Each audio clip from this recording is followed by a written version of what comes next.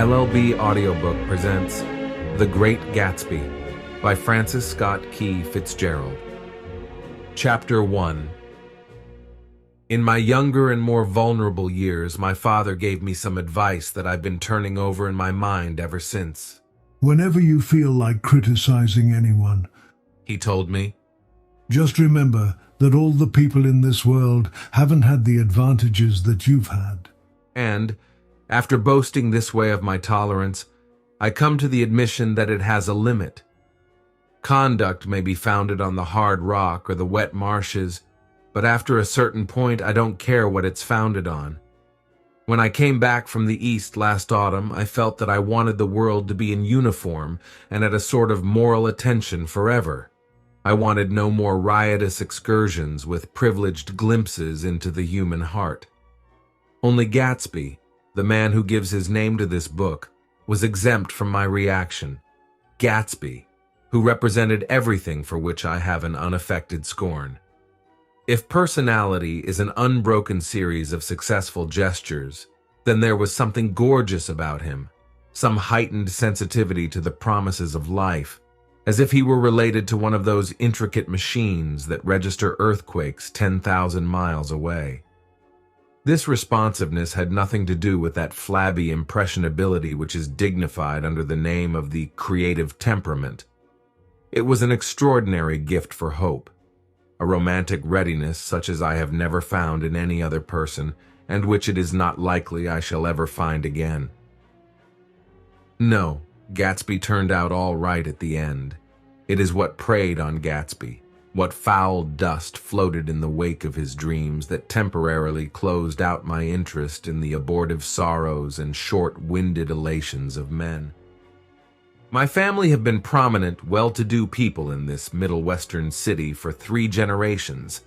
The Carraways are something of a clan, and we have a tradition that we're descended from the Dukes of Buccleuch, but the actual founder of my line was my grandfather's brother, who came here in '51, sent a substitute to the Civil War, and started the wholesale hardware business that my father carries on today. I never saw this great-uncle, but I'm supposed to look like him, with special reference to the rather hard-boiled painting that hangs in Father's office.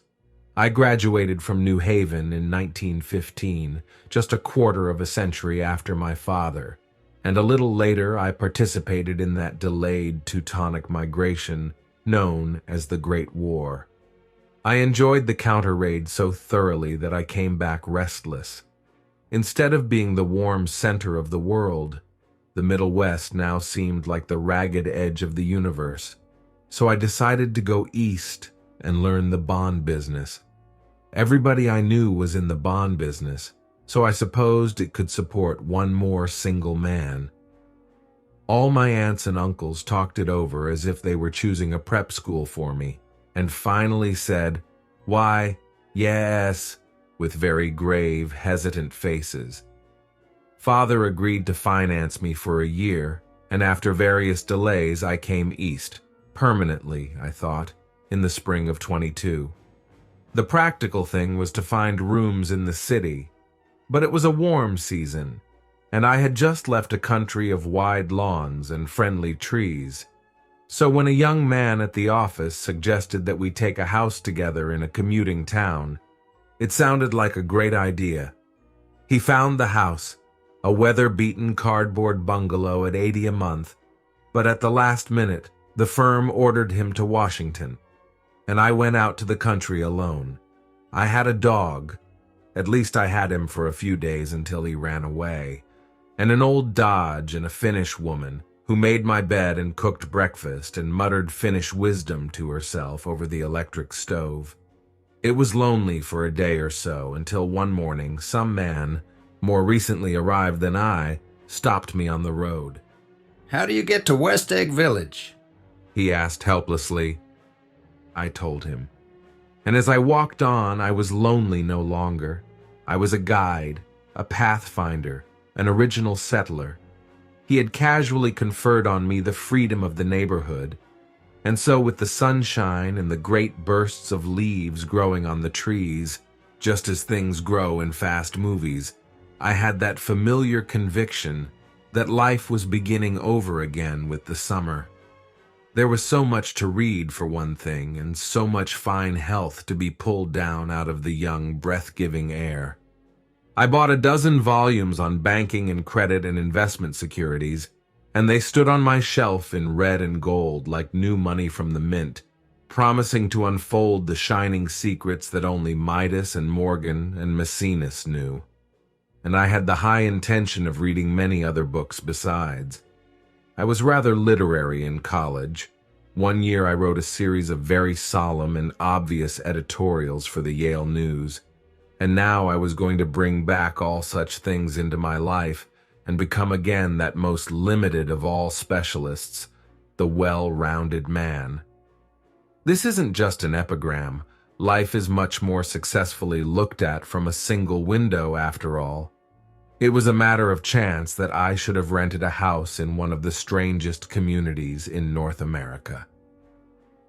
It was on that slender, riotous island which extends itself due east of New York, and where there are, among other natural curiosities, two unusual formations of land.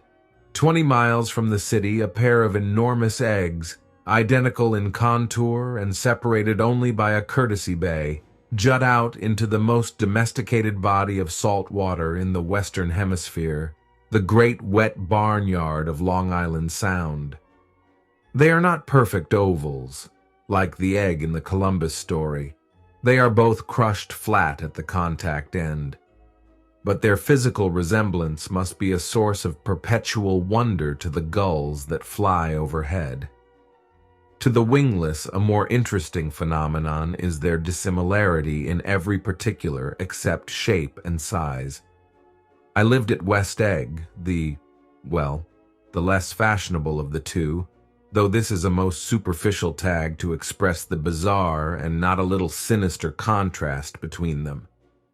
My house was at the very tip of the egg, only 50 yards from the Sound, and squeezed between two huge places that rented for $12,000 or $15,000 a season. The one on my right was a colossal affair by any standard. It was a factual imitation of some Hôtel de Ville in Normandy, with a tower on one side, spanking new under a thin beard of raw ivy, and a marble swimming pool, and more than 40 acres of lawn and garden. It was Gatsby's mansion. Or rather, as I didn't know Mr. Gatsby, it was a mansion inhabited by a gentleman of that name. My own house was an eyesore, but it was a small eyesore, and it had been overlooked, so I had a view of the water, a partial view of my neighbor's lawn, and the consoling proximity of millionaires, all for $80 a month. Across the courtesy bay, the white palaces of fashionable East Egg glittered along the water, and the history of the summer really begins on the evening I drove over there to have dinner with the Tom Buchanans. Daisy was my second cousin once removed, and I'd known Tom in college. And just after the war, I spent 2 days with them in Chicago. Her husband, among various physical accomplishments, had been one of the most powerful ends that ever played football at New Haven, a national figure in a way, one of those men who reach such an acute, limited excellence at 21 that everything afterward savors of anticlimax. His family were enormously wealthy. Even in college, his freedom with money was a matter for reproach. But now he'd left Chicago and come east in a fashion that rather took your breath away. For instance, he'd brought down a string of polo ponies from Lake Forest. It was hard to realize that a man in my own generation was wealthy enough to do that. Why they came east, I don't know. They had spent a year in France for no particular reason, and then drifted here and there unrestfully, wherever people played polo and were rich together. This was a permanent move, said Daisy over the telephone, but I didn't believe it. I had no sight into Daisy's heart, but I felt that Tom would drift on forever seeking, a little wistfully, for the dramatic turbulence of some irrecoverable football game. And so it happened that on a warm, windy evening, I drove over to East Egg to see two old friends whom I scarcely knew at all. Their house was even more elaborate than I expected, a cheerful red and white Georgian colonial mansion overlooking the bay. The lawn started at the beach and ran towards the front door for a quarter of a mile, jumping over sundials and brick walks and burning gardens. Finally, when it reached the house, drifting up the side in bright vines as though from the momentum of its run. The front was broken by a line of French windows, glowing now with reflected gold and wide open to the warm, windy afternoon, and Tom Buchanan in riding clothes was standing with his legs apart on the front porch. He had changed since his New Haven years. Now he was a sturdy, straw-haired man of 30, with a rather hard mouth and a supercilious manner. Two shining, arrogant eyes had established dominance over his face and gave him the appearance of always leaning aggressively forward. Not even the effeminate swank of his riding clothes could hide the enormous power of that body. He seemed to fill those glistening boots until he strained the top lacing, and you could see a great pack of muscle shifting when his shoulder moved under his thin coat. It was a body capable of enormous leverage, a cruel body. His speaking voice, a gruff, husky tenor, added to the impression of fractiousness he conveyed. There was a touch of paternal contempt in it, even toward people he liked, and there were men at New Haven who had hated his guts. Now don't think my opinion on these matters is final, he seemed to say. Just because I'm stronger and more of a man than you are. We were in the same senior society, and while we were never intimate, I always had the impression that he approved of me and wanted me to like him with some harsh, defiant wistfulness of his own. We talked for a few minutes on the sunny porch. I've got a nice place here, he said, his eyes flashing about restlessly. Turning me around by one arm, he moved a broad, flat hand along the front vista, including in its sweep a sunken Italian garden, a half-acre of deep, pungent roses, and a snub-nosed motorboat that bumped the tide offshore. It belonged to Domain, the oil man. He turned me around again, politely and abruptly. We'll go inside. We walked through a high hallway into a bright, rosy-colored space, fragilely bound into the house by French windows at either end. The windows were ajar and gleaming white against the fresh grass outside that seemed to grow a little way into the house. A breeze blew through the room, blew curtains in at one end and out the other like pale flags, twisting them up toward the frosted wedding cake of the ceiling, and then rippled over the wine-colored rug, making a shadow on it as wind does on the sea.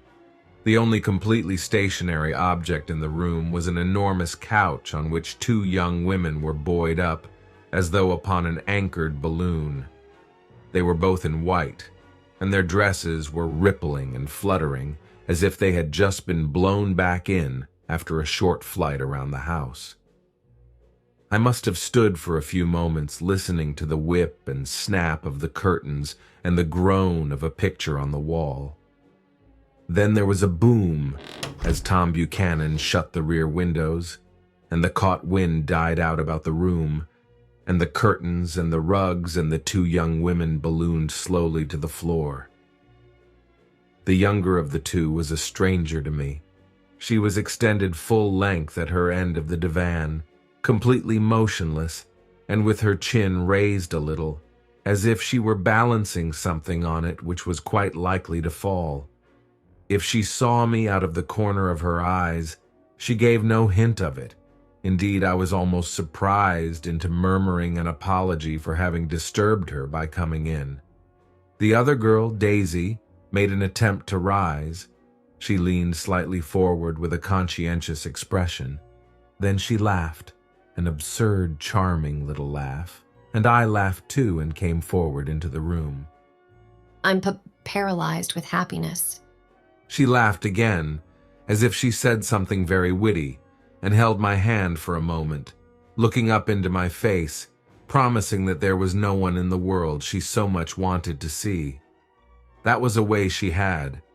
She hinted in a murmur that the surname of the balancing girl was Baker.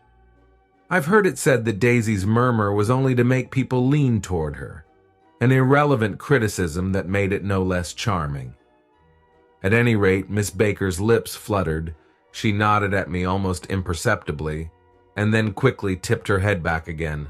The object she was balancing had obviously tottered a little and given her something of a fright. Again, a sort of apology arose to my lips. Almost any exhibition of complete self-sufficiency draws a stunned tribute from me. I looked back at my cousin, who began to ask me questions in her low, thrilling voice. It was the kind of voice that the ear follows up and down, as if each speech is an arrangement of notes that will never be played again. Her face was sad and lovely with bright things in it, bright eyes and a bright, passionate mouth. But there was an excitement in her voice that men who had cared for her found difficult to forget. A singing compulsion, a whispered "listen," a promise that she had done gay, exciting things just a while since, and that there were gay, exciting things hovering in the next hour. I told her how I had stopped off in Chicago for a day on my way east, and how a dozen people had sent their love through me. Do they miss me? She cried ecstatically. The whole town is desolate. All the cars have the left rear wheel painted black as a mourning wreath, and there's a persistent wail all night along the North Shore. How gorgeous! Let's go back, Tom. Tomorrow. Then she added irrelevantly, You ought to see the baby. I'd like to. She's asleep. She's 3 years old. Haven't you ever seen her? Never. Well, you ought to see her. She's... Tom Buchanan, who had been hovering restlessly about the room, stopped and rested his hand on my shoulder. What you doing, Nick? I'm a bondman, Who with? I told him. Never heard of them. He remarked decisively. This annoyed me. You will, I answered shortly. You will if you stay in the East, Oh, I'll stay in the East, don't you worry. he said, glancing at Daisy and then back at me, as if he were alert for something more. I'd be a goddamn fool to live anywhere else. At this point, Miss Baker said, Absolutely. with such suddenness that I started. It was the first word she had uttered since I came into the room. Evidently, it surprised her as much as it did me, for she yawned, and with a series of rapid, deft movements stood up into the room. I'm stiff. She complained. I've been lying on that sofa for as long as I can remember. Don't look at me. Daisy retorted. I've been trying to get you to New York all afternoon. No thanks. Said Miss Baker to the 4 cocktails just in from the pantry. I'm absolutely in training. Her host looked at her incredulously. You are. He took down his drink as if it were a drop in the bottom of a glass. How you ever get anything done is beyond me. I looked at Miss Baker, wondering what it was she got done. I enjoyed looking at her. She was a slender, small-breasted girl with an erect carriage, which she accentuated by throwing her body backward at the shoulders like a young cadet. Her gray, sun-strained eyes looked back at me with polite reciprocal curiosity out of a wan, charming, discontented face. It occurred to me now that I had seen her, or a picture of her, somewhere before. You live in West Egg. She remarked contemptuously. I know somebody there. I don't know a single... You must know Gatsby. Gatsby? demanded Daisy. What Gatsby? Before I could reply that he was my neighbor, dinner was announced. Wedging his tense arm imperatively under mine, Tom Buchanan compelled me from the room as though he were moving a checker to another square. Slenderly, languidly, their hands set lightly on their hips, the 2 young women preceded us out onto a rosy-colored porch, open toward the sunset, where 4 candles flickered on the table in the diminished wind. Why candles? Objected Daisy, frowning. She snapped them out with her fingers. In 2 weeks, it'll be the longest day in the year. She looked at us all radiantly. Do you always watch for the longest day of the year and then miss it? I always watch for the longest day in the year and then miss it. We ought to plan something. yawned Miss Baker, sitting down at the table as if she were getting into bed. All right. Said Daisy.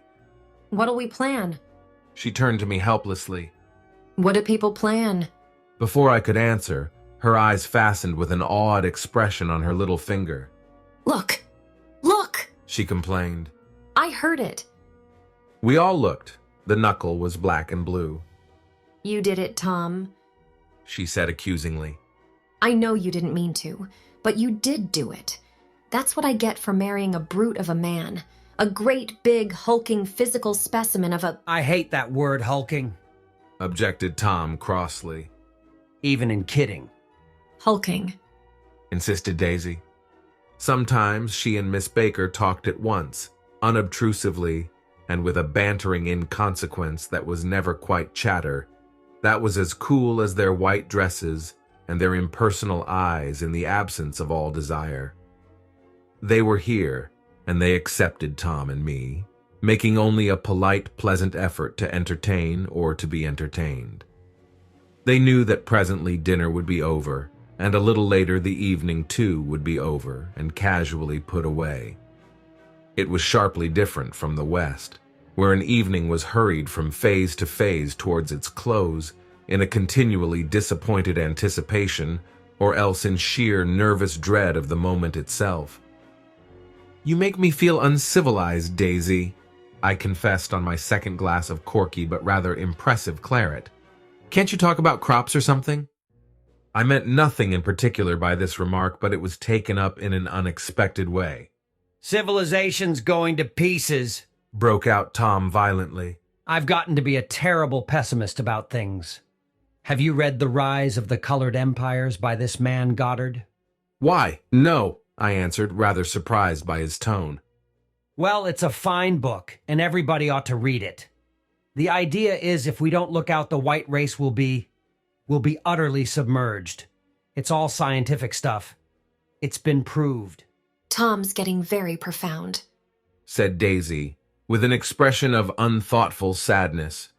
He reads deep books with long words in them. What was that word Well, these books are all scientific. Insisted Tom, glancing at her impatiently. This fellow has worked out the whole thing. It's up to us, who are the dominant race, to watch out, or these other races will have control of things. We've got to beat them down, Whispered Daisy, winking ferociously toward the fervent sun. You ought to live in California. Began Miss Baker, but Tom interrupted her by shifting heavily in his chair. This idea is that we're Nordics. I am, and you are, and... After an infinitesimal hesitation, he included Daisy with a slight nod, and she winked at me again. And we've produced all the things that go to make civilization. Oh, science and art and all that. Do you see? There was something pathetic in his concentration, as if his complacency, more acute than of old, was not enough to him anymore. When almost immediately the telephone rang inside, and the butler left the porch, Daisy seized upon the momentary interruption and leaned towards me. I'll tell you a family secret, She whispered enthusiastically. It's about the butler's nose. Do you want to hear about the butler's nose? That's why I came over tonight. Well, he wasn't always a butler. He used to be the silver polisher for some people in New York that had a silver service for 200 people. He had to polish it from morning till night, until finally it began to affect his nose. Things went from bad to worse, Suggested Miss Baker. Yes, things went from bad to worse until finally he had to give up his position. For a moment, the last sunshine fell with romantic affection upon her glowing face. Her voice compelled me forward breathlessly as I listened. Then the glow faded, each light deserting her with lingering regret, like children leaving a pleasant street at dusk. The butler came back and murmured something close to Tom's ear, whereupon Tom frowned, pushed back his chair, and without a word went inside. As if his absence quickened something within her, Daisy leaned forward again, her voice glowing and singing. I love to see you at my table, Nick. You remind me of a rose, an absolute rose, doesn't he? She turned to Miss Baker for confirmation. An absolute rose? This was untrue. I am not even faintly like a rose. She was only extemporizing, but a stirring warmth flowed from her, as if her heart was trying to come out to you concealed in one of those breathless, thrilling words. Then suddenly she threw her napkin on the table and excused herself and went into the house. Miss Baker and I exchanged a short glance, consciously devoid of meaning. I was about to speak when she sat up alertly and said, "Shh," in a warning voice. A subdued, impassioned murmur was audible in the room beyond, and Miss Baker leaned forward unashamed, trying to hear. The murmur trembled on the verge of coherence, sank down, mounted excitedly, and then ceased altogether. "This Mr. Gatsby you spoke of is my neighbor," I began. Don't talk. I want to hear what happens. "Is something happening?" I inquired innocently. You mean to say you don't know? Said Miss Baker, honestly surprised. I thought everybody knew. "I don't," Why? she said hesitantly. Tom's got some woman in New York. "Got some woman?" I repeated blankly. Miss Baker nodded. She might have the decency not to telephone him at dinner time, don't you think? Almost before I had grasped her meaning, there was the flutter of a dress and the crunch of leather boots, and Tom and Daisy were back at the table. It couldn't be helped. She sat down, glanced searchingly at Miss Baker and then at me, and continued. I looked outdoors for a minute, and it's very romantic outdoors. There's a bird on the lawn that I think must be a nightingale come over on the Cunard or White Star Line. He's singing away. Her voice sang. It's romantic, isn't it, Tom? Very romantic. He said, and then miserably to me. If it's light enough after dinner, I want to take you down to the stables. The telephone rang inside, startlingly, and as Daisy shook her head decisively at Tom, the subject of the stables, in fact all subjects, vanished into air. Among the broken fragments of the last 5 minutes at table, I remember the candles being lit again, pointlessly, and I was conscious of wanting to look squarely at everyone, and yet to avoid all eyes. I couldn't guess what Daisy and Tom were thinking, but I doubt if even Miss Baker, who seemed to have mastered a certain hardy skepticism, was able utterly to put this fifth guest's shrill metallic urgency out of mind. To a certain temperament, the situation might have seemed intriguing. My own instinct was to telephone immediately for the police. The horses, needless to say, were not mentioned again. Tom and Miss Baker, with several feet of twilight between them, strolled back into the library, as if to a vigil beside a perfectly tangible body. While trying to look pleasantly interested and a little deaf, I followed Daisy around a chain of connecting verandas to the porch in front. In its deep gloom, we sat down side by side on a wicker settee. Daisy took her face in her hands as if feeling its lovely shape, and her eyes moved gradually out into the velvet dusk. I saw that turbulent emotions possessed her, so I asked what I thought would be some sedative questions about her little girl. We don't know each other very well, Nick. She said suddenly. Even if we are cousins, you didn't come to my wedding. I wasn't back from the war. That's true. She hesitated. Well, I've had a very bad time, Nick, and I'm pretty cynical about everything. Evidently, she had reason to be. I waited, but she didn't say any more, and after a moment, I returned rather feebly to the subject of her daughter. I suppose she talks and eats and everything. Oh, yes. She looked at me absently. Listen, Nick, let me tell you what I said when she was born. Would you like to hear? Very much. It'll show you how I've gotten to feel about things. Well, she was less than an hour old, and Tom was God knows where. I woke up out of the ether with an utterly abandoned feeling and asked the nurse right away if it was a boy or a girl. She told me it was a girl, and so I turned my head away and wept. "All right," I said. "I'm glad it's a girl, and I hope she'll be a fool. That's the best thing a girl can be in this world, a beautiful little fool. You see, I think everything's terrible anyhow." She went on in a convinced way. "Everybody thinks so. The most advanced people, and I know. I've been everywhere and seen everything and done everything." Her eyes flashed around her in a defiant way, rather like Tom's, and she laughed with thrilling scorn. "Sophisticated. God, I'm sophisticated." The instant her voice broke off, ceasing to compel my attention, my belief, I felt the basic insincerity of what she had said. It made me uneasy, as though the whole evening had been a trick of some sort to exact a contributory emotion from me. I waited, and sure enough, in a moment she looked at me with an absolute smirk on her lovely face, as if she had asserted her membership in a rather distinguished secret society to which she and Tom belonged. Inside, the crimson room bloomed with light. Tom and Miss Baker sat at either end of the long couch, and she read aloud to him from the Saturday Evening Post, the words, murmurous and uninflected, running together in a soothing tune. The lamplight, bright on his boots and dull on the autumn leaf yellow of her hair, glinted along the paper as she turned a page with a flutter of slender muscles in her arms. When we came in, she held us silent for a moment with a lifted hand. To be continued. She said, tossing the magazine on the table. In our very next issue. Her body asserted itself with a restless movement of her knee, and she stood up. 10 o'clock. She remarked, apparently finding the time on the ceiling. Time for this good girl to go to bed. "Jordan's going to play in the tournament tomorrow, Explained Daisy. over at Westchester." "Oh, you're Jordan Baker." I knew now why her face was familiar.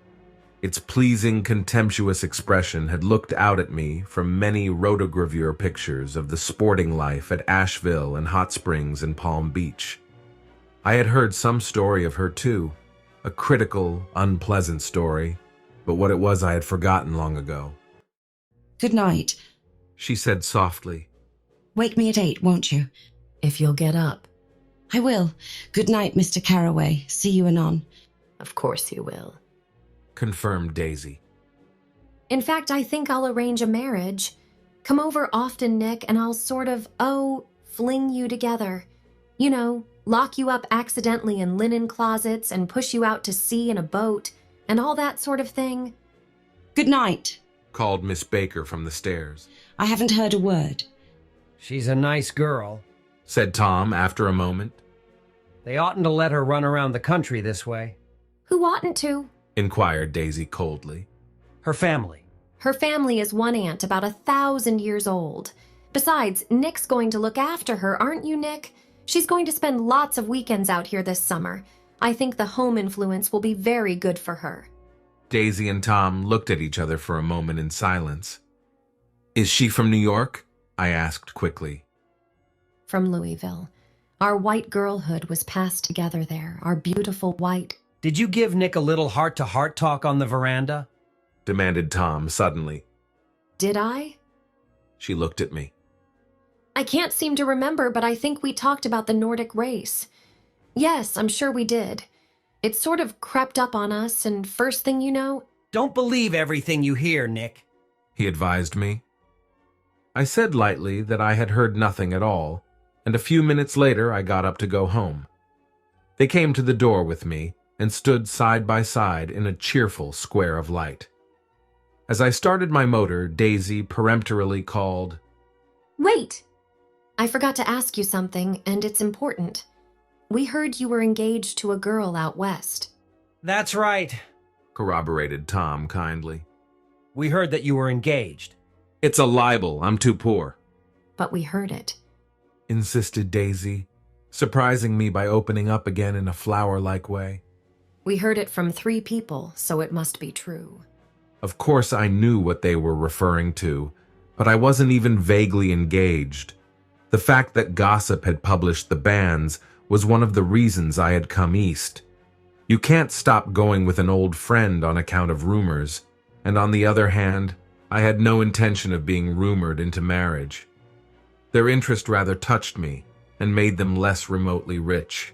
Nevertheless, I was confused and a little disgusted as I drove away. It seemed to me that the thing for Daisy to do was to rush out of the house, child in arms, but apparently there were no such intentions in her head. As for Tom, the fact that he had some woman in New York was really less surprising than that he had been depressed by a book. Something was making him nibble at the edge of stale ideas, as if his sturdy physical egotism no longer nourished his peremptory heart. Already it was deep summer on roadhouse roofs and in front of wayside garages, where new red petrol pumps sat out in pools of light. And when I reached my estate at West Egg, I ran the car under its shed and sat for a while on an abandoned grass roller in the yard. The wind had blown off, leaving a loud, bright night, with wings beating in the trees and a persistent organ sound as the full bellows of the earth blew the frogs full of life. The silhouette of a moving cat wavered across the moonlight, and turning my head to watch it, I saw that I was not alone. 50 feet away, a figure had emerged from the shadow of my neighbor's mansion and was standing with his hands in his pockets regarding the silver pepper of the stars. Something in his leisurely movements and the secure position of his feet upon the lawn suggested that it was Mr. Gatsby himself, come out to determine what share was his of our local heavens. I decided to call to him.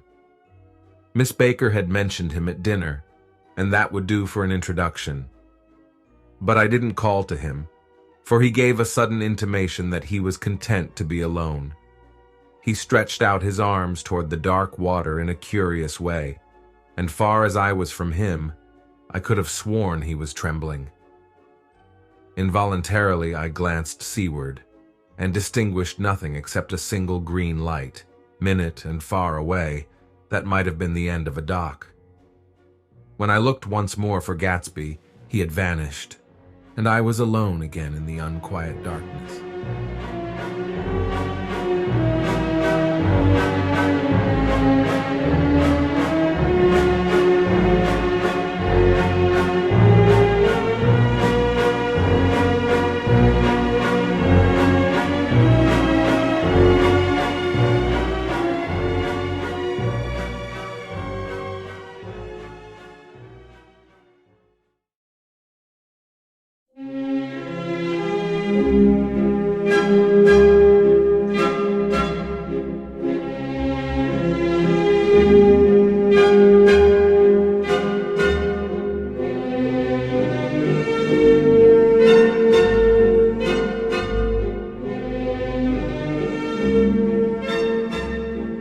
LLB Audiobook presents The Great Gatsby by Francis Scott Key Fitzgerald.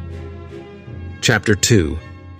About halfway between West Egg and New York, the motor road hastily joins the railroad and runs beside it for a quarter of a mile, so as to shrink away from a certain desolate area of land. This is a valley of ashes, a fantastic farm where ashes grow like wheat into ridges and hills and grotesque gardens, where ashes take the forms of houses and chimneys and rising smoke, and finally, with a transcendent effort, of ash-gray men who move dimly and already crumbling through the powdery air. Occasionally, a line of gray cars crawls along an invisible track, gives out a ghastly creak, and comes to rest, and immediately the ash-gray men swarm up with leaden spades and stir up an impenetrable cloud which screens their obscure operations from your sight. But above the gray land and the spasms of bleak dust which drift endlessly over it, you perceive after a moment the eyes of Dr. T.J. Eckelberg.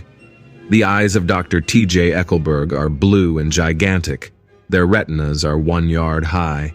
They look out of no face, but instead, from a pair of enormous yellow spectacles which pass over a non-existent nose.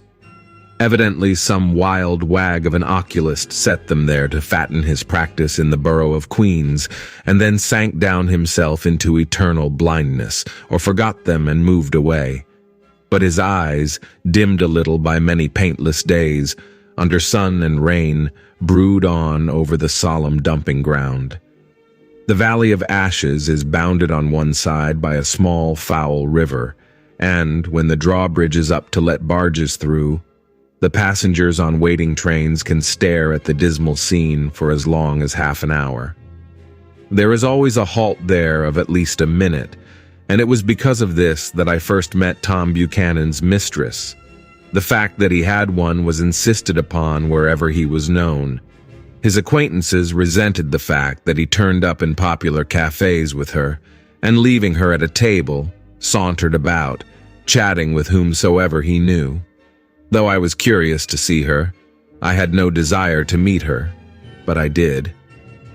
I went up to New York with Tom on the train one afternoon, and when we stopped by the ash heaps, he jumped to his feet and, taking hold of my elbow, literally forced me from the car. We're getting off, he insisted. I want you to meet my girl. I think he'd tanked up a good deal at luncheon, and his determination to have my company bordered on violence. The supercilious assumption was that on Sunday afternoon I had nothing better to do. I followed him over a low, whitewashed railroad fence, and we walked back 100 yards along the road under Dr. Eckelberg's persistent stare. The only building in sight was a small block of yellow bricks sitting on the edge of the wasteland, a sort of compact Main Street ministering to it, and contiguous to absolutely nothing. One of the 3 shops it contained was for rent, and another was an all-night restaurant approached by a trail of ashes. The third was a garage. Repairs. George B. Wilson. Cars bought and sold. And I followed Tom inside. The interior was unprosperous and bare. The only car visible was the dust-covered wreck of a Ford which crouched in a dim corner. It had occurred to me that this shadow of a garage must be a blind, and that sumptuous and romantic apartments were concealed overhead, when the proprietor himself appeared in the door of an office, wiping his hands on a piece of waste. He was a blond, spiritless man, anemic and faintly handsome. When he saw us, a damp gleam of hope sprang into his light blue eyes. Hello, Wilson, old man, said Tom, slapping him jovially on the shoulder. How's business? I can't complain, answered Wilson unconvincingly. When are you going to sell me that car? Next week. I've got my man working on it now. Works pretty slow, don't he? No, he doesn't, said Tom coldly. And if you feel that way about it, maybe I'd better sell it somewhere else after all. I don't mean that, explained Wilson quickly. I just meant... His voice faded off, and Tom glanced impatiently around the garage. Then I heard footsteps on a stairs, and in a moment, the thickish figure of a woman blocked out the light from the office door. She was in the middle 30s and faintly stout, but she carried her flesh sensuously as some women can. Her face, above a spotted dress of dark blue crêpe de chine, contained no facet or gleam of beauty, but there was an immediately perceptible vitality about her, as if the nerves of her body were continually smoldering. She smiled slowly, and walking through her husband as if he were a ghost, shook hands with Tom, looking him flush in the eye. Then she wet her lips, and without turning around spoke to her husband in a soft, coarse voice. Get some chairs, why don't you, so somebody can sit down? Oh, sure, agreed Wilson hurriedly, and went toward the little office, mingling immediately with the cement color of the wall.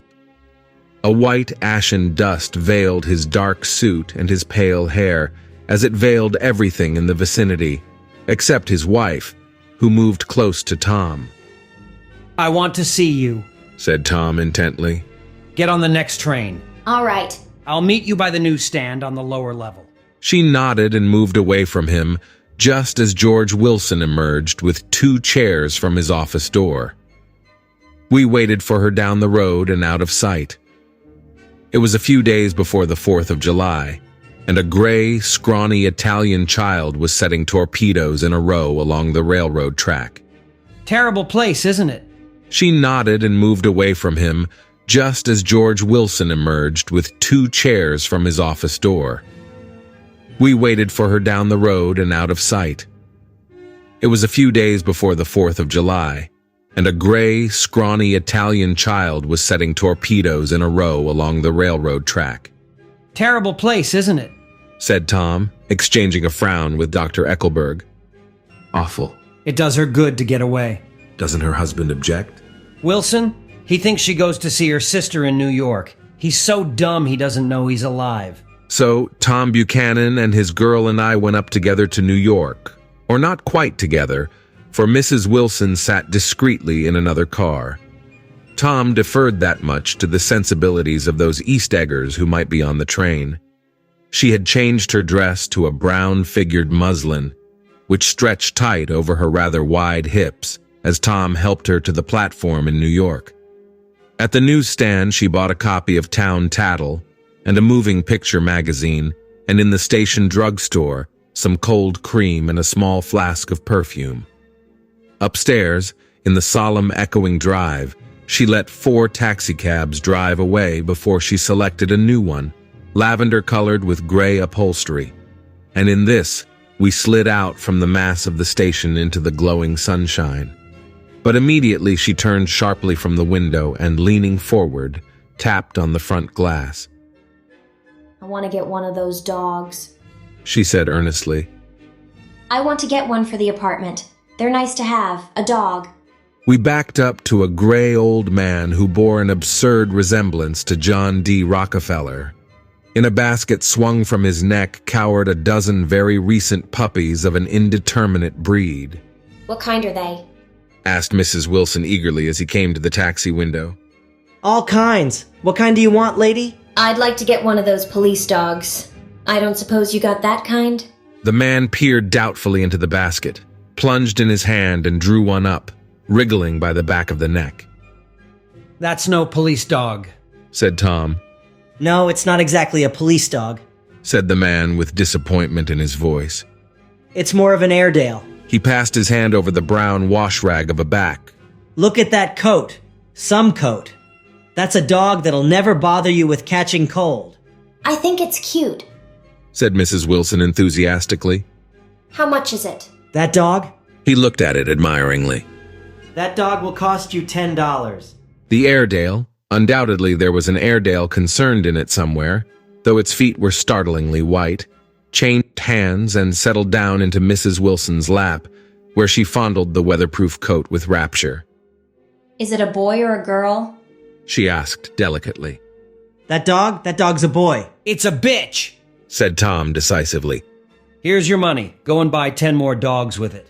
We drove over to Fifth Avenue, warm and soft, almost pastoral, on the summer Sunday afternoon. I wouldn't have been surprised to see a great flock of white sheep turn the corner. Hold on, I said. I have to leave you here. No, you don't, interposed Tom quickly. Myrtle will be hurt if you don't come up to the apartment. Won't you, Myrtle? Come on, she urged. I'll telephone my sister Catherine. She's said to be very beautiful by people who ought to know.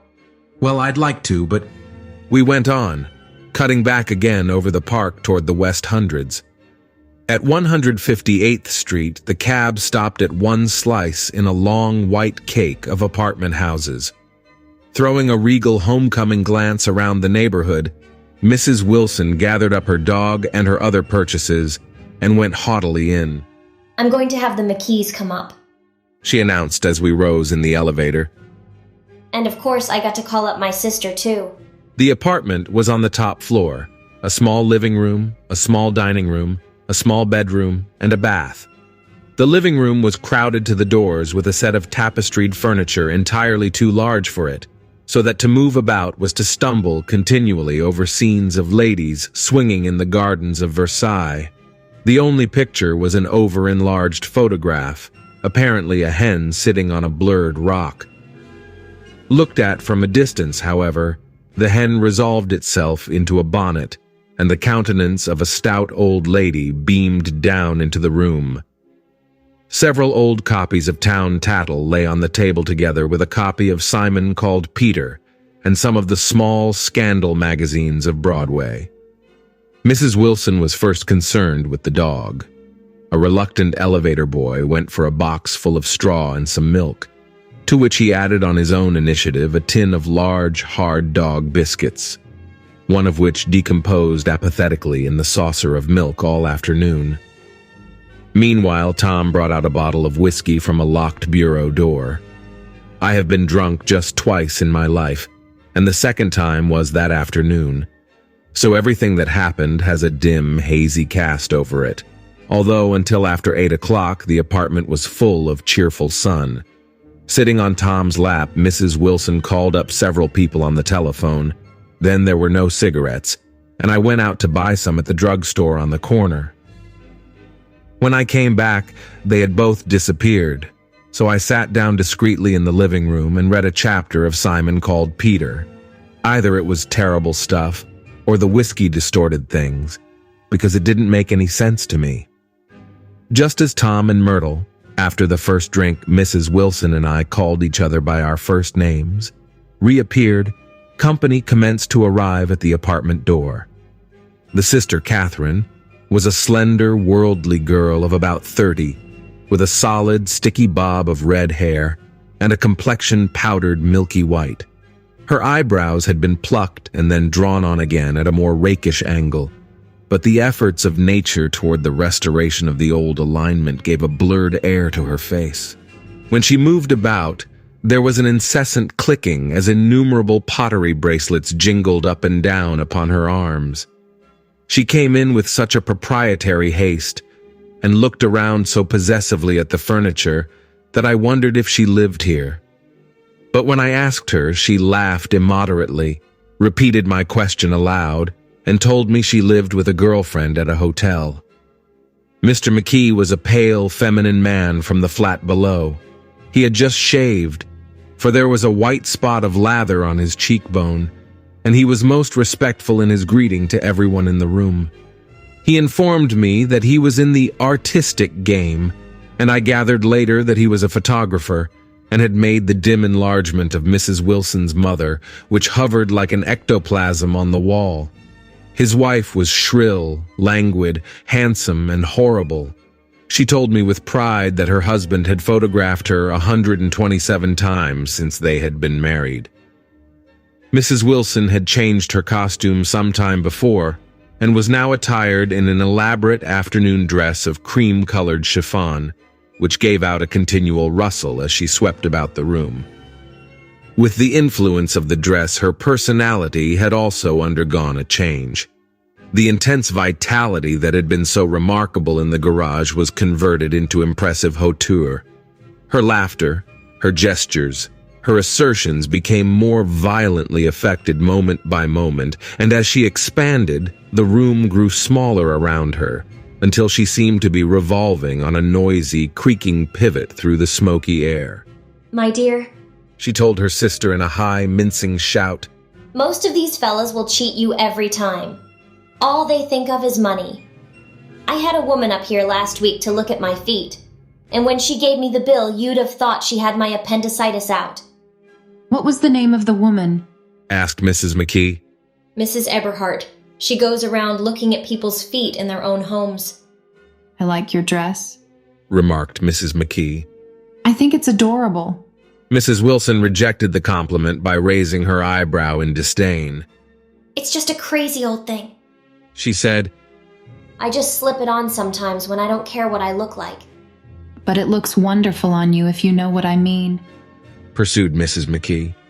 If Chester could only get you in that pose, I think he could make something of it.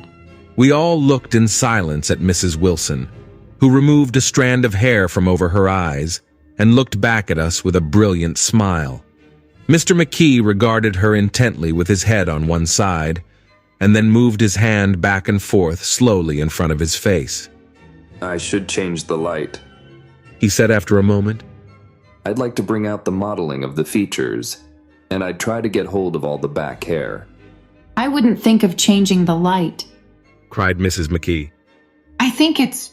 Her husband said, shh, and we all looked at the subject again, whereupon Tom Buchanan yawned audibly and got to his feet. You McKees have something to drink, he said. Get some more ice and mineral water, Myrtle, before everybody goes to sleep. I told that boy about the ice. Myrtle raised her eyebrows in despair at the shiftlessness of the lower orders. These people, you have to keep after them all the time. She looked at me and laughed pointlessly. Then she flounced over to the dog, kissed it with ecstasy, and swept into the kitchen, implying that a dozen chefs awaited her orders there. I've done some nice things out on Long Island, asserted Mr. McKee. Tom looked at him blankly. 2 of them we have framed downstairs. 2 what? demanded Tom. 2 studies. One of them I call Montauk Point, the gulls, and the other I call Montauk Point, the sea. The sister Catherine sat down beside me on the couch. Do you live down on Long Island too? She inquired. I live at West Egg. Really? I was down there at a party about a month ago, at a man named Gatsby's. Do you know him? I live next door to him. Well, they say he's a nephew, or a cousin of Kaiser Wilhelm's. That's where all his money comes from. Really? She nodded. I'm scared of him. I'd hate to have him get anything on me. This absorbing information about my neighbor was interrupted by Mrs. McKee's pointing suddenly at Catherine. Chester, I think you could do something with her. She broke out, but Mr. McKee only nodded in a bored way and turned his attention to Tom. I'd like to do more work on Long Island if I could get the entry. All I ask is that they should give me a start. Ask Myrtle, said Tom, breaking into a short shout of laughter as Mrs. Wilson entered with a tray. She'll give you a letter of introduction, won't you, Myrtle? Do what? She asked, startled. You'll give McKee a letter of introduction to your husband so he can do some studies of him. His lips moved silently for a moment as he invented, George B. Wilson at the gasoline pump, or something like that. Catherine leaned close to me and whispered in my ear. Neither of them can stand the person they're married to. Can't they? Can't stand them. She looked at Myrtle and then at Tom. What I say is, why go on living with them if they can't stand them? If I was them, I'd get a divorce and get married to each other right away. Doesn't she like Wilson either? The answer to this was unexpected. It came from Myrtle, who had overheard the question, and it was violent and obscene. You see? Cried Catherine triumphantly. She lowered her voice again. It's really his wife that's keeping them apart. She's a Catholic, and they don't believe in divorce. Daisy was not a Catholic, and I was a little shocked at the elaborateness of the lie. When they do get married, continued Catherine, they're going west to live for a while until it blows over. It'd be more discreet to go to Europe. Oh, do you like Europe? She exclaimed surprisingly. I just got back from Monte Carlo. Really? Just last year. I went over there with another girl. Stay long? No, we just went to Monte Carlo and back. We went by way of Marseille. We had over $1,200 when we started, but we got gyped out of it all in 2 days in the private rooms. We had an awful time getting back, I can tell you. God, how I hated that town. The late afternoon sky bloomed in the window for a moment, like the blue honey of the Mediterranean. Then the shrill voice of Mrs. McKee called me back into the room. I almost made a mistake, too. She declared vigorously. I almost married a little kike who'd been after me for years. I knew he was below me. Everybody kept saying to me, Lucille, that man's way below you. But if I hadn't met Chester, he'd have got me sure. Yes, but listen, said Myrtle Wilson, nodding her head up and down. At least you didn't marry him. I know I didn't. Well, I married him, said Myrtle ambiguously. And that's the difference between your case and mine. Why did you, Myrtle? Demanded Catherine. Nobody forced you to. Myrtle considered. I married him because I thought he was a gentleman, she said finally. I thought he knew something about breeding, but he wasn't fit to lick my shoe. You were crazy about him for a while, said Catherine. Crazy about him, cried Myrtle incredulously. Who said I was crazy about him? She pointed suddenly at me, and everyone looked at me accusingly. I tried to show by my expression that I expected no affection. The only crazy I was when I married him. I knew right away I made a mistake. He borrowed somebody's best suit to get married in, and never even told me about it. And the man came after it one day when he was out. Oh, is that your suit? I said. This is the first I ever heard about it. But I gave it to him, and then I lay down and cried to beat the band all afternoon. She really ought to get away from him, resumed Catherine to me. They've been living over that garage for 11 years, and Tom's the first sweetie she ever had. The bottle of whiskey, a second one, was now in constant demand by all present, excepting Catherine, who felt just as good on nothing at all. Tom rang for the janitor and sent him for some celebrated sandwiches, which were a complete supper in themselves. I wanted to get out and walk eastward toward the park through the soft twilight, but each time I tried to go, I became entangled in some wild, strident argument which pulled me back, as if with ropes, into my chair. Yet high over the city, our line of yellow windows must have contributed their share of human secrecy to the casual watcher in the darkening streets. And I saw him too, looking up and wondering. I was within and without, simultaneously enchanted and repelled by the inexhaustible variety of life. Myrtle pulled her chair close to mine, and suddenly her warm breath poured over me the story of her first meeting with Tom. It was on the two little seats facing each other that are always the last ones left on the train. I was going up to New York to see my sister and spend the night. He had on a dress suit and patent leather shoes, and I couldn't keep my eyes off him, but every time he looked at me, I had to pretend to be looking at the advertisement over his head. When we came into the station, he was next to me, and his white shirt front pressed against my arm, and so I told him I'd have to call a policeman, but he knew I lied. I was so excited that when I got into a taxi with him, I didn't hardly know I wasn't getting into a subway train. All I kept thinking about, over and over, was you can't live forever. You can't live forever. She turned to Mrs. McKee, and the room rang full of her artificial laughter. My dear, she cried, I'm going to give you this dress as soon as I'm through with it.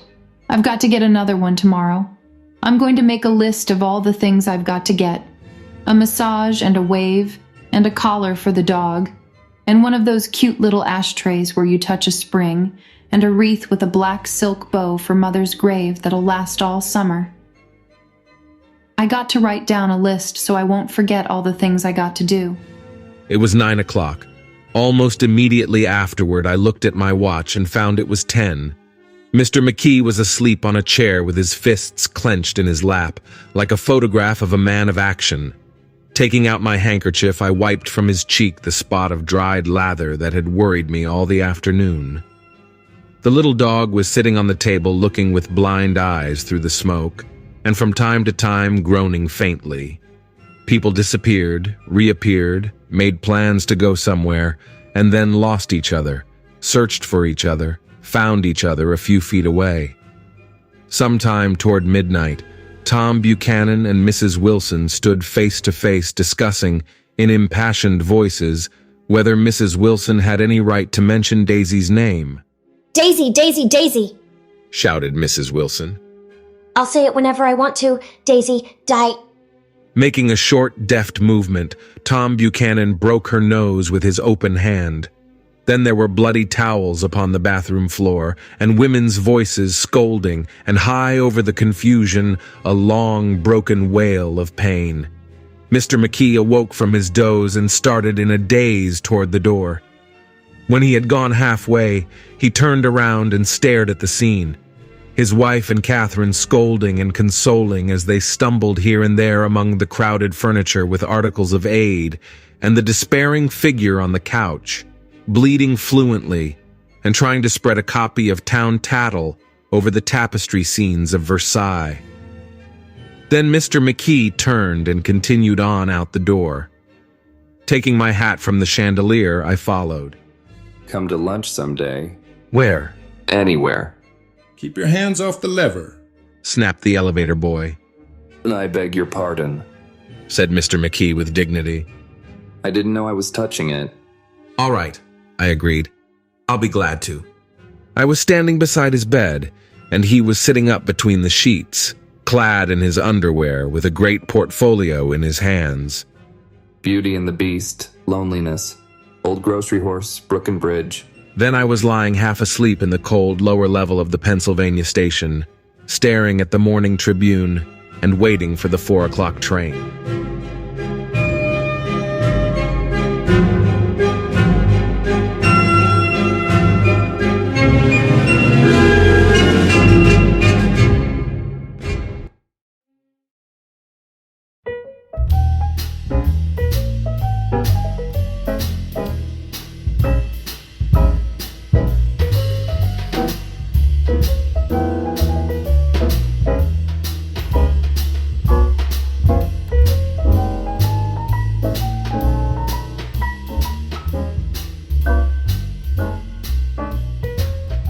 LLB Audiobook presents The Great Gatsby by Francis Scott Key Fitzgerald. Chapter 3. There was music from my neighbor's house through the summer nights. In his blue gardens, men and girls came and went like moths among the whisperings and the champagne and the stars. At high tide in the afternoon, I watched his guests diving from the tower of his raft, or taking the sun on the hot sand of his beach while his 2 motorboats slit the waters of the Sound, drawing aquaplanes over cataracts of foam. On weekends, his Rolls-Royce became an omnibus, bearing parties to and from the city between 9 in the morning and long past midnight, while his station wagon scampered like a brisk yellow bug to meet all trains. And on Mondays 8 servants, including an extra gardener, toiled all day with mops and scrubbing brushes and hammers and garden shears, repairing the ravages of the night before. Every Friday, 5 crates of oranges and lemons arrived from a fruiterer in New York. Every Monday, these same oranges and lemons left his back door in a pyramid of pulpless halves. There was a machine in the kitchen which could extract the juice of 200 oranges in half an hour if a little button was pressed 200 times by a butler's thumb. At least once a fortnight, a corps of caterers came down with several 100 feet of canvas and enough colored lights to make a Christmas tree of Gatsby's enormous garden. On buffet tables, garnished with glistening hors d'oeuvre, spiced baked hams crowded against salads of harlequin designs and pastry pigs and turkeys bewitched to a dark gold. In the main hall, a bar with a real brass rail was set up, and stocked with gins and liquors and with cordials so long forgotten that most of his female guests were too young to know one from another. By 7 o'clock, the orchestra has arrived. No thin 5-piece affair, but a whole pit full of oboes and trombones and saxophones and viols and cornets and piccolos and low and high drums. The last swimmers have come in from the beach now and are dressing upstairs. The cars from New York are parked 5 deep in the drive, and already the halls and salons and verandas are gaudy with primary colors, and hair bobbed in strange new ways, and shawls beyond the dreams of Castile. The bar is in full swing, and floating rounds of cocktails permeate the garden outside, until the air is alive with chatter and laughter, and casual innuendo and introductions forgotten on the spot, and enthusiastic meetings between women who never knew each other's names. The lights grow brighter as the earth lurches away from the sun, and now the orchestra is playing yellow cocktail music, and the opera of voices pitches a key higher. Laughter is easier minute by minute, spilled with prodigality, tipped out at a cheerful word. The groups change more swiftly, swell with new arrivals, dissolve and form in the same breath. Already there are wanderers, confident girls who weave here and there among the stouter and more stable, become for a sharp, joyous moment the center of a group, and then, excited with triumph, glide on through the sea change of faces and voices and color under the constantly changing light. Suddenly one of these gypsies, in trembling opal, seizes a cocktail out of the air, dumps it down for courage and, moving her hands like Frisco, dances out alone on the canvas platform. A momentary hush. The orchestra leader varies his rhythm obligingly for her, and there is a burst of chatter as the erroneous news goes around that she is Gilda Gray's understudy from the Follies. The party has begun. I believe that on the first night I went to Gatsby's house, I was one of the few guests who had actually been invited. People were not invited. They went there, They got into automobiles which bore them out to Long Island, and somehow they ended up at Gatsby's door. Once there, they were introduced by somebody who knew Gatsby, and after that they conducted themselves according to the rules of behavior associated with an amusement park. Sometimes they came and went without having met Gatsby at all, came for the party with a simplicity of heart that was its own ticket of admission. I had been actually invited. A chauffeur in a uniform of robin's egg blue crossed my lawn early that Saturday morning with a surprisingly formal note from his employer. The honor would be entirely Gatsby's, it said, if I would attend his little party that night. He had seen me several times and had intended to call on me long before, but a peculiar combination of circumstances had prevented it. Signed J. Gatsby, in a majestic hand. Dressed up in white flannels, I went over to his lawn a little after 7 and wandered around rather ill at ease among swirls and eddies of people I didn't know, though here and there was a face I had noticed on the commuting train. I was immediately struck by the number of young Englishmen dotted about, all well-dressed, all looking a little hungry, and all talking in low, earnest voices to solid and prosperous Americans. I was sure that they were selling something, bonds or insurance or automobiles. They were at least agonizingly aware of the easy money in the vicinity and convinced that it was theirs for a few words in the right key. As soon as I arrived, I made an attempt to find my host, but the 2 or 3 people of whom I asked his whereabouts stared at me in such an amazed way and denied so vehemently any knowledge of his movements that I slunk off in the direction of the cocktail table, the only place in the garden where a single man could linger without looking purposeless and alone. I was on my way to get roaring drunk from sheer embarrassment when Jordan Baker came out of the house and stood at the head of the marble steps, leaning a little backward and looking with contemptuous interest down into the garden. Welcome or not, I found it necessary to attach myself to someone before I should begin to address cordial remarks to the passers-by. "Hello," I roared, advancing toward her. My voice seemed unnaturally loud across the garden. "I thought you might be here." She responded absently as I came up. "I remembered you lived next door too." She held my hand impersonally as a promise that she'd take care of me in a minute, and gave ear to 2 girls in twin yellow dresses who stopped at the foot of the steps. "Hello," they cried together. "Sorry you didn't win." That was for the golf tournament. She had lost in the finals the week before. "You don't know who we are, but we met you here about a month ago," said one of the girls in yellow. "You've dyed your hair since then," remarked Jordan, and I started, but the girls had moved casually on, and her remark was addressed to the premature moon, produced like the supper, no doubt, out of a caterer's basket. With Jordan's slender golden arm resting in mine, we descended the steps and sauntered about the garden.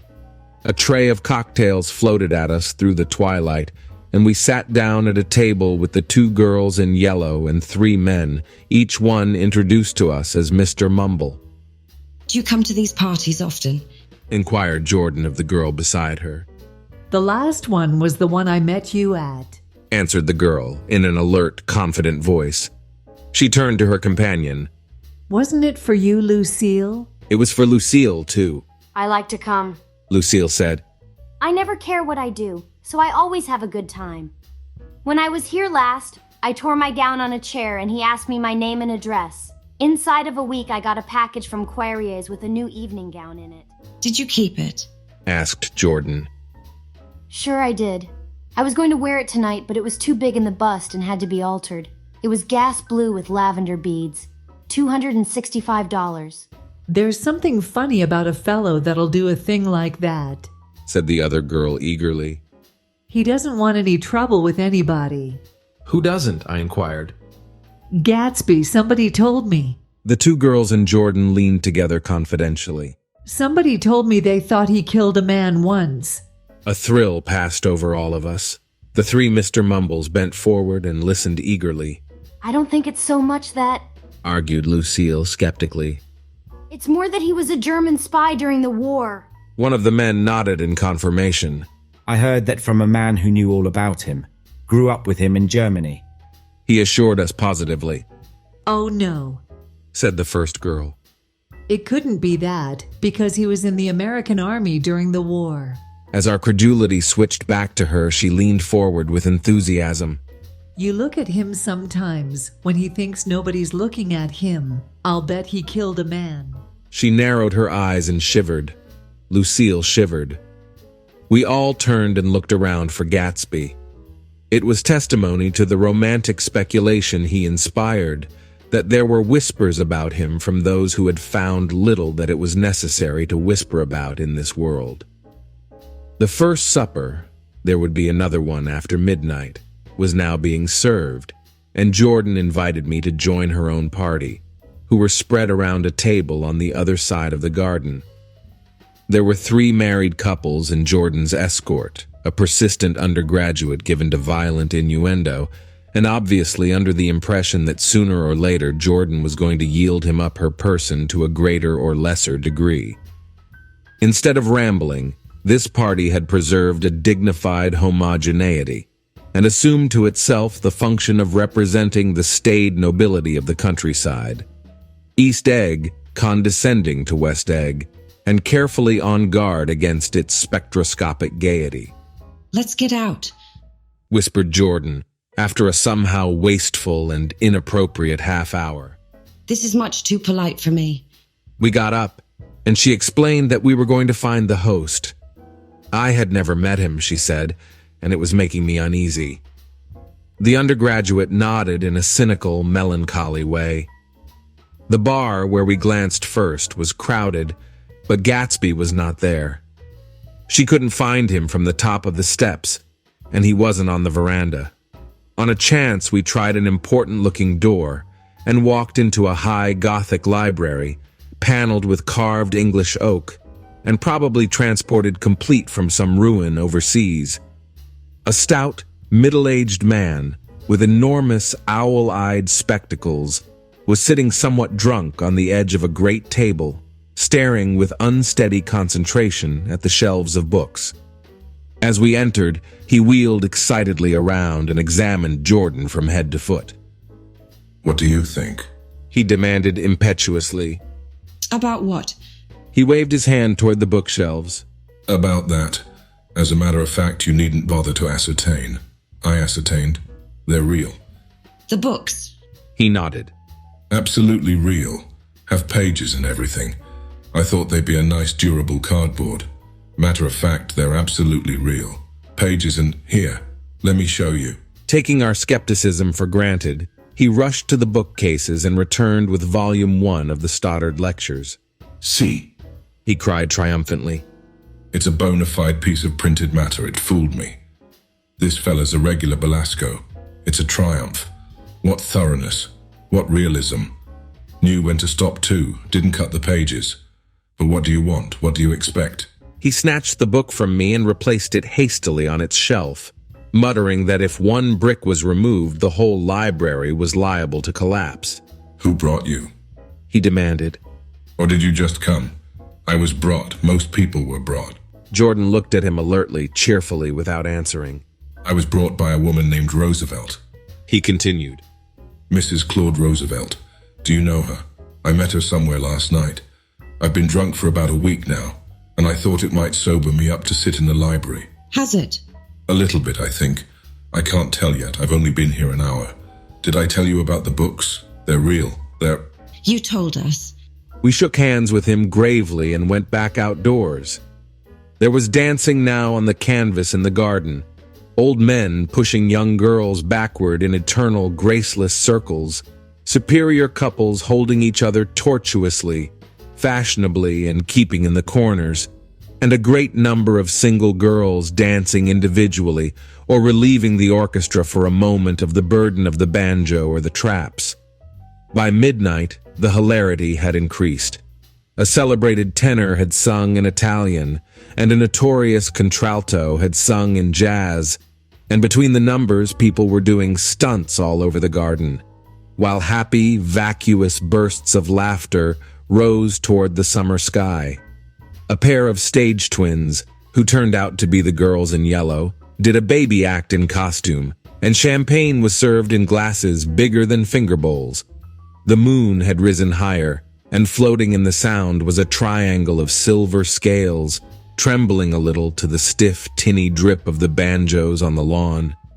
I was still with Jordan Baker. We were sitting at a table with a man of about my age and a rowdy little girl who gave way upon the slightest provocation to uncontrollable laughter. I was enjoying myself now.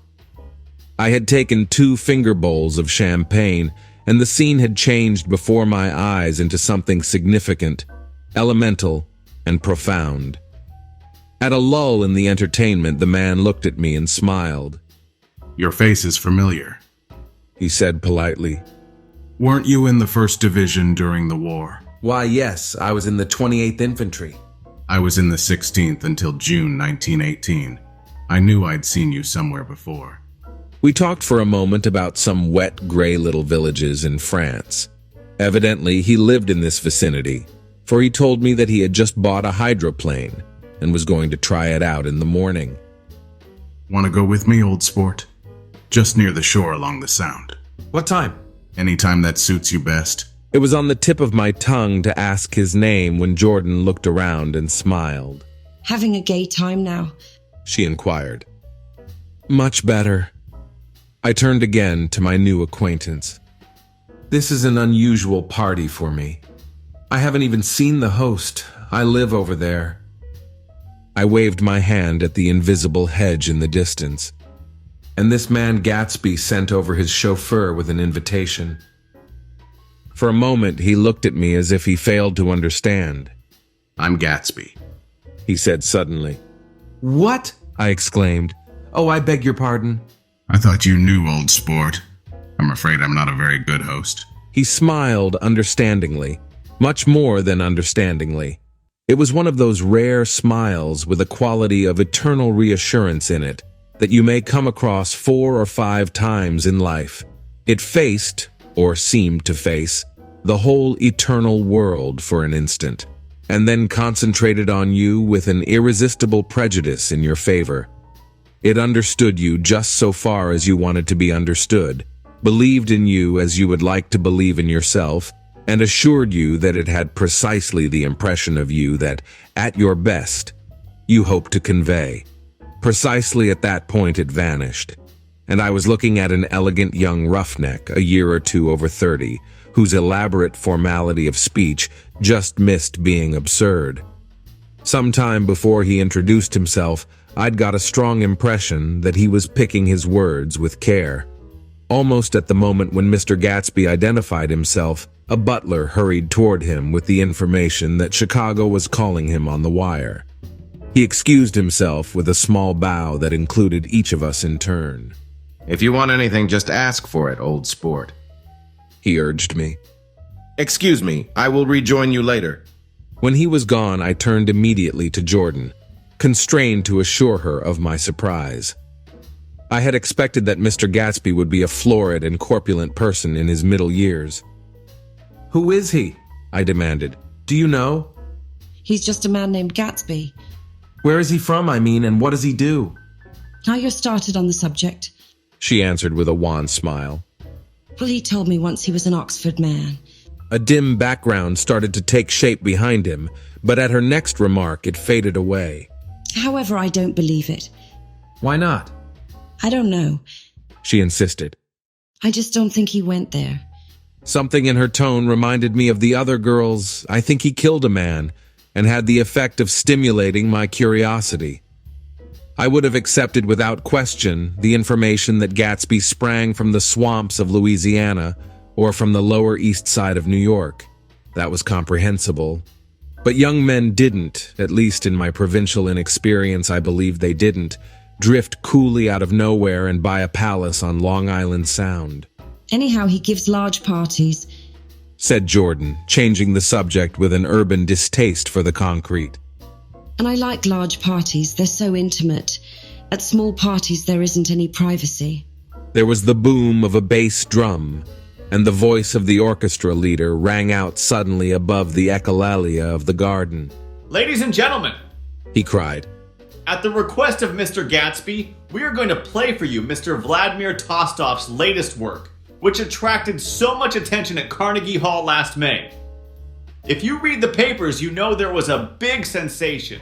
He smiled with jovial condescension and added, "Some sensation!" whereupon everybody laughed. The piece is known, He concluded lustily. as Vladimir Tostov's Jazz History of the World. The nature of Mr. Tostov's composition eluded me, because just as it began, my eyes fell on Gatsby, standing alone on the marble steps and looking from one group to another with approving eyes. His tanned skin was drawn attractively tight on his face, and his short hair looked as though it were trimmed every day. I could see nothing sinister about him. I wondered if the fact that he was not drinking helped to set him off from his guests, for it seemed to me that he grew more correct as the fraternal hilarity increased. When the jazz history of the world was over, girls were putting their heads on men's shoulders in a puppyish, convivial way. Girls were swooning backward playfully into men's arms, even into groups, knowing that someone would arrest their falls. But no one swooned backward on Gatsby, and no French bob touched Gatsby's shoulder, and no singing quartets were formed with Gatsby's head for one link. I beg your pardon. Gatsby's butler was suddenly standing beside us. Miss Baker, he inquired. I beg your pardon, but Mr. Gatsby would like to speak to you alone. With me? She exclaimed in surprise. Yes, madame. She got up slowly, raising her eyebrows at me in astonishment, and followed the butler toward the house. I noticed that she wore her evening dress, all her dresses, like sports clothes. There was a jauntiness about her movements as if she had first learned to walk upon golf courses on clean, crisp mornings. I was alone, and it was almost 2. For some time confused and intriguing sounds had issued from a long, many-windowed room which overhung the terrace, eluding Jordan's undergraduate, who was now engaged in an obstetrical conversation with 2 chorus girls, and who implored me to join him. I went inside. The large room was full of people. One of the girls in yellow was playing the piano, and beside her stood a tall, red-haired young lady from a famous chorus, engaged in song. She had drunk a quantity of champagne, and during the course of her song she had decided ineptly that everything was very, very sad. She was not only singing, she was weeping too. Whenever there was a pause in the song, she filled it with gasping, broken sobs, and then took up the lyric again in a quavering soprano. The tears coursed down her cheeks, not freely, however, for when they came into contact with her heavily beaded eyelashes, they assumed an inky color and pursued the rest of their way in slow black rivulets. A humorous suggestion was made that she sing the notes on her face, whereupon she threw up her hands, sank into a chair, and went off into a deep, vinous sleep. She had a fight with a man who says he's her husband, explained a girl at my elbow. I looked around. Most of the remaining women were now having fights with men said to be their husbands. Even Jordan's party, the quartet from East Egg, were rent asunder by dissension. One of the men was talking with curious intensity to a young actress, and his wife, after attempting to laugh at the situation in a dignified and indifferent way, broke down entirely and resorted to flank attacks. At intervals, she appeared suddenly at his side like an angry diamond and hissed, "You promised!" into his ear. The reluctance to go home was not confined to wayward men. The hall was at present occupied by 2 deplorably sober men and their highly indignant wives. The wives were sympathizing with each other in slightly raised voices. Whenever he sees I'm having a good time, he wants to go home. Never heard anything so selfish in my life. We're always the first ones to leave. So are we. Well, we're almost the last tonight, said one of the men sheepishly. The orchestra left half an hour ago. In spite of the wives' agreement that such malevolence was beyond credibility, the dispute ended in a short struggle, and both wives were lifted, kicking, into the night. As I waited for my hat in the hall, the door of the library opened and Jordan Baker and Gatsby came out together. He was saying some last word to her, but the eagerness in his manner tightened abruptly into formality as several people approached him to say goodbye. Jordan's party were calling impatiently to her from the porch, but she lingered for a moment to shake hands. I've just heard the most amazing thing, she whispered. How long were we in there? Why, about an hour. It was simply amazing, she repeated abstractedly. But I swore I wouldn't tell it, and here I am tantalizing you. She yawned gracefully in my face. Please come and see me. Phone book uses under the name of Mrs. Sigourney Howard. My aunt... She was hurrying off as she talked. Her brown hand waved a jaunty salute as she melted into her party at the door. Rather ashamed that on my first appearance I had stayed so late, I joined the last of Gatsby's guests, who were clustered around him. I wanted to explain that I'd hunted for him early in the evening, and to apologize for not having known him in the garden. Don't mention it. He enjoined me eagerly. Don't give it another thought, old sport. The familiar expression held no more familiarity than the hand which reassuringly brushed my shoulder. And don't forget we're going up in the hydroplane tomorrow morning at 9 o'clock. Then the butler, behind his shoulder. Philadelphia wants you on the phone, sir. All right, in a minute. Tell them I'll be right there. Good night. Good night. Good night. He smiled, and suddenly there seemed to be a pleasant significance in having been among the last to go, as if he had desired it all the time. Good night, old sport. Good night. But as I walked down the steps, I saw that the evening was not quite over. 50 feet from the door, a dozen headlights illuminated a bizarre and tumultuous scene. In the ditch beside the road, right side up, but violently shorn of one wheel, rested a new coupe which had left Gatsby's drive not 2 minutes before. The sharp jut of a wall accounted for the detachment of the wheel, which was now getting considerable attention from half a dozen curious chauffeurs. However, as they had left their cars blocking the road, a harsh, discordant din from those in the rear had been audible for some time, and added to the already violent confusion of the scene. A man in a long duster had dismounted from the wreck, and now stood in the middle of the road, looking from the car to the tire, and from the tire to the observers in a pleasant, puzzled way. See, he explained. It went in the ditch. The fact was infinitely astonishing to him, and I recognized first the unusual quality of wonder, and then the man. It was the late patron of Gatsby's library. How'd it happen? He shrugged his shoulders. I know nothing whatever about mechanics, he said decisively. But how did it happen? Did you run into the wall? Don't ask me, said Owl Eyes, washing his hands of the whole matter. I know very little about driving, next to nothing. It happened, and that's all I know. Well, if you're a poor driver, you oughtn't to try driving at night. But I wasn't even trying, he explained indignantly. I wasn't even trying. An awed hush fell upon the bystanders. Do you want to commit suicide? You're lucky it was just a wheel. A bad driver not even trying. You don't understand, explained the criminal. I wasn't driving. There's another man in the car. The shock that followed this declaration found voice in a sustained "aha" as the door of the coupe swung slowly open. The crowd, it was now a crowd, stepped back involuntarily, and when the door had opened wide, there was a ghostly pause.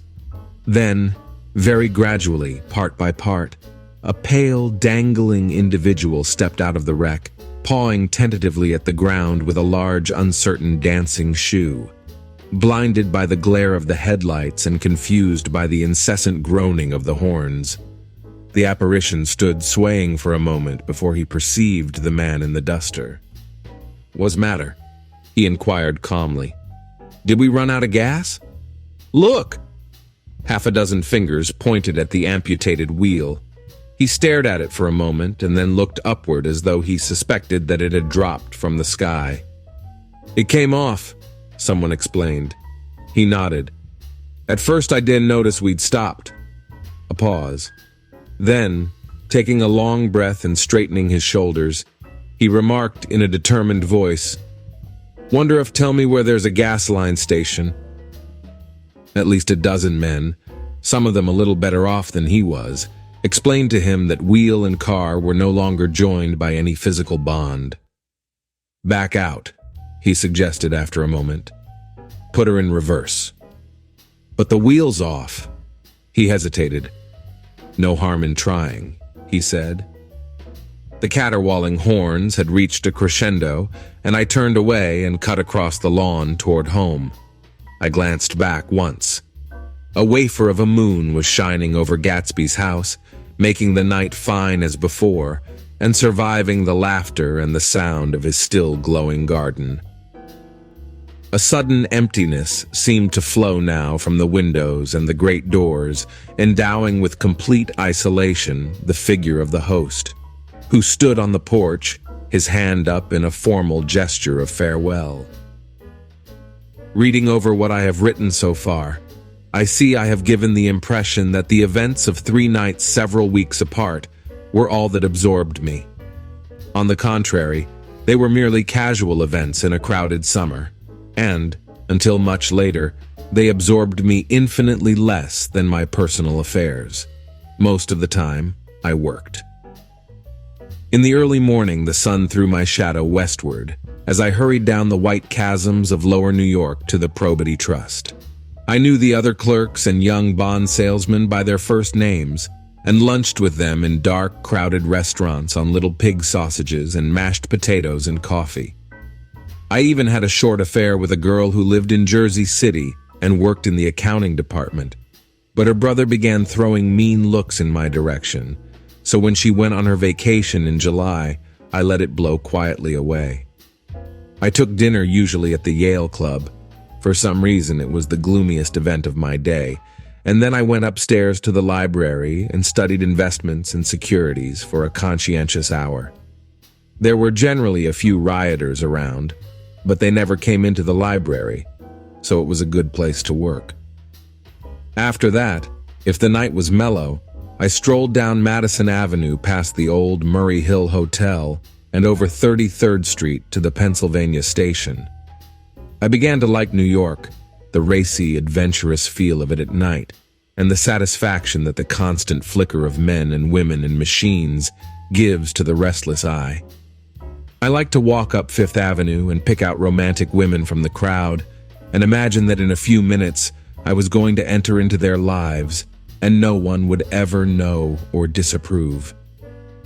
Sometimes in my mind, I followed them to their apartments on the corners of hidden streets, and they turned and smiled back at me before they faded through a door into warm darkness.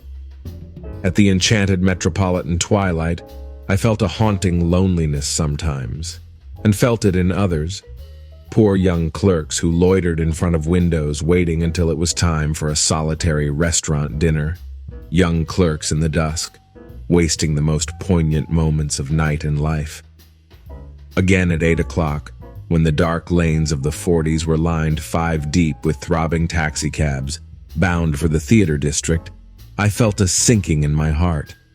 Forms leaned together in the taxis as they waited, and voices sang, and there was laughter from unheard jokes, and lighted cigarettes made unintelligible circles inside. Imagining that I, too, was hurrying towards gaiety and sharing their intimate excitement, I wished them well. For a while I lost sight of Jordan Baker, and then in midsummer I found her again. At first I was flattered to go places with her, because she was a golf champion, and everyone knew her name. Then it was something more. I wasn't actually in love, but I felt a sort of tender curiosity. The bored, haughty face that she turned to the world concealed something.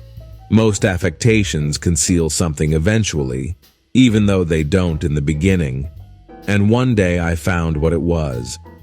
When we were on a house party together up in Warwick, she left a borrowed car out in the rain with the top down, and then lied about it. And suddenly I remembered the story about her that had eluded me that night at Daisy's. At her first big golf tournament, there was a row that nearly reached the newspapers. A suggestion that she had moved her ball from a bad lie in the semi-final round. The thing approached the proportions of a scandal, then died away. A caddy retracted his statement, and the only other witness admitted that he might have been mistaken. The incident and the name had remained together in my mind. Jordan Baker instinctively avoided clever, shrewd men, and now I saw that this was because she felt safer on a plane where any divergence from a code would be thought impossible. She was incurably dishonest. She wasn't able to endure being at a disadvantage, and given this unwillingness, I suppose she had begun dealing in subterfuges when she was very young in order to keep that cool, insolent smile turned to the world and yet satisfy the demands of her hard, jaunty body. It made no difference to me. Dishonesty in a woman is a thing you never blame deeply. I was casually sorry, and then I forgot. It was on that same house party that we had a curious conversation about driving a car. It started because she passed so close to some workmen that our fender flicked a button on one man's coat. "You're a rotten driver," I protested. "Either you ought to be more careful or you oughtn't to drive at all." "I am careful." "No, you're not." "Well, other people are," she said lightly. "What's that got to do with it?" "They'll keep out of my way," she insisted. "It takes two to make an accident." "Suppose you met somebody just as careless as yourself." "I hope I never will," she answered. "I hate careless people. That's why I like you." Her gray, sun-strained eyes stared straight ahead, but she had deliberately shifted our relations, and for a moment I thought I loved her. But I am slow-thinking and full of interior rules that act as brakes on my desires, and I knew that first I had to get myself definitely out of that tangle back home. I'd been writing letters once a week and signing them, "Love, Nick," and all I could think of was how, when that certain girl played tennis, a faint mustache of perspiration appeared on her upper lip. Nevertheless, there was a vague understanding that had to be tactfully broken off before I was free. Everyone suspects himself of at least one of the cardinal virtues, and this is mine. I am one of the few honest people that I have ever known.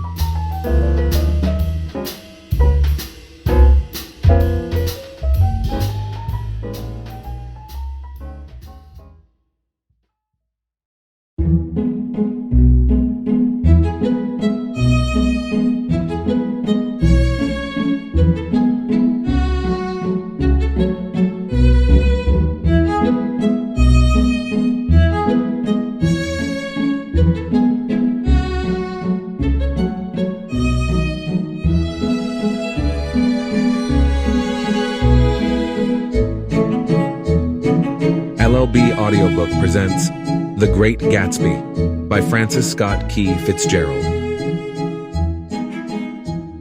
Chapter 4. On Sunday morning, while church bells rang in the villages along shore, the world and its mistress returned to Gatsby's house and twinkled hilariously on his lawn. "He's a bootlegger," said the young ladies, moving somewhere between his cocktails and his flowers. "One time he killed a man who had found out that he was nephew to von Hindenburg and second cousin to the devil. Reach me a rose, honey, and pour me a last drop into that there crystal glass." Once I wrote down on the empty spaces of a timetable the names of those who came to Gatsby's house that summer. It is an old timetable now, disintegrating at its folds, and headed this schedule in effect July 5th, 1922. But I can still read the gray names, and they will give you a better impression than my generalities of those who accepted Gatsby's hospitality and paid him the subtle tribute of knowing nothing whatever about him.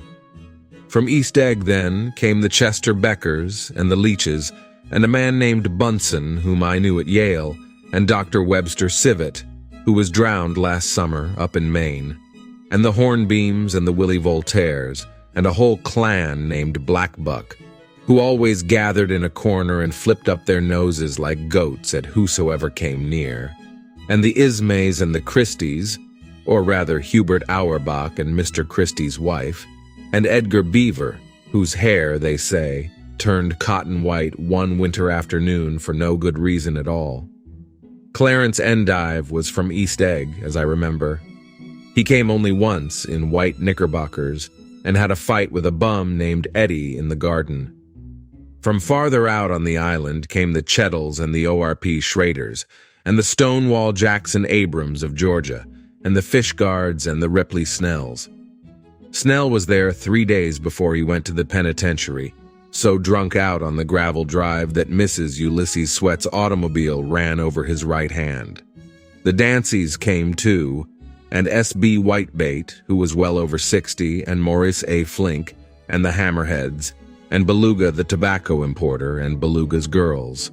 From West Egg came the Poles and the Mulreadys, and Cecil Roebuck, and Cecil Schoen, and Gulick the state senator, and Newton Orchid, who controlled films par excellence, and Eckhoust, and Clyde Cohen, and Don S. Schwartz, the son, and Arthur McCarty, all connected with the movies in one way or another, and the Catlips, and the Bembergs, and G. Earl Muldoon, brother to that Muldoon who afterward strangled his wife.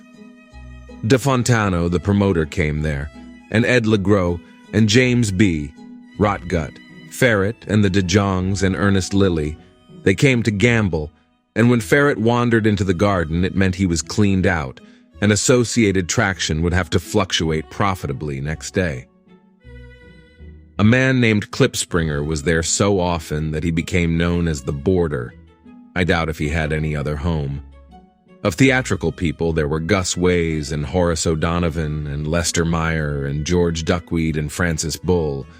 Also from New York were the Chromes and the Backhissens and the Denekers and Russell Betty and the Corrigans and the Kellehers and the Dewars and the Scullys and S.W. Belcher and the Smirks and the Young Quinns, divorced now, and Henry L. Palmetto, who killed himself by jumping in front of a subway train in Times Square.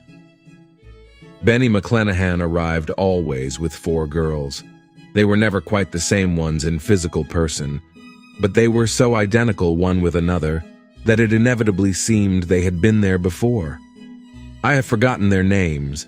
Jacqueline, I think, or else Consuela, or Gloria, or Judy, or June, and their last names were either the melodious names of flowers and months or the sterner ones of the great American capitalists, whose cousins, if pressed, they would confess themselves to be. In addition to all these, I can remember that Faustina O'Brien came there at least once, and the Baedeker girls and young Brewer, who had his nose shot off in the war, and Mr. Albrucksberger and Miss Hagg, his fiancée, and Ardita Fitzpeters and Mr. P. Jewett, once head of the American Legion, and Miss Claudia Hipp, with a man reputed to be her chauffeur and a prince of something, whom we called Duke, and whose name, if I ever knew it, I have forgotten. All these people came to Gatsby's house in the summer. At 9 o'clock, one morning late in July, Gatsby's gorgeous car lurched up the rocky drive to my door and gave out a burst of melody from its 3-noted horn.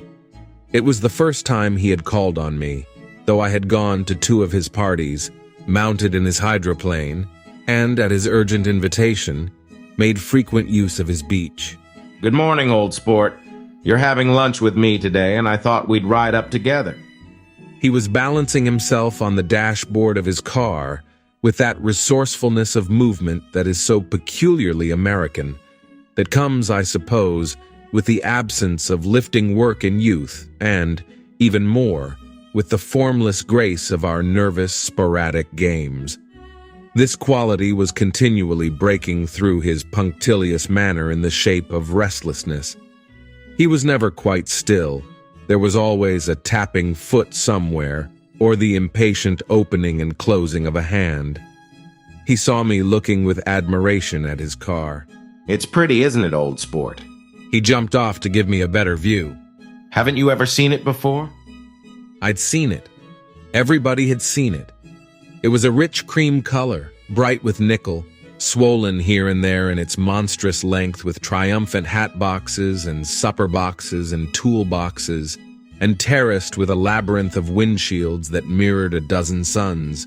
Sitting down behind many layers of glass in a sort of green leather conservatory, we started to town.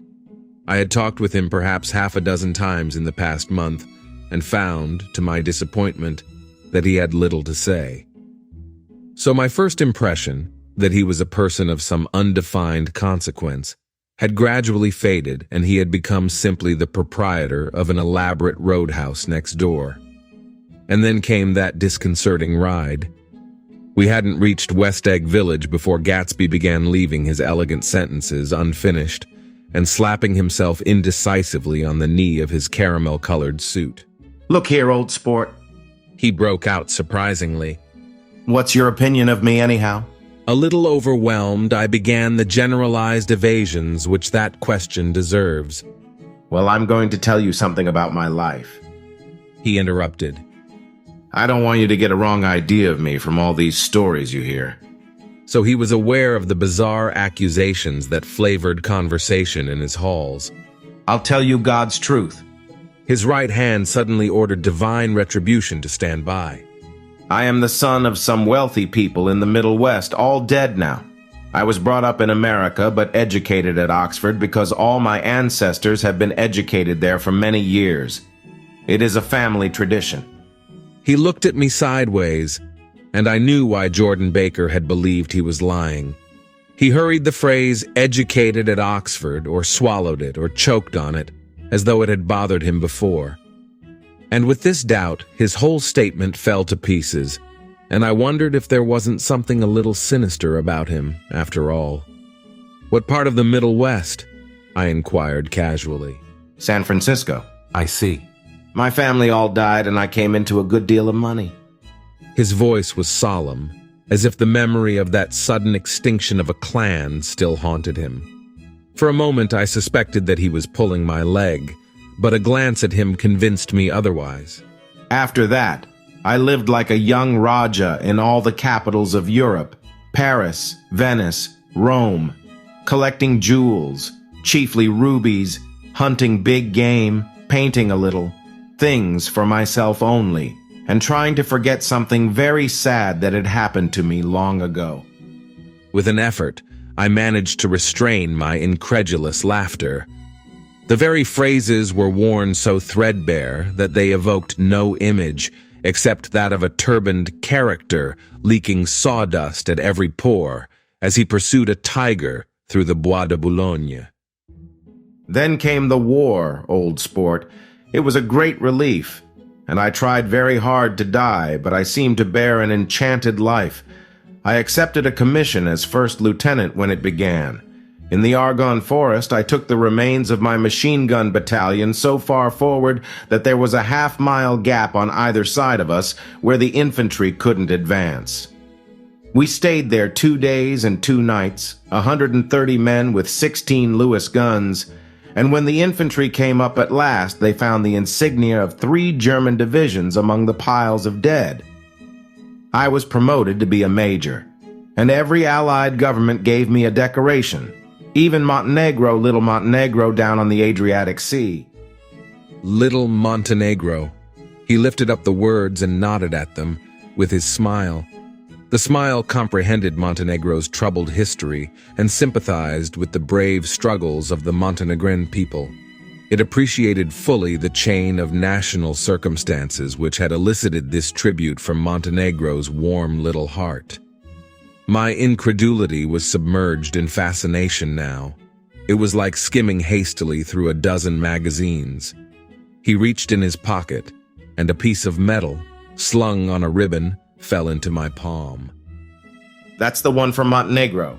To my astonishment, the thing had an authentic look. Orderi di Danilo, ran the circular legend. Montenegro, Nicholas Rex. Turn it. Major J. Gatsby, I read. For valor extraordinary. Here's another thing I always carry, a souvenir of Oxford days. It was taken in Trinity Quad. The man on my left is now the Earl of Doncaster. It was a photograph of half a dozen young men in blazers loafing in an archway through which were visible a host of spires. There was Gatsby, looking a little, not much, younger. with a cricket bat in his hand. Then it was all true. I saw the skins of tigers flaming in his palace on the Grand Canal. I saw him opening a chest of rubies to ease with their crimson-lighted depths the gnawings of his broken heart. I'm going to make a big request of you today, he said, pocketing his souvenirs with satisfaction. So I thought you ought to know something about me. I didn't want you to think I was just some nobody. You see, I usually find myself among strangers because I drift here and there trying to forget the sad things that happened to me. He hesitated. You'll hear about it this afternoon. At lunch? No, this afternoon. I happened to find out that you're taking Miss Baker to tea. Do you mean you're in love with Miss Baker? No, old sport, I'm not. But Miss Baker has kindly consented to speak to you about this matter. I hadn't the faintest idea what this matter was, but I was more annoyed than interested. I hadn't asked Jordan to tea in order to discuss Mr. J. Gatsby. I was sure the request would be something utterly fantastic, and for a moment I was sorry I'd ever set foot upon his overpopulated lawn. He wouldn't say another word. His correctness grew on him as we neared the city. We passed Port Roosevelt, where there was a glimpse of red-belted ocean-going ships, and sped along a cobbled slum lined with the dark, undeserted saloons of the faded gilt 1900s. Then the Valley of Ashes opened out on both sides of us, and I had a glimpse of Mrs. Wilson straining at the garage pump with panting vitality as we went by. With fenders spread like wings, we scattered light through half Astoria, only half, for as we twisted among the pillars of the elevated, I heard the familiar jug-jug spat of a motorcycle, and a frantic policeman rode alongside. All right, old sport, called Gatsby. We slowed down. Taking a white card from his wallet, he waved it before the man's eyes. Right you are, agreed the policeman, tipping his cap. Know you next time, Mr. Gatsby. Excuse me. What was that? I inquired. The picture of Oxford? I was able to do the commissioner a favor once, and he sends me a Christmas card every year. Over the great bridge, with the sunlight through the girders making a constant flicker upon the moving cars, with the city rising up across the river in white heaps and sugar lumps, all built with a wish out of non-olfactory money. The city seen from the Queensboro Bridge is always the city seen for the first time, in its first wild promise of all the mystery and the beauty in the world. A dead man passed us in a hearse heaped with blooms, followed by 2 carriages with drawn blinds, and by more cheerful carriages for friends.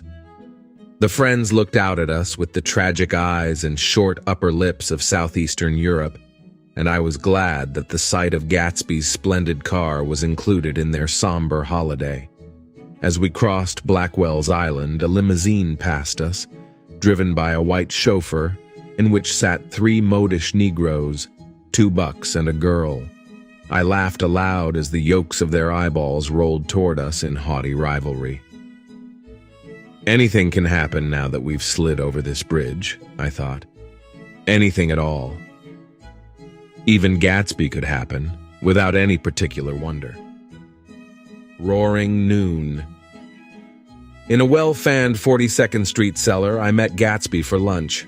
Blinking away the brightness of the street outside, my eyes picked him out obscurely in the anteroom, talking to another man. Mr. Carraway, this is my friend, Mr. Wolfsheim. A small, flat-nosed Jew raised his large head and regarded me with 2 fine growths of hair, which luxuriated in either nostril. After a moment, I discovered his tiny eyes in the half-darkness. So I took one look at him, said Mr. Wolfsheim, shaking my hand earnestly. And what do you think I did? What? I inquired politely. But evidently he was not addressing me, for he dropped my hand and covered Gatsby with his expressive nose. I handed the money to Catspaw, and I said, "All right, Catspaw, don't pay him a penny till he shuts his mouth." He shut it then and there. Gatsby took an arm of each of us and moved forward into the restaurant, whereupon Mr. Wolfsheim swallowed a new sentence he was starting and lapsed into a somnambulatory abstraction. Highballs? asked the head waiter. This is a nice restaurant here, said Mr. Wolfsheim, looking at the Presbyterian nymphs on the ceiling. But I like across the street better. Yes, highballs, agreed Gatsby, and then to Mr. Wolfsheim. It's too hot over there. Hot and small, yes, said Mr. Wolfsheim. But full of memories. What place is that? I asked. The old Metropole. The old Metropole, brooded Mr. Wolfsheim gloomily. Filled with faces dead and gone. Filled with friends gone now forever. I can't forget so long as I live the night they shot Rosie Rosenthal there. It was 6 of us at the table, and Rosie had eaten and drunk a lot all evening. When it was almost morning, the waiter came up to him with a funny look and says somebody wants to speak to him outside. All right, says Rosie, and begins to get up, and I pulled him down in his chair. Let the bastards come in here if they want you, Rosie, but don't you? So help me, move outside this room. It was 4 o'clock in the morning then, and if we'd have raised the blinds, we'd have seen daylight. Did he go? I asked innocently. Sure he went. Mr. Wolfsheim's nose flashed at me indignantly. He turned around in the door and says, "Don't let that waiter take away my coffee." Then he went out on the sidewalk, and they shot him 3 times in his full belly and drove away. 4 of them were electrocuted, I said, remembering. 5 with Becker. His nostrils turned to me in an interested way. I understand you're looking for a business connection. The juxtaposition of these 2 remarks was startling. Gatsby answered for me. Oh, no, he exclaimed. This isn't the man. No. Mr. Wolfsheim seemed disappointed. This is just a friend. I told you we'd talk about that some other time. I beg your pardon, said Mr. Wolfsheim. I had a wrong man. A succulent hash arrived, and Mr. Wolfsheim, forgetting the more sentimental atmosphere of the old metropole, began to eat with ferocious delicacy. His eyes, meanwhile, roved very slowly all around the room. He completed the arc by turning to inspect the people directly behind. I think that, except for my presence, he would have taken one short glance beneath our own table. Look here, old sport, said Gatsby, leaning toward me. I'm afraid I made you a little angry this morning in the car. There was the smile again, but this time I held out against it. I don't like mysteries, I answered, and I don't understand why you won't come out frankly and tell me what you want. Why has it all got to come through Miss Baker? Oh, it's nothing underhand, he assured me. Miss Baker's a great sportswoman, you know, and she'd never do anything that wasn't all right. Suddenly he looked at his watch, jumped up, and hurried from the room, leaving me with Mr. Wolfsheim at the table. He has to telephone, said Mr. Wolfsheim, following him with his eyes. Fine fellow, isn't he? Handsome to look at and a perfect gentleman. Yes. He's an Oxford man. Oh. He went to Oxford College in England. You know Oxford College? I've heard of it. It's one of the most famous colleges in the world. Have you known Gatsby for a long time? I inquired. Several years, he answered in a gratified way. I made the pleasure of his acquaintance just after the war, but I knew I had discovered a man of fine breeding after I talked with him an hour. I said to myself, there's the kind of man you'd like to take home and introduce to your mother and sister. He paused. I see you're looking at my cuff buttons. I hadn't been looking at them, but I did now. They were composed of oddly familiar pieces of ivory. Finest specimens of human molars, he informed me. Well, I inspected them. That's a very interesting idea. Yeah. He flipped his sleeves up under his coat. Yeah, Gatsby's very careful about women. He would never so much as look at a friend's wife.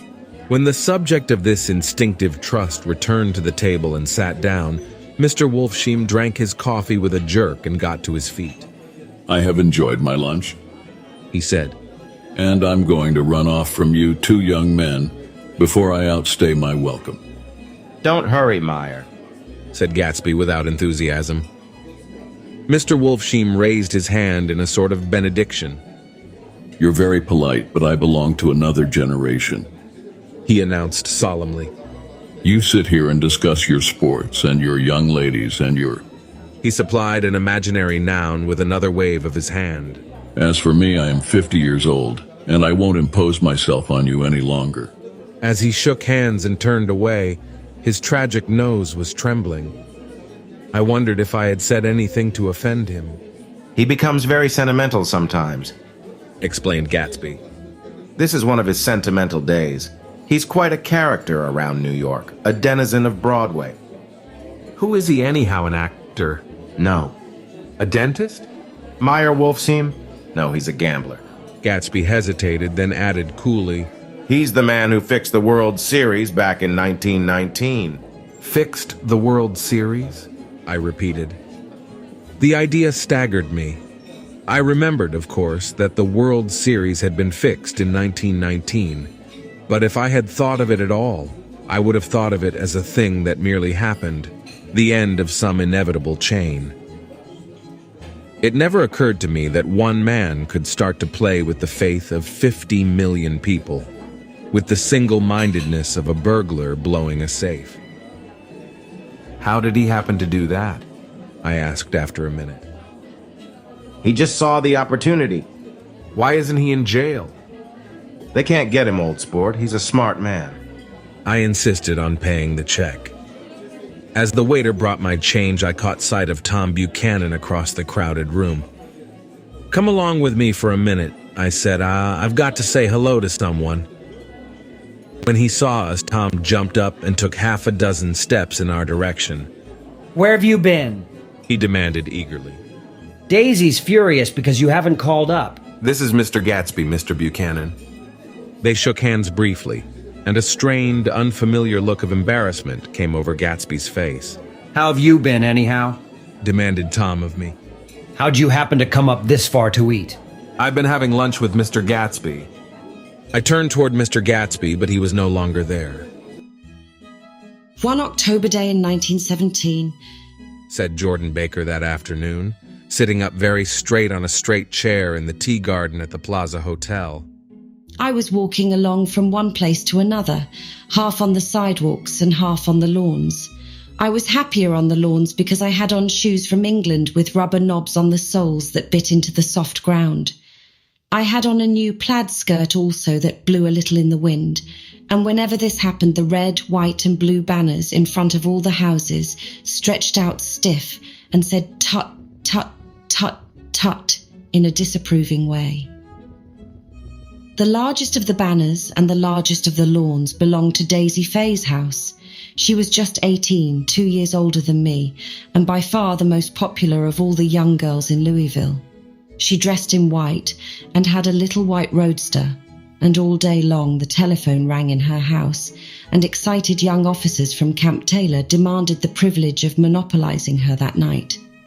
Anyways, for an hour. When I came opposite her house that morning, her white roadster was beside the curb, and she was sitting in it with a lieutenant I had never seen before. They were so engrossed in each other that she didn't see me until I was 5 feet away. Hello, Jordan. She called unexpectedly. Please come here.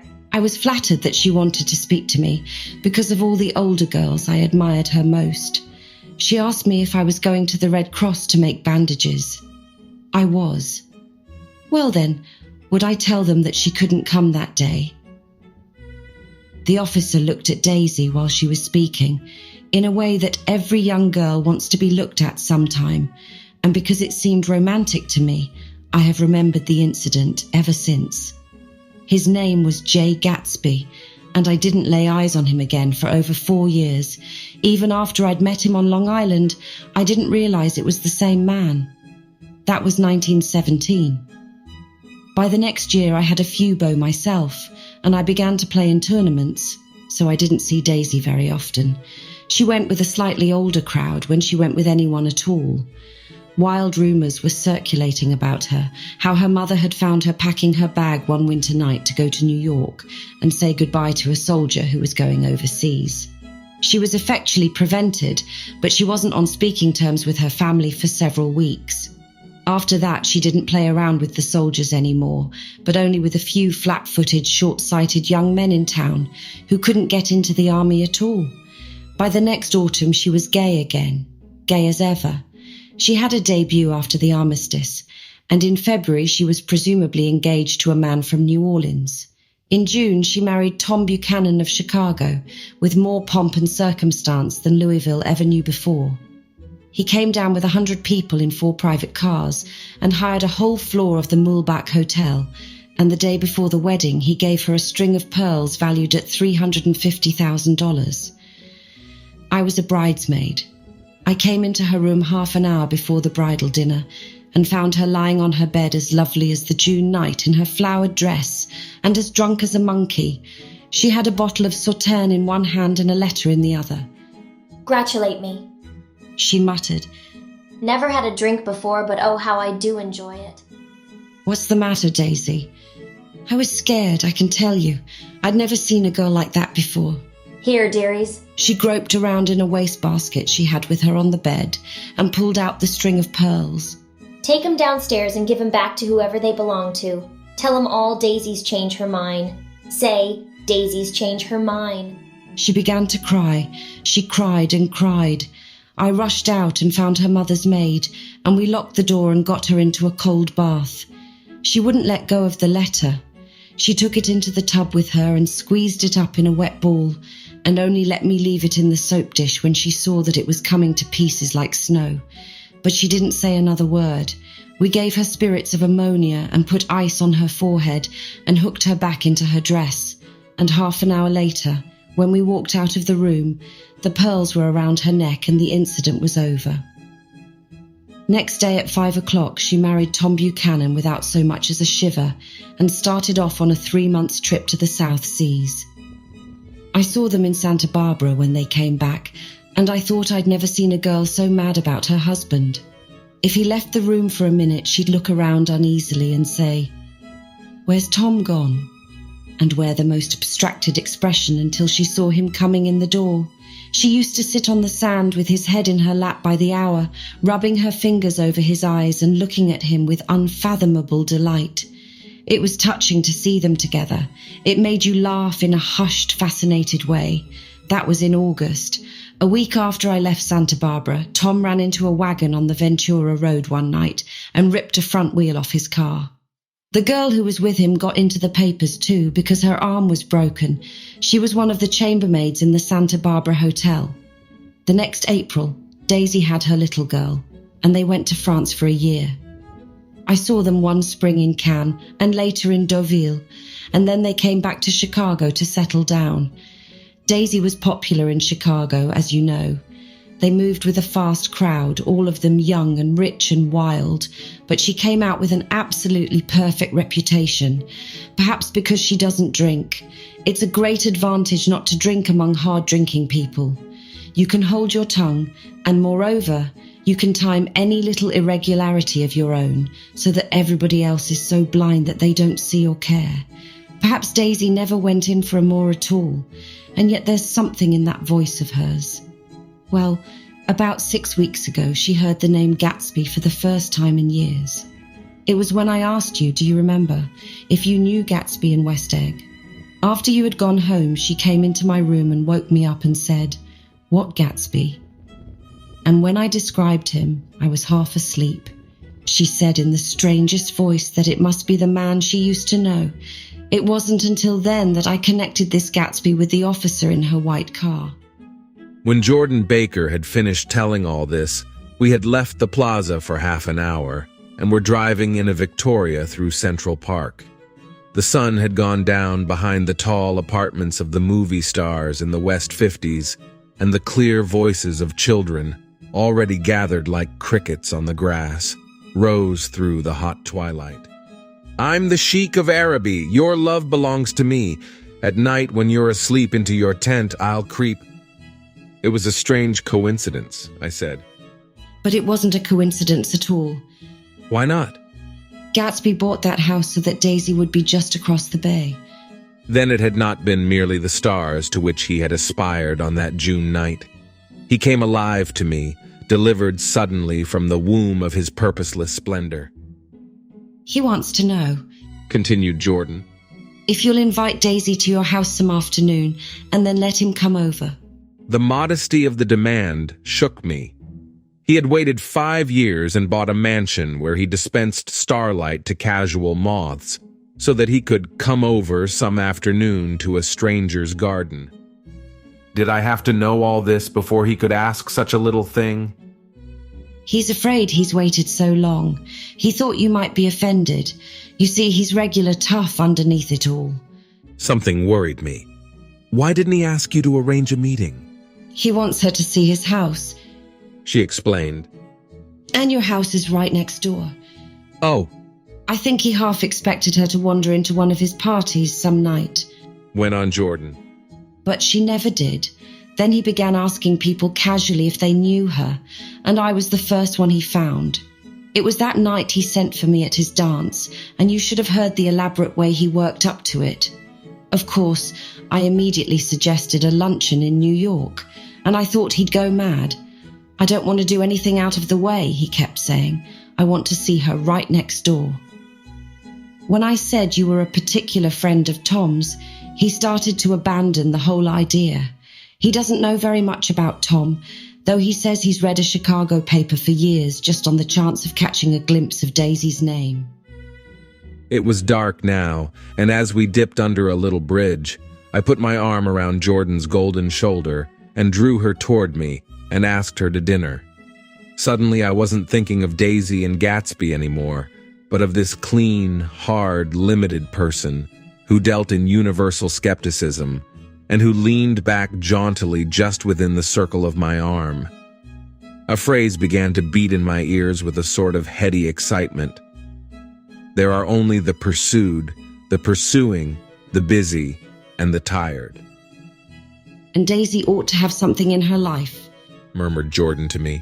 Does she want to see Gatsby? She's not to know about it. Gatsby doesn't want her to know.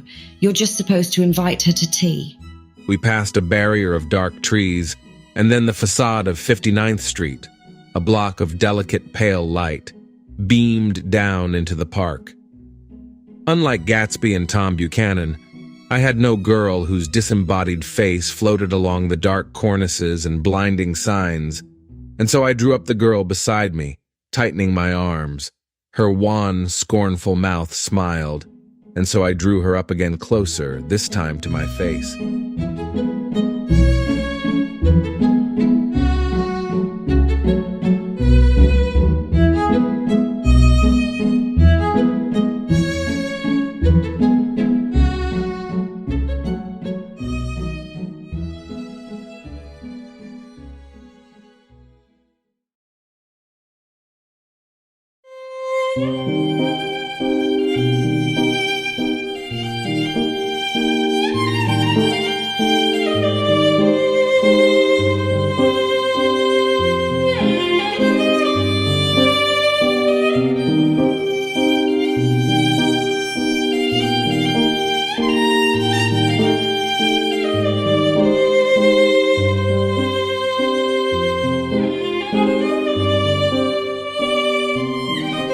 LLB Audiobook presents The Great Gatsby by Francis Scott Key Fitzgerald.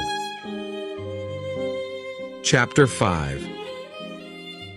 When I came home to West Egg that night, I was afraid for a moment that my house was on fire. 2 o'clock and the whole corner of the peninsula was blazing with light, which fell unreal on the shrubbery and made thin, elongating glints upon the roadside wires. Turning a corner, I saw that it was Gatsby's house, lit from tower to cellar. At first I thought it was another party, a wild rout that had resolved itself into hide-and-go-seek or sardines in the box, with all the house thrown open to the game. But there wasn't a sound, only wind in the trees, which blew the wires and made the lights go off and on again, as if the house had winked into the darkness.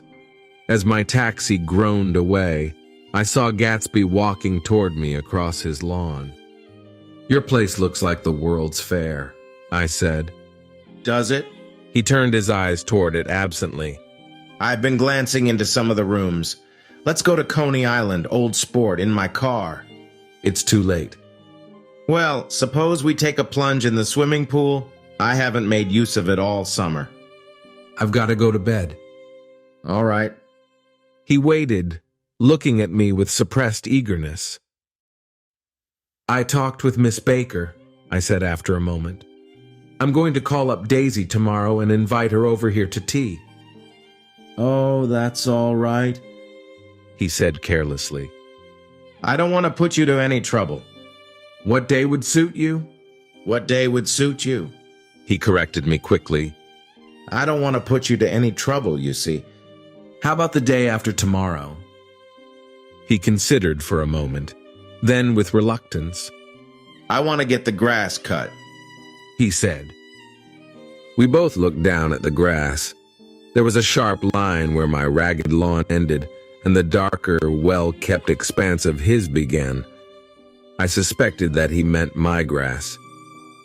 There's another little thing, he said uncertainly, and hesitated. Would you rather put it off for a few days? I asked. Oh, it isn't about that, at least. He fumbled with a series of beginnings. Why, look here, Old Sport. You don't make much money, do you? Not very much. This seemed to reassure him, and he continued more confidently. I thought you didn't, if you'll pardon my... You see, I carry on a little business on the side, a sort of sideline, you understand.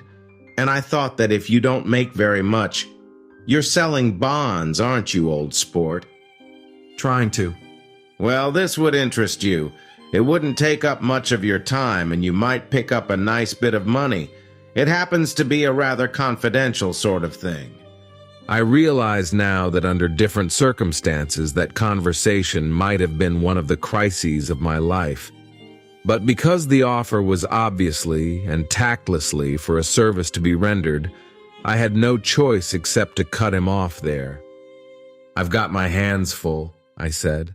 I'm much obliged, but I couldn't take on any more work. You wouldn't have to do any business with Wolfseam. Evidently, he thought that I was shying away from the connection mentioned at lunch, but I assured him he was wrong. He waited a moment longer, hoping I'd begin a conversation, but I was too absorbed to be responsive, so he went unwillingly home. The evening had made me lightheaded and happy.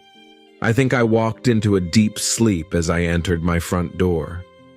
So I don't know whether or not Gatsby went to Coney Island, or for how many hours he glanced into rooms while his house blazed gaudily on. I called up Daisy from the office next morning and invited her to come to tea. Don't bring Tom, I warned her. What? Don't bring Tom. Who is Tom? She asked innocently.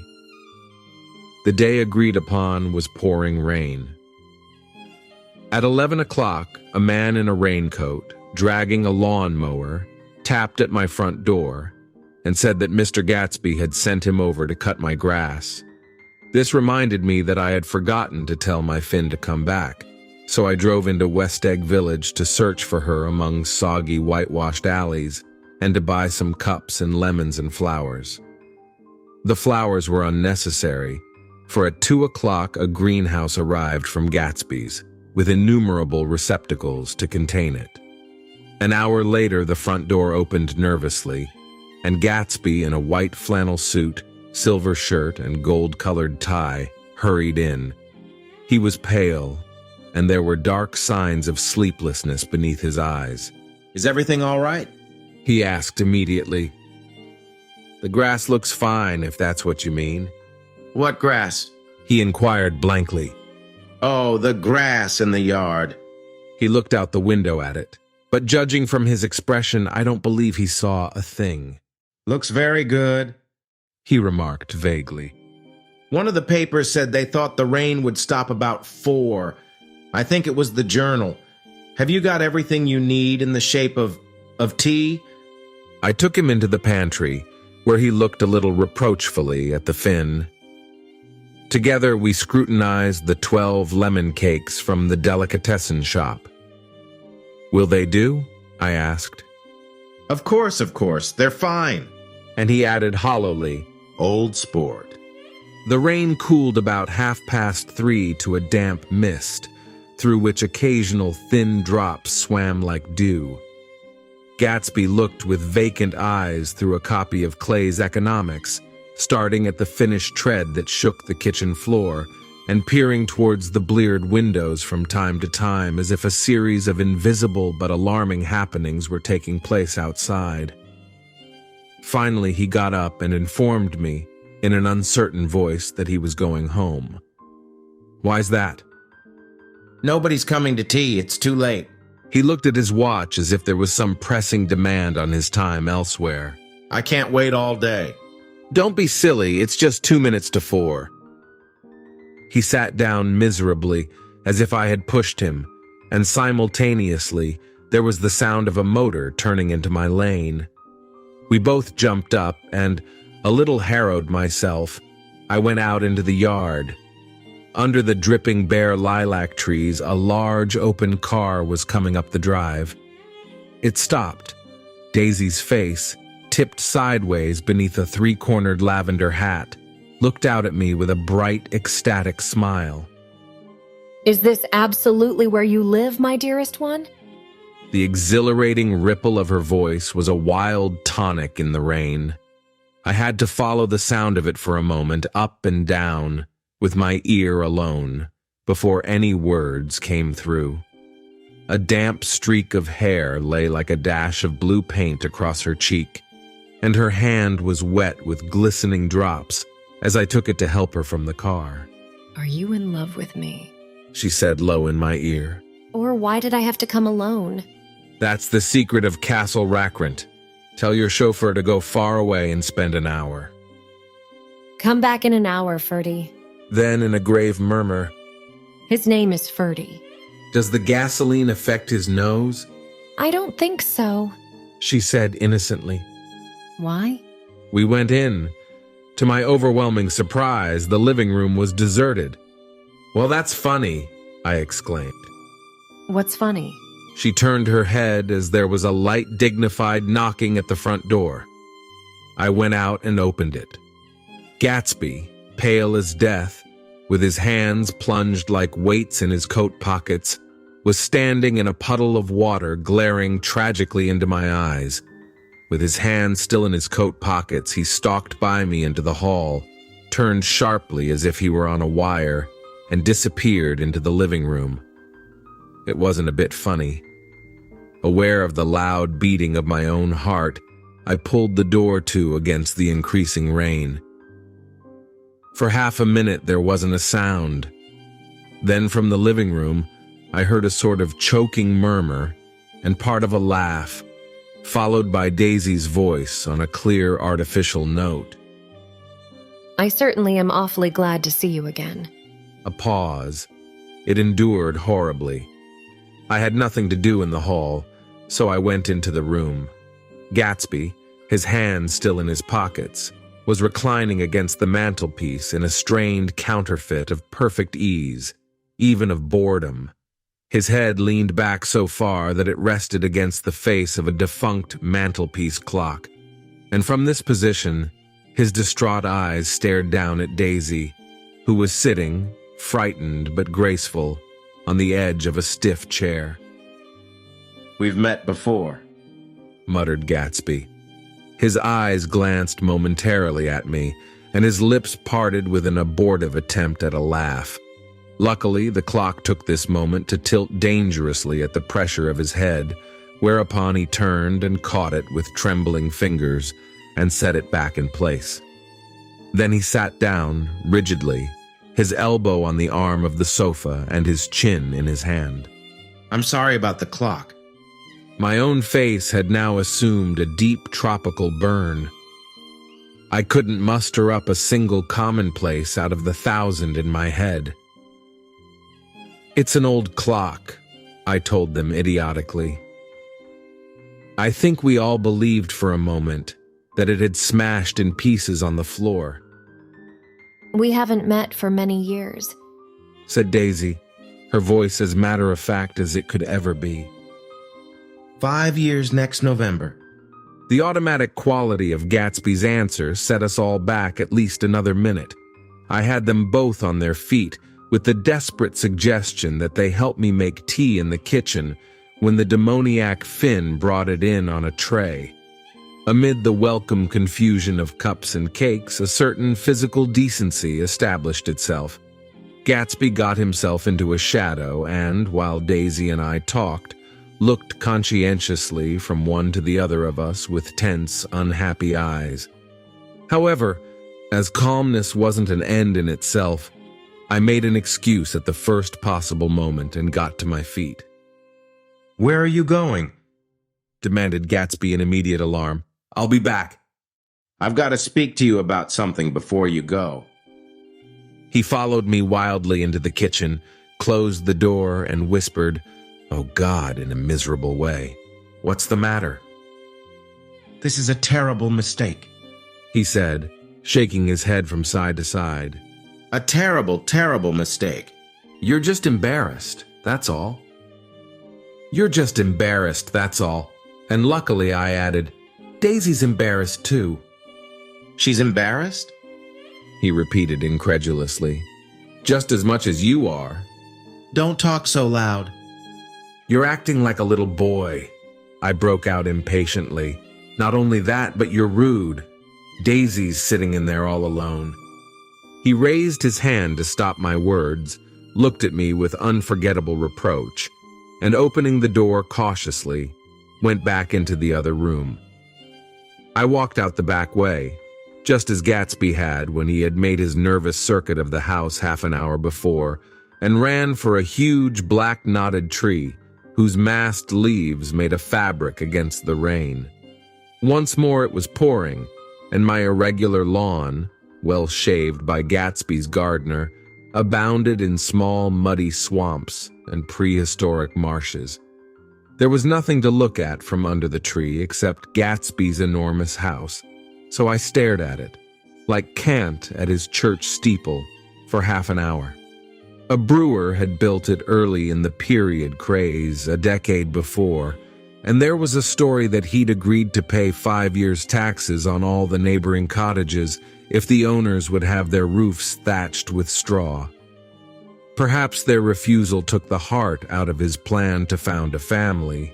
He went into an immediate decline. His children sold his house with the black wreath still on the door. Americans, while willing, even eager to be serfs, have always been obstinate about being peasantry. After half an hour, the sun shone again, and the grocer's automobile rounded Gatsby's drive with the raw material for his servant's dinner. I felt sure he wouldn't eat a spoonful. A maid began opening the upper windows of his house, appeared momentarily in each, and leaning from the large central bay, spat meditatively into the garden. It was time I went back. While the rain continued, it had seemed like the murmur of their voices, rising and swelling a little now and then with gusts of emotion. But in the new silence, I felt that silence had fallen within the house, too. I went in, after making every possible noise in the kitchen, short of pushing over the stove, but I don't believe they heard a sound. They were sitting at either end of the couch, looking at each other as if some question had been asked or was in the air, and every vestige of embarrassment was gone. Daisy's face was smeared with tears, and when I came in, she jumped up and began wiping at it with her handkerchief before a mirror. But there was a change in Gatsby that was simply confounding. He literally glowed. Without a word or a gesture of exultation, a new well-being radiated from him and filled the little room. "Oh, hello, old sport," he said, as if he hadn't seen me for years. I thought for a moment he was going to shake hands. It stopped raining. "Has it?" When he realized what I was talking about, that there were twinkle bells of sunshine in the room, he smiled like a weatherman, like an ecstatic patron of recurrent light, and repeated the news to Daisy. "What do you think of that? It stopped raining." I'm glad, Jay. Her throat, full of aching, grieving beauty told only of her unexpected joy. "I want you and Daisy to come over to my house," he said. "I'd like to show her around." "You're sure you want me to come?" "Absolutely, old sport." Daisy went upstairs to wash her face, too late I thought with humiliation of my towels, while Gatsby and I waited on the lawn. "My house looks well, doesn't it?" he demanded. "See how the whole front of it catches the light." I agreed that it was splendid. "Yes." His eyes went over it, every arched door and square tower. "It took me just 3 years to earn the money that bought it." "I thought you inherited your money." "I did, old sport," he said automatically. "But I lost most of it in the big panic. The panic of the war."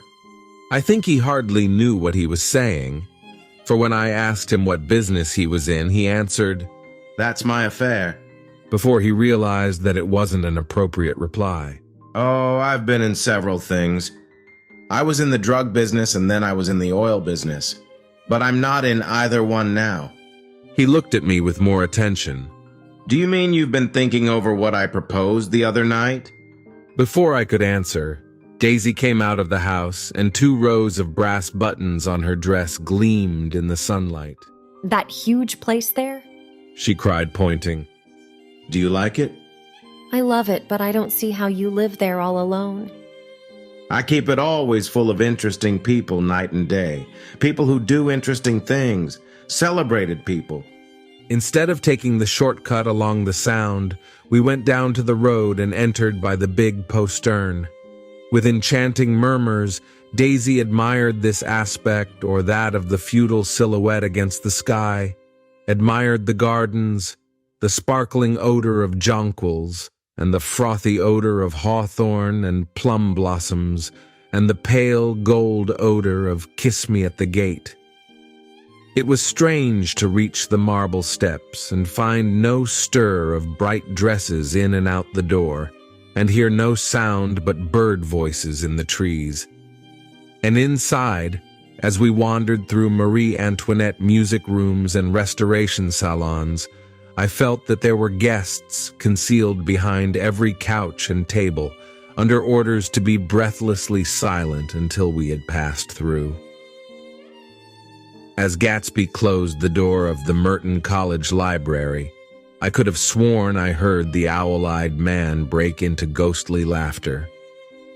We went upstairs, through period bedrooms swathed in rose and lavender silk, and vivid with new flowers, through dressing rooms and pool rooms, and bathrooms with sunken baths, intruding into one chamber where a disheveled man in pajamas was doing liver exercises on the floor.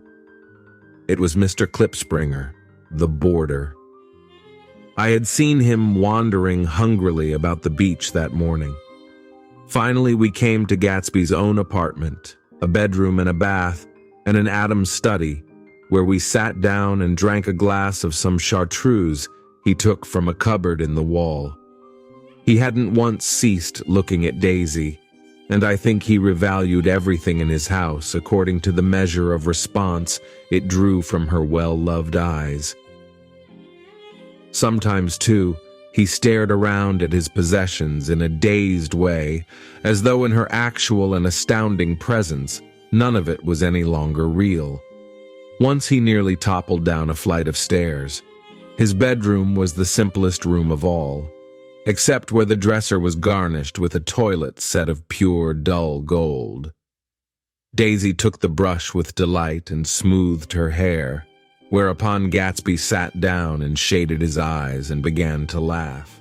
"It's the funniest thing, old sport," he said hilariously.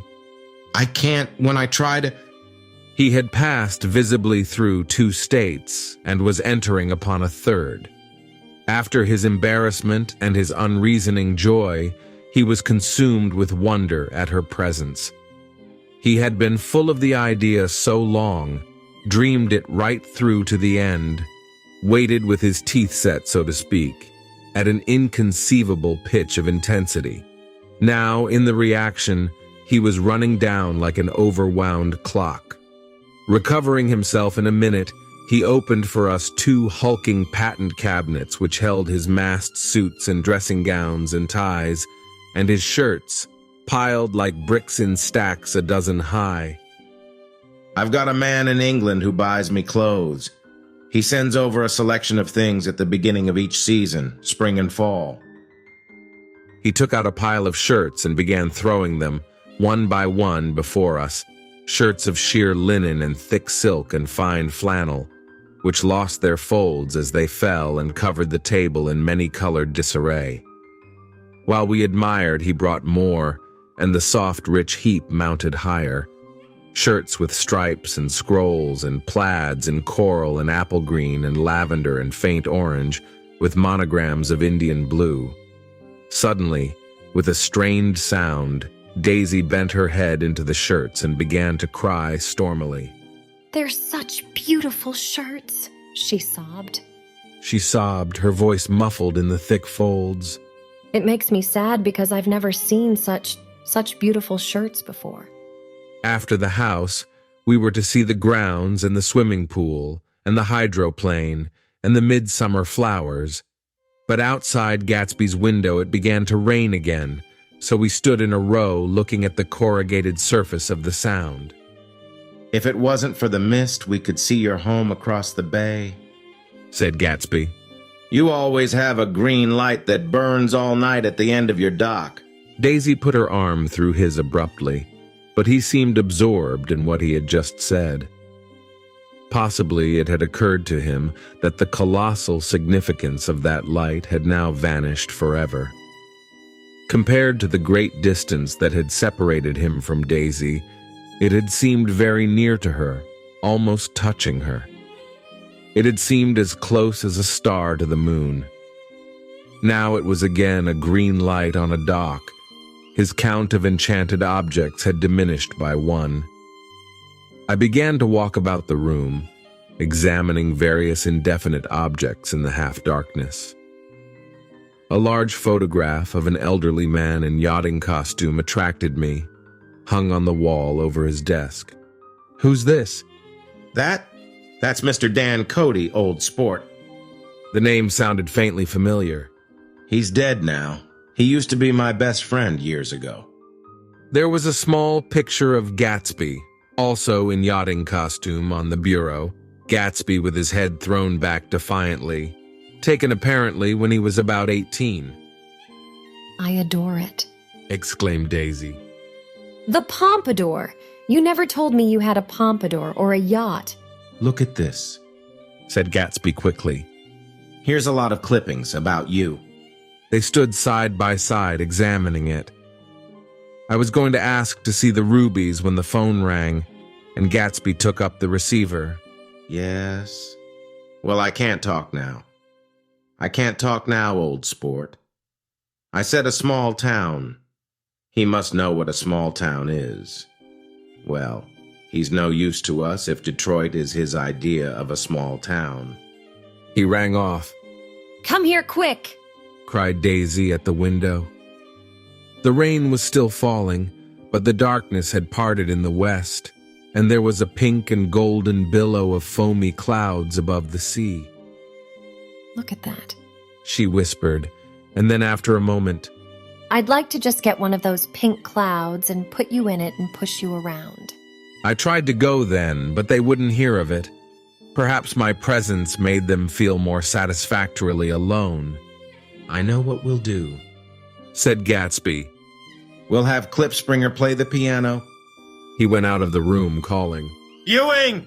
And returned in a few minutes accompanied by an embarrassed, slightly worn young man with shell-rimmed glasses and scanty blonde hair.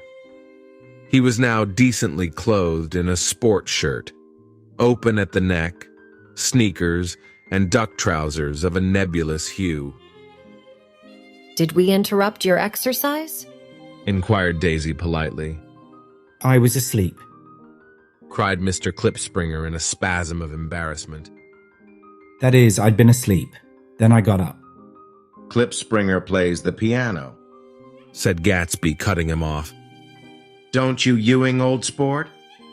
I don't play well. I don't hardly play at all. I'm all out of We'll go downstairs," interrupted Gatsby. He flipped a switch.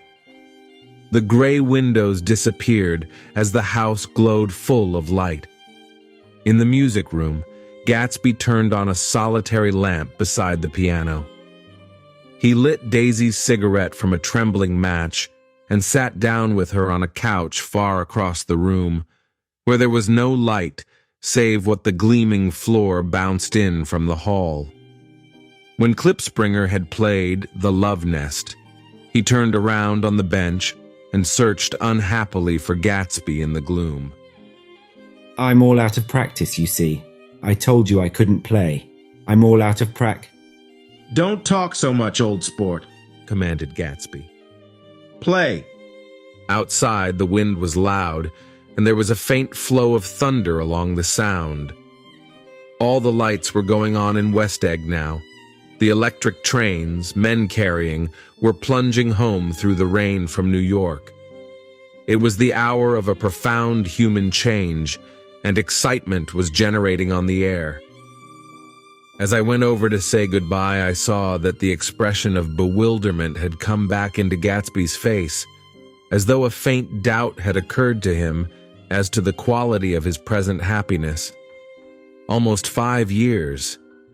There must have been moments even that afternoon when Daisy tumbled short of his dreams, not through her own fault, but because of the colossal vitality of his illusion. It had gone beyond her, beyond everything.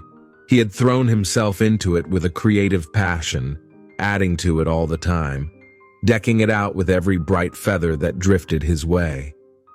No amount of fire or freshness can challenge what a man can store up in his ghostly heart. As I watched him, he adjusted himself a little, visibly. His hand took hold of hers, and as she said something low in his ear, he turned toward her with a rush of emotion. I think that voice held him most, with its fluctuating, feverish warmth, because it couldn't be overdreamed. That voice was a deathless song. They had forgotten me, but Daisy glanced up and held out her hand. Gatsby didn't know me now at all. I looked once more at them, and they looked back at me, remotely, possessed by intense life. Then I went out of the room and down the marble steps into the rain, leaving them there together.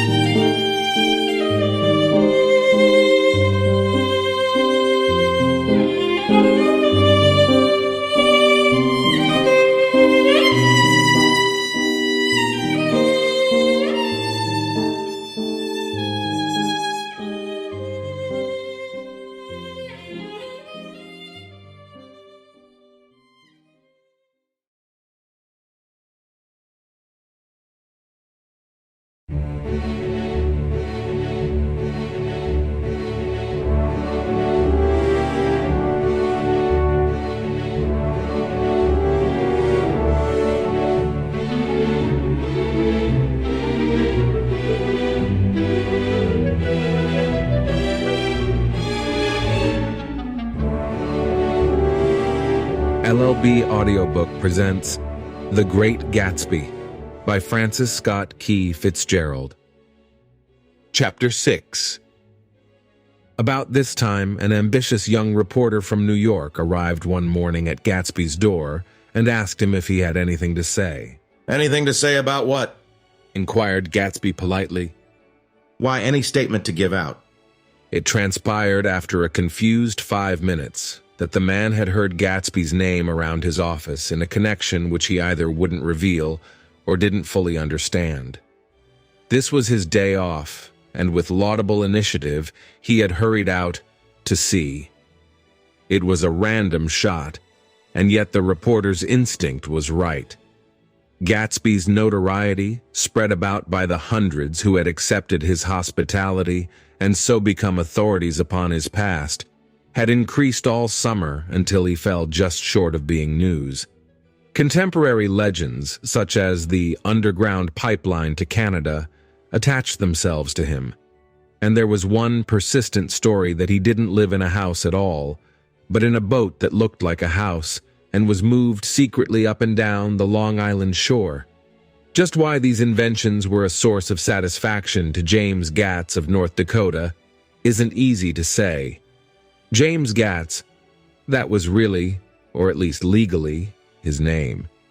He had changed it at the age of 17, and at the specific moment that witnessed the beginning of his career, when he saw Dan Cody's yacht drop anchor over the most insidious flat on Lake Superior. It was James Gatz who had been loafing along the beach that afternoon in a torn green jersey and a pair of canvas pants.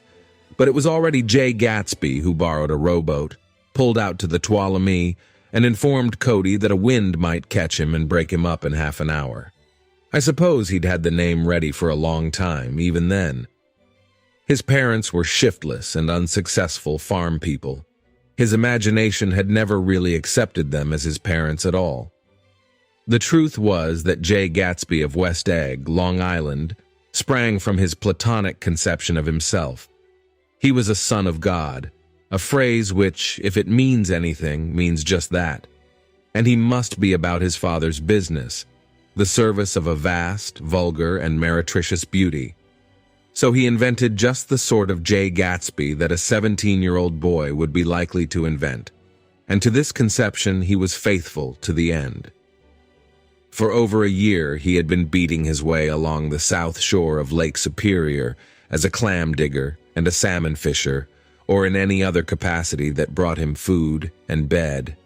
His brown, hardening body lived naturally through the half-fierce, half-lazy work of the bracing days. He knew women early, and since they spoiled him, he became contemptuous of them, of young virgins because they were ignorant, of the others because they were hysterical about things which in his overwhelming self-absorption he took for granted. But his heart was in a constant, turbulent riot. The most grotesque and fantastic conceits haunted him in his bed at night. A universe of ineffable gaudiness spun itself out in his brain while the clock ticked on the washstand and the moon soaked with wet light his tangled clothes upon the floor. Each night he added to the pattern of his fancies until drowsiness closed down upon some vivid scene with an oblivious embrace. For a while these reveries provided an outlet for his imagination. They were a satisfactory hint of the unreality of reality, a promise that the rock of the world was founded securely on a fairy's wing. An instinct toward his future glory had led him, some months before, to the small Lutheran College of St. Olaf's in southern Minnesota. He stayed there 2 weeks, dismayed at its ferocious indifference to the drums of his destiny, to destiny itself, and despising the janitor's work with which he was to pay his way through. Then he drifted back to Lake Superior, and he was still searching for something to do on the day that Dan Cody's yacht dropped anchor in the shallows along shore.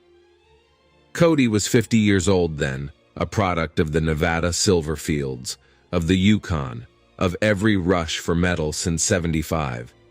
The transactions in Montana copper that made him many times a millionaire found him physically robust, but on the verge of soft-mindedness, and suspecting this, an infinite number of women tried to separate him from his money. The none too savory ramifications by which Ella Kay, the newspaper woman, played Madame de Maintenon to his weakness and sent him to sea in a yacht, were common property of the turgid journalism in 1902.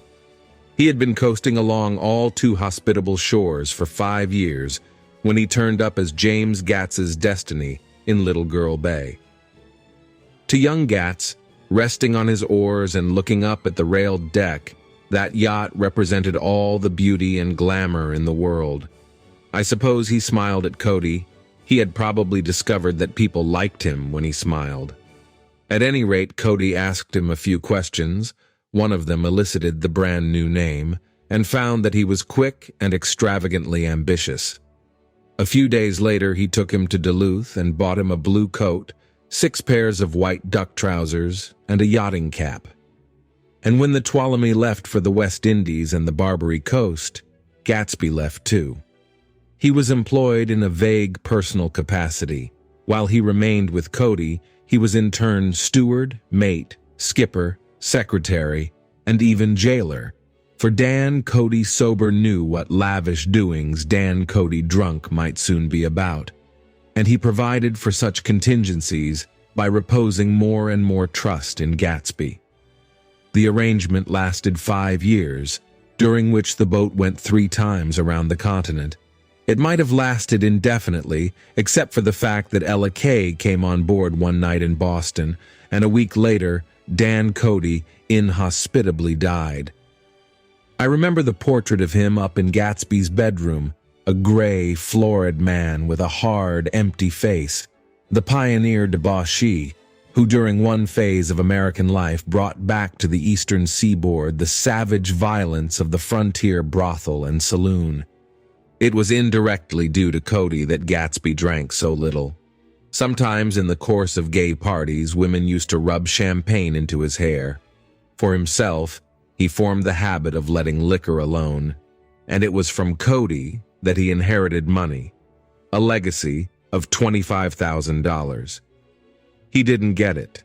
He never understood the legal device that was used against him, but what remained of the millions went intact to Ella Kay. He was left with his singularly appropriate education. The vague contour of J. Gatsby had filled out to the substantiality of a man. He told me all this very much later, but I've put it down here with the idea of exploding those first wild rumors about his antecedents, which weren't even faintly true. Moreover, he told it to me at a time of confusion, when I had reached the point of believing everything and nothing about him. So I take advantage of this short halt, while Gatsby, so to speak, caught his breath, to clear this set of misconceptions away. It was a halt, too, in my association with his affairs. For several weeks, I didn't see him or hear his voice on the phone. Mostly I was in New York, trotting around with Jordan and trying to ingratiate myself with her senile aunt.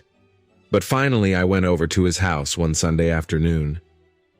I hadn't been there 2 minutes when somebody brought Tom Buchanan in for a drink. I was startled, naturally, but the really surprising thing was that it hadn't happened before. They were a party of 3 on horseback, Tom and a man named Sloane, and a pretty woman in a brown riding habit, who had been there previously.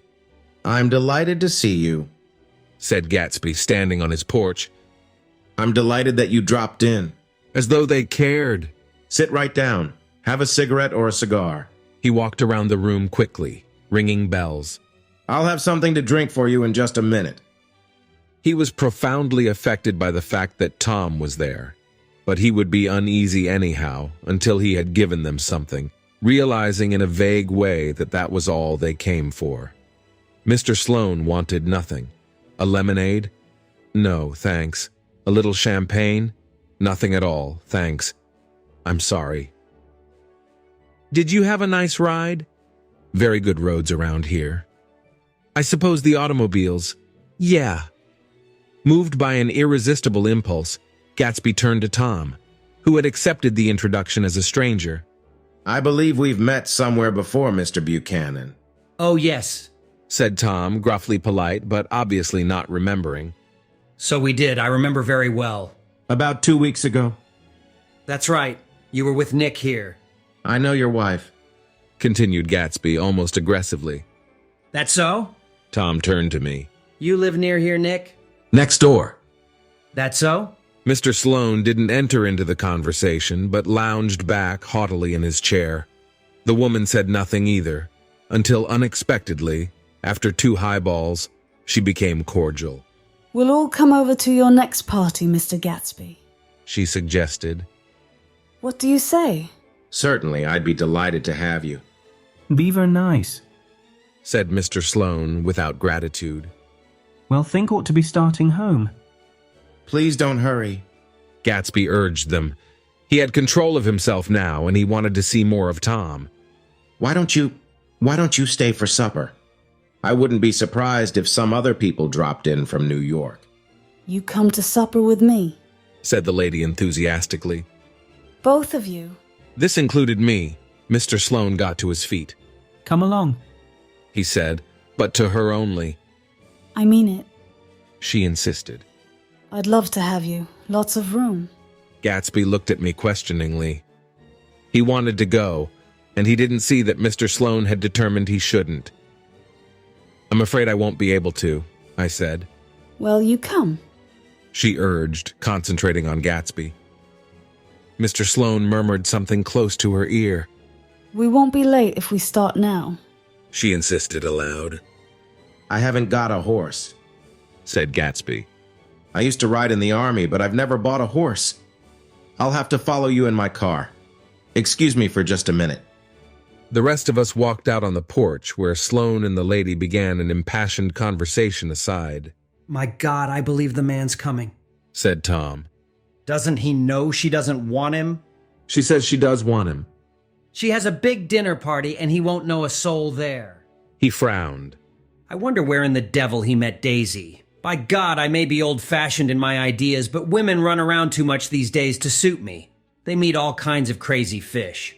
Suddenly, Mr. Sloane and the lady walked down the steps and mounted their horses. Come on, said Mr. Sloane to Tom. We're late, we've got to go. And then to me. Tell him we couldn't wait, will you? Tom and I shook hands.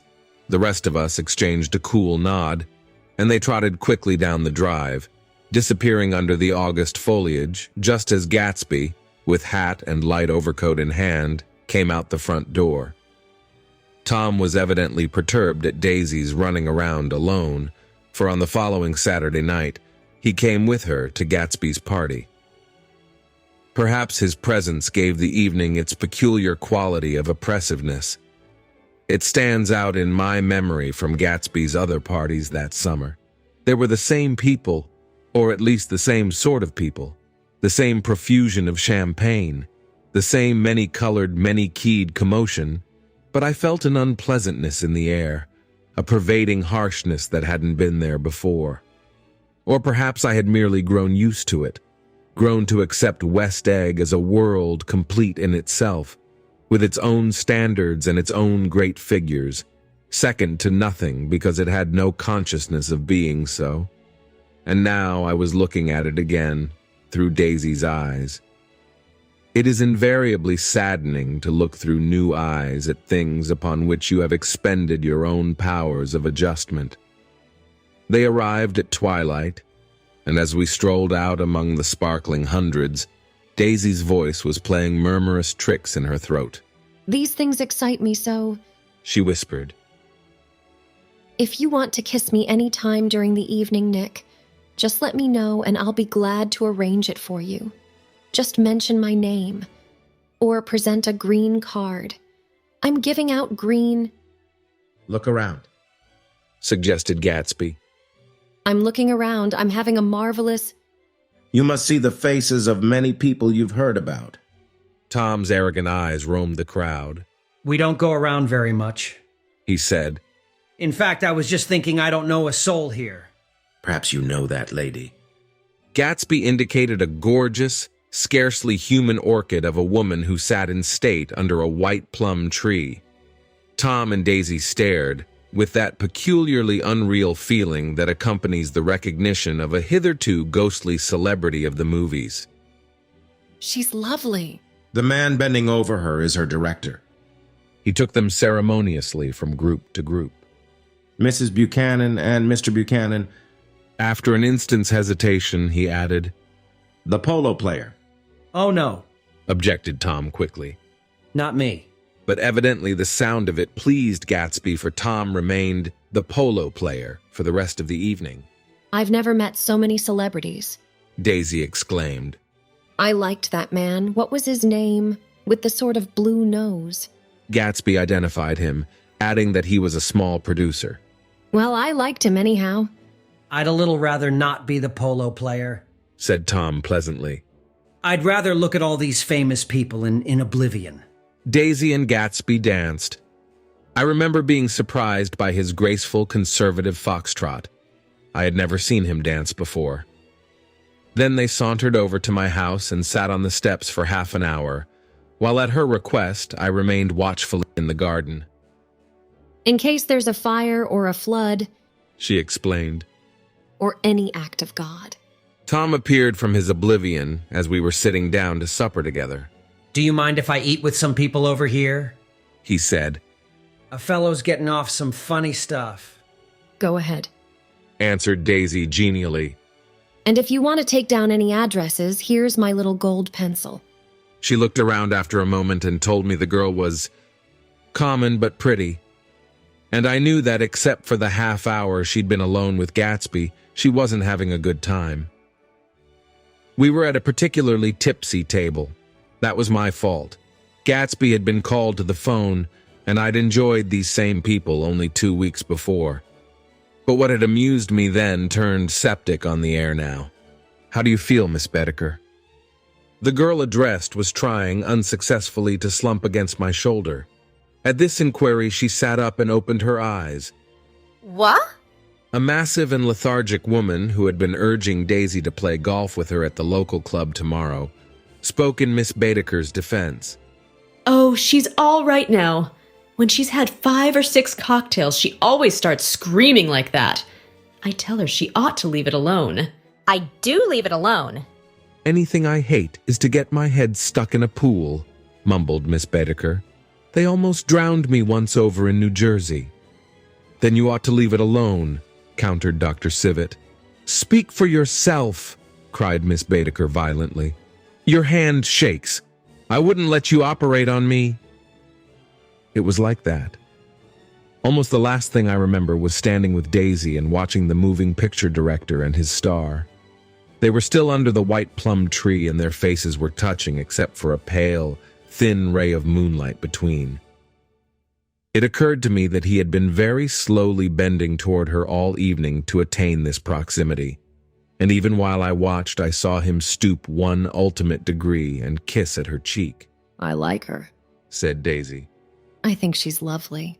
But the rest offended her, and inarguably because it wasn't a gesture but an emotion. She was appalled by West Egg, this unprecedented place that Broadway had begotten upon a Long Island fishing village, appalled by its raw vigor that chafed under the old euphemisms, and by the too obtrusive fate that herded its inhabitants along a shortcut from nothing to nothing. She saw something awful in the very simplicity she failed to understand. I sat on the front steps with them while they waited for their car. It was dark here in front. Only the bright door sent 10 square feet of light volleying out into the soft, black morning. Sometimes a shadow moved against a dressing room blind above, gave way to another shadow, an indefinite procession of shadows who rouged and powdered in an invisible glass. Who is this Gatsby anyhow? Demanded Tom suddenly. Some big bootlegger? Where'd you hear that? I inquired. I didn't hear it, I imagined it. A lot of these newly rich people are just big bootleggers, you know. Not Gatsby, I said shortly. He was silent for a moment. The pebbles of the drive crunched under his feet. Well, he certainly must have strained himself to get this menagerie together. A breeze stirred the gray haze of Daisy's fur collar. At least they are more interesting than the people we know, she said with an effort. You didn't look so interested. Well, I was. Tom laughed and turned to me. Did you notice Daisy's face when that girl asked her to put her under a cold shower? Daisy began to sing with the music in a husky, rhythmic whisper, bringing out a meaning in each word that it had never had before and would never have again. When the melody rose, her voice broke up sweetly, following it, in a way contralto voices have, and each change tipped out a little of her warm human magic upon the air. Lots of people come who haven't been invited, she said suddenly. That girl hadn't been invited. They simply forced their way in and he's too polite to object. I'd like to know who he is and what he does, insisted Tom. And I think I'll make a point of finding out. I can tell you right now, she answered. He owned some drugstores, a lot of drugstores. He built them up himself. The dilatory limousine came rolling up the drive. Good night, Nick, said Daisy. Her glance left me and sought the lighted top of the steps, where, 3 o'clock in the morning, a neat, sad little waltz of that year was drifting out the open door. After all, in the very casualness of Gatsby's party, there were romantic possibilities totally absent from her world. What was it up there in the song that seemed to be calling her back inside? What would happen now in the dim, incalculable hours? Perhaps some unbelievable guest would arrive, a person infinitely rare and to be marveled at. Some authentically radiant young girl who, with one fresh glance at Gatsby, one moment of magical encounter, would blot out those 5 years of unwavering devotion. I stayed late that night. Gatsby asked me to wait until he was free, and I lingered in the garden until the inevitable swimming party had run up, chilled and exalted, from the black beach, until the lights were extinguished in the guest rooms overhead. When he came down the steps at last, the tanned skin was drawn unusually tight on his face, and his eyes were bright and tired. She didn't like it, he said immediately. Of course she did. She didn't like it, he insisted. She didn't have a good time. He was silent, and I guessed at his unutterable depression. I feel far away from her, he said. It's hard to make her understand. You mean about the dance? The dance? He dismissed all the dances he had given with a snap of his fingers. Old sport, the dance is unimportant. He wanted nothing less of Daisy than that she should go to Tom and say, I never loved you. After she had obliterated 4 years with that sentence, they could decide upon the more practical measures to be taken. One of them was that, after she was free, they were to go back to Louisville and be married from her house, just as if it were 5 years ago. And she doesn't understand, he said. She used to be able to understand. We'd sit for hours. He broke off and began to walk up and down a desolate path of fruit rinds and discarded favors and crushed flowers.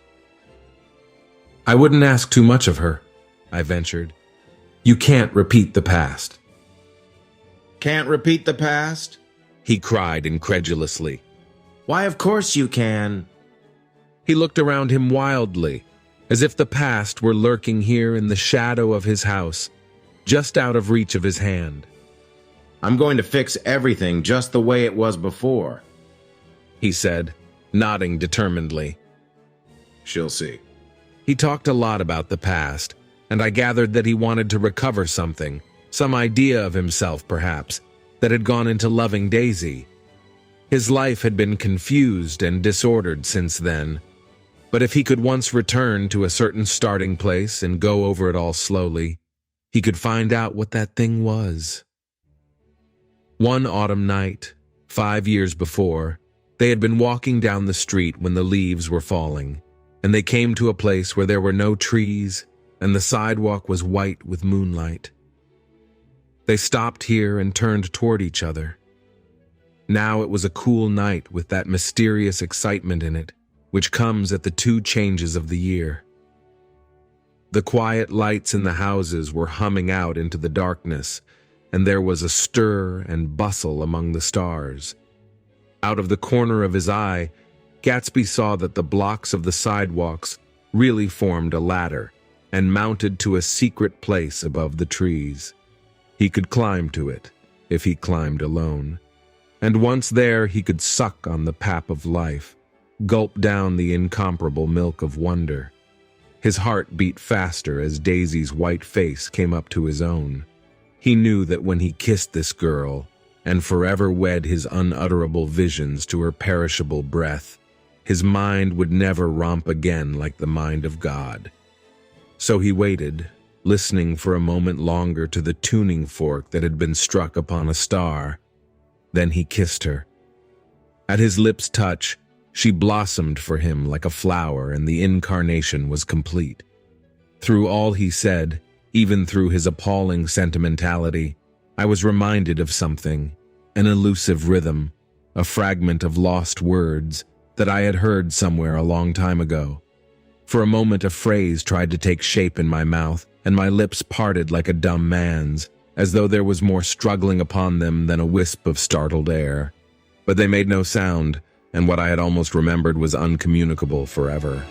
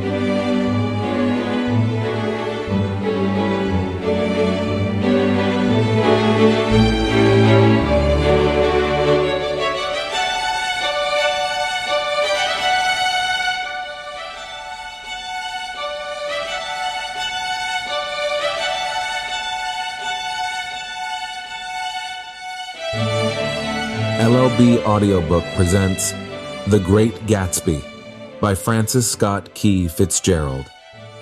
Chapter 7. It was when curiosity about Gatsby was at its highest that the lights in his house failed to go on one Saturday night, and as obscurely as it had begun, his career as Trimalchio was over. Only gradually did I become aware that the automobiles, which turned expectantly into his drive, stayed for just a minute and then drove sulkily away.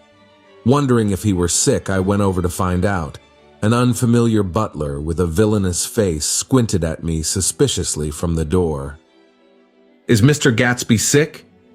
"Nope." After a pause, he added, "Sir," in a dilatory, grudging way. I hadn't seen him around, and I was rather worried. "Tell him Mr. Carroway came over." "Who?" "Carroway." "Carroway. All right, I'll tell him." Abruptly, he slammed the door. My Finn informed me that Gatsby had dismissed every servant in his house a week ago and replaced them with half a dozen others who never went into West Egg Village to be bribed by the tradesmen, but ordered moderate supplies over the telephone. The grocery boy reported that the kitchen looked like a pigsty, and the general opinion in the village was that the new people weren't servants at all. Next day, Gatsby called me on the phone. "Going away?" I inquired. "No, old sport." "I hear you fired all your servants." "I wanted somebody who wouldn't gossip. Daisy comes over quite often in the afternoons." So the whole caravanserai had fallen in like a card house at the disapproval in her eyes. "There's some people Wolfsheim wanted to do something for. They're all brothers and sisters. They used to run a small hotel." "I see." He was calling up at Daisy's request. Would I come to lunch at her house tomorrow? Miss Baker would be there.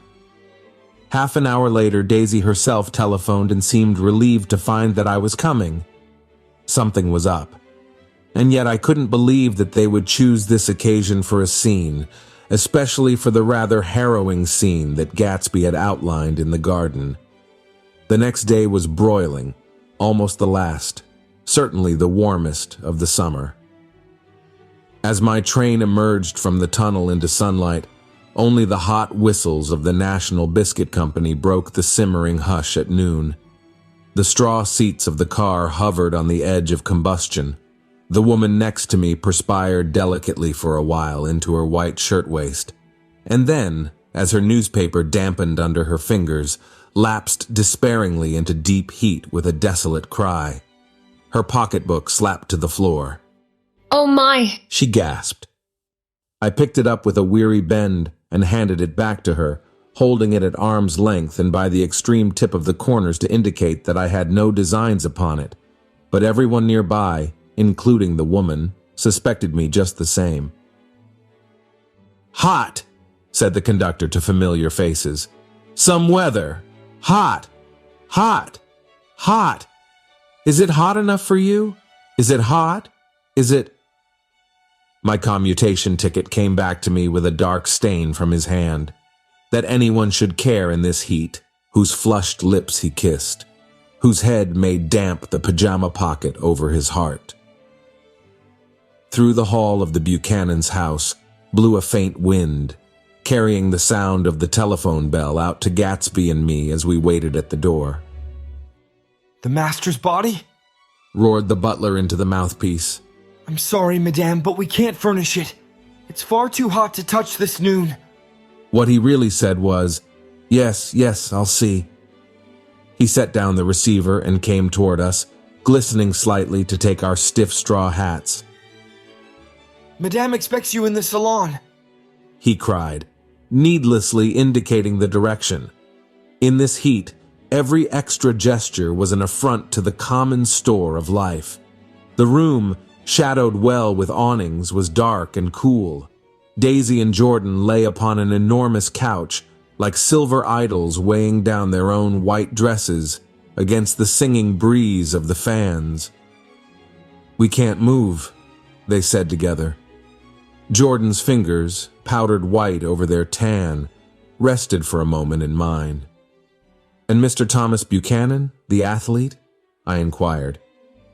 Simultaneously, I heard his voice, gruff, muffled, husky, at the hall telephone. Gatsby stood in the center of the crimson carpet and gazed around with fascinated eyes. Daisy watched him and laughed, her sweet, exciting laugh. A tiny gust of powder rose from her bosom into the air. The rumor is, whispered Jordan, that's Tom's girl on the telephone. We were silent.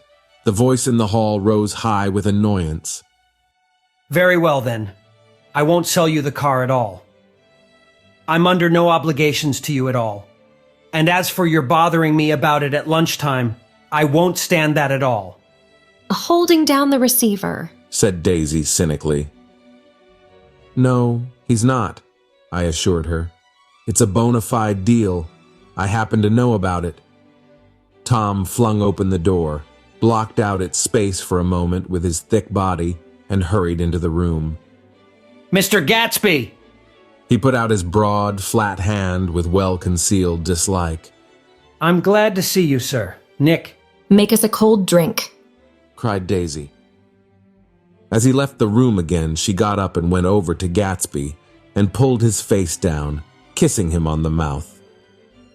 You know I love you, she murmured. You forget there's a lady present, said Jordan. Daisy looked around doubtfully. You kiss Nick, too. What a low, vulgar girl. I don't care, cried Daisy, and began to clog on the brick fireplace. Then she remembered the heat and sat down guiltily on the couch just as a freshly laundered nurse leading a little girl came into the room. Blessed Precious, she crooned, holding out her arms. Come to your own mother that loves you. The child, relinquished by the nurse, rushed across the room and rooted shyly into her mother's dress. The blessed Precious, did mother get powder on your old yellowy hair? Stand up now and say, how to do. Gatsby and I in turn leaned down and took the small, reluctant hand. Afterward, he kept looking at the child with surprise. I don't think he had ever really believed in its existence before. I got dressed before luncheon, said the child, turning eagerly to Daisy.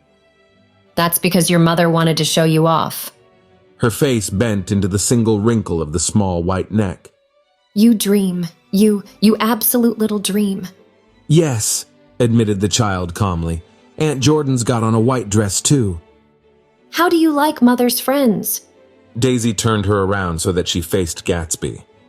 Do you think they're pretty? Where's Daddy? She doesn't look like her father, explained Daisy. She looks like me. She's got my hair and shape of the face.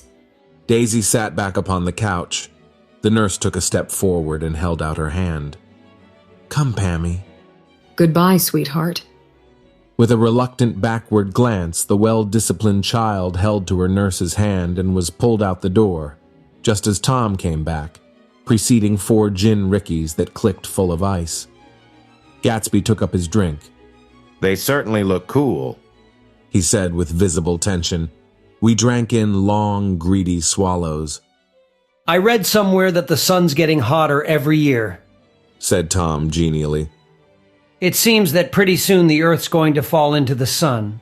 Or wait a minute, it's just the opposite. The sun's getting colder every year. Come outside, he suggested to Gatsby. I'd like you to have a look at the place. I went with them out to the veranda. On the green sound, stagnant in the heat, one small sail crawled slowly toward the fresher sea. Gatsby's eyes followed it momentarily. He raised his hand and pointed across the bay. I'm right across from you. So you are. Our eyes lifted over the rose beds and the hot lawn, and the weedy refuse of the dog days along shore. Slowly, the white wings of the boat moved against the blue, cool limit of the sky. Ahead lay the scalloped ocean and the abounding blessed isles. There's sport for you, said Tom, nodding. I'd like to be out there with him for about an hour. We had luncheon in the dining room, darkened too against the heat, and drank down nervous gaiety with the cold ale. What'll we do with ourselves this afternoon? cried Daisy. And the day after that? And the next 30 years? Don't be morbid. Jordan said. Life starts all over again when it gets crisp in the fall. But it's so hot. Insisted Daisy, on the verge of tears. And everything's so confused. Let's all go to town. Her voice struggled on through the heat, beating against it, molding its senselessness into forms. I've heard of making a garage out of a stable, Tom was saying to Gatsby. But I'm the first man who ever made a stable out of a garage. Who wants to go to town? Demanded Daisy insistently. Gatsby's eyes floated toward her. Ah, she cried. You look so cool. Their eyes met, and they stared together at each other, alone in space. With an effort, she glanced down at the table. You always look so cool, she repeated. She had told him that she loved him, and Tom Buchanan saw. He was astounded. His mouth opened a little, and he looked at Gatsby, and then back at Daisy as if he had just recognized her as someone he knew a long time ago. You resemble the advertisement of the man, she went on innocently. You know the advertisement of the man. All right, broke in Tom quickly. I'm perfectly willing to go to town. Come on, we're all going to town. He got up, his eyes still flashing between Gatsby and his wife. No one moved. Come on! His temper cracked a little. What's the matter anyhow? If we're going to town, let's start. His hand, trembling with his effort at self-control, bore to his lips the last of his glass of ale. Daisy's voice got us to our feet and out onto the blazing gravel drive. Are we just going to go? She objected. Like this? Aren't we going to let anyone smoke a cigarette first? Everybody smoked all through lunch. Oh, let's have fun, she begged him. It's too hot to fuss. He didn't answer. Have it your own way, she said. Come on, Jordan. They went upstairs to get ready while we three men stood there shuffling the hot pebbles with our feet. A silver curve of the moon hovered already in the western sky. Gatsby started to speak, changed his mind, but not before Tom wheeled and faced him expectantly. Have you got your stables here? Asked Gatsby with an effort. About a quarter of a mile down the road. Oh. A pause. I don't see the idea of going to town, broke out Tom savagely. Women get these notions in their heads. Shall we take anything to drink? Called Daisy from an upper window. I'll get some whiskey, answered Tom. He went inside. Gatsby turned to me rigidly. I can't say anything in his house, old sport. She's got an indiscreet voice, I remarked. It's full of... I hesitated. Her voice is full of money, he said suddenly.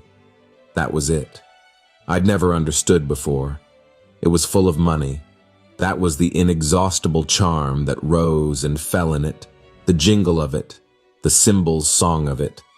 High in a white palace, the king's daughter, the golden girl. Tom came out of the house wrapping a quart bottle in a towel, followed by Daisy and Jordan wearing small tight hats of metallic cloth and carrying light capes over their arms. Shall we all go in my car? Suggested Gatsby. He felt the hot green leather of the seat. I ought to have left it in the shade. Is it standard shift? Demanded Tom. Yes. Well, you take my coupe and let me drive your car to town.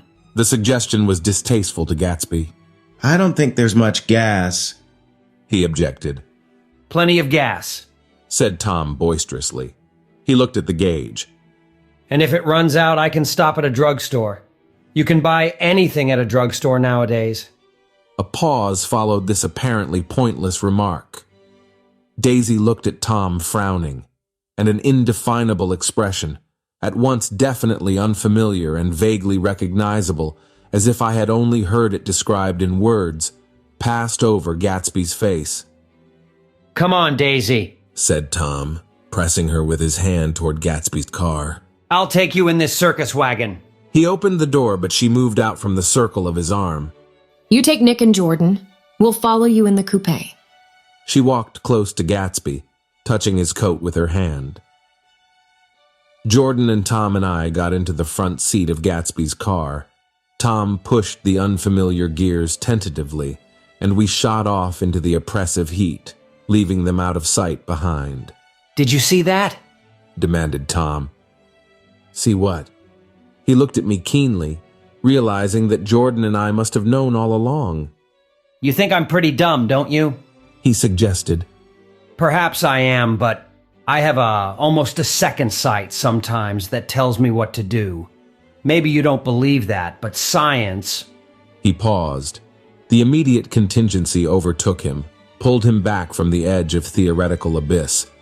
I've made a small investigation of this fellow, he continued.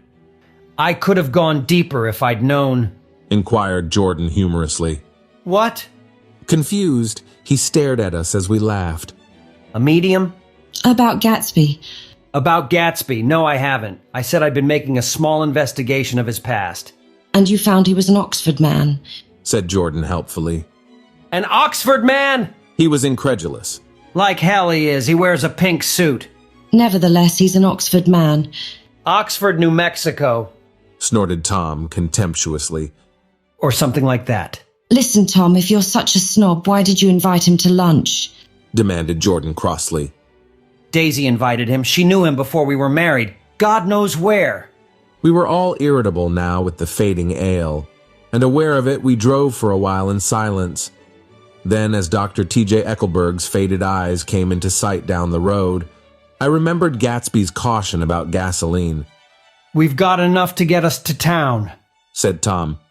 But there's a garage right here, objected Jordan. I don't want to get stalled in this baking heat. Tom threw on both brakes impatiently, and we slid to an abrupt, dusty stop under Wilson's sign.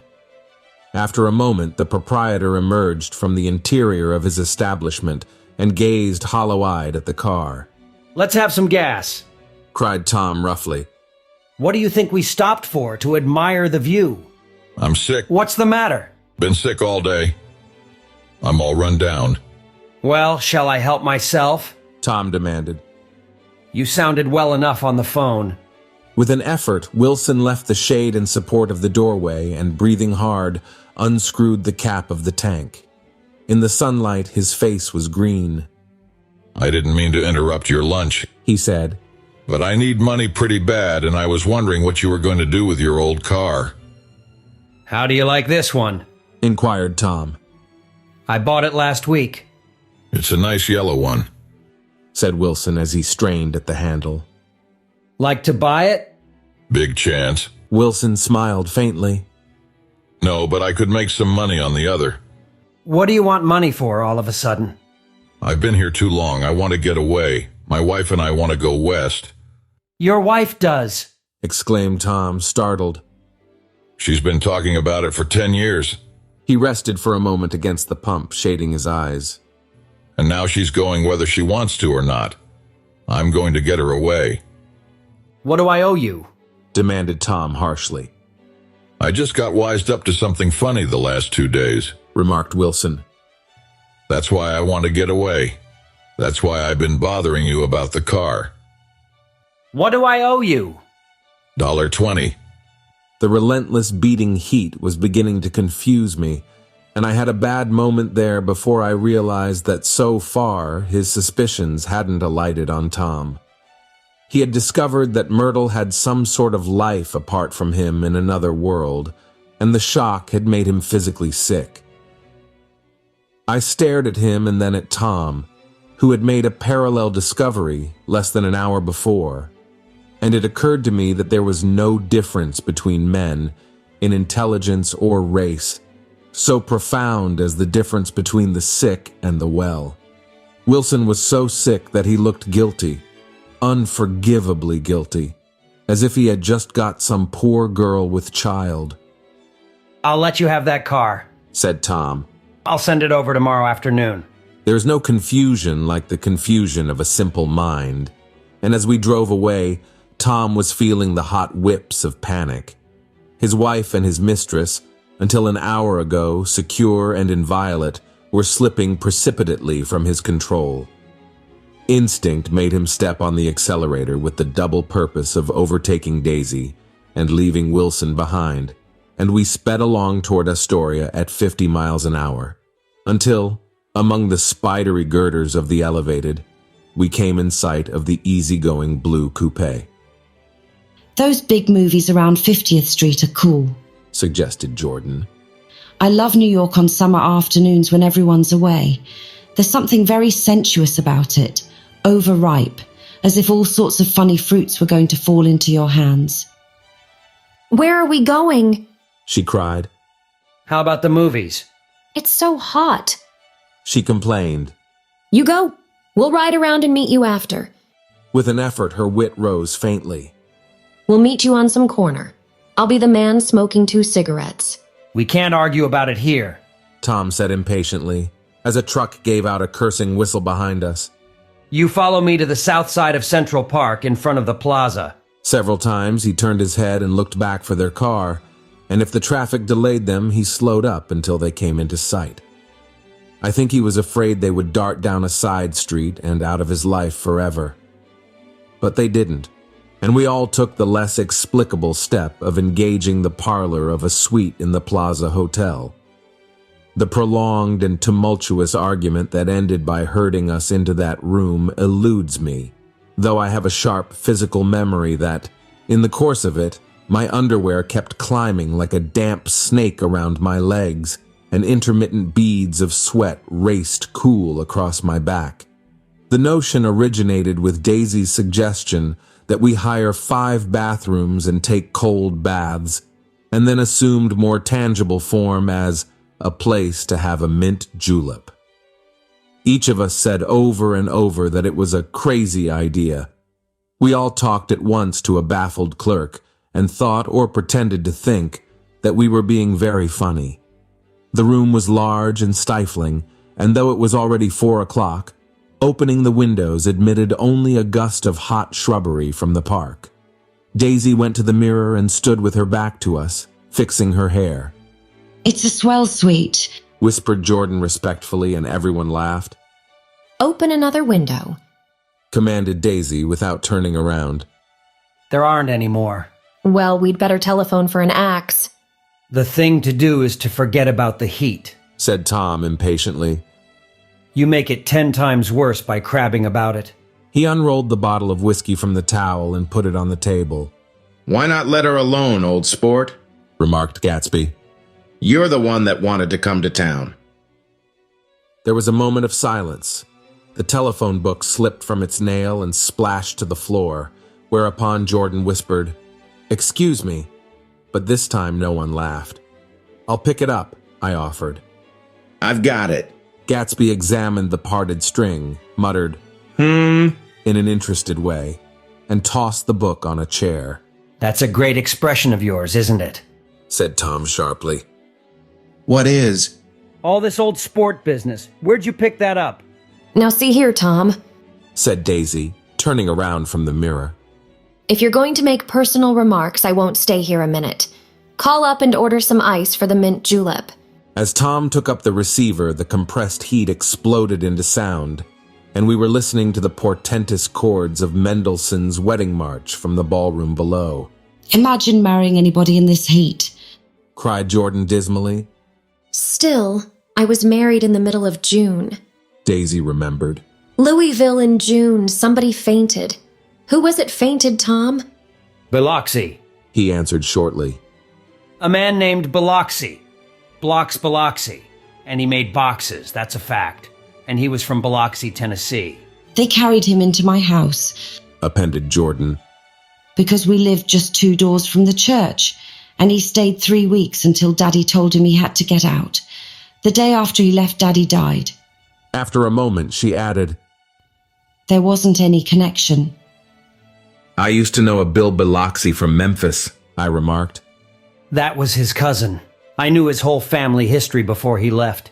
He gave me an aluminium putter that I use today.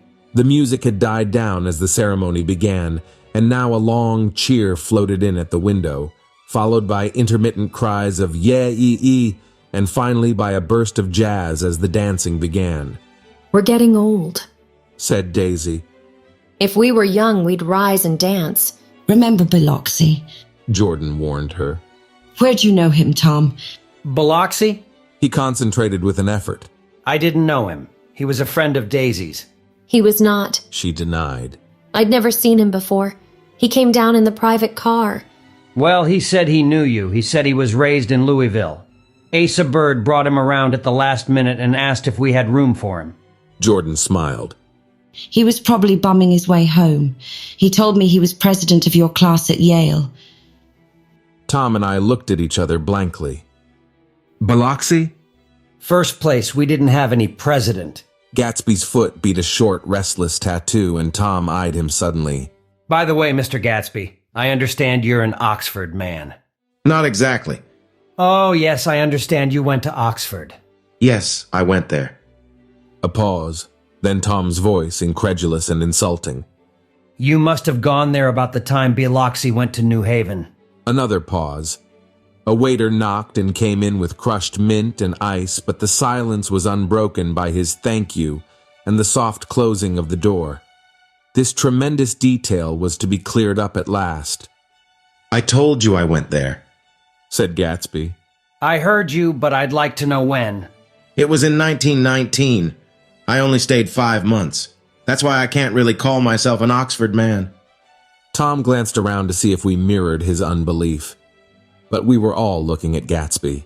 It was an opportunity they gave to some of the officers after the armistice, he continued.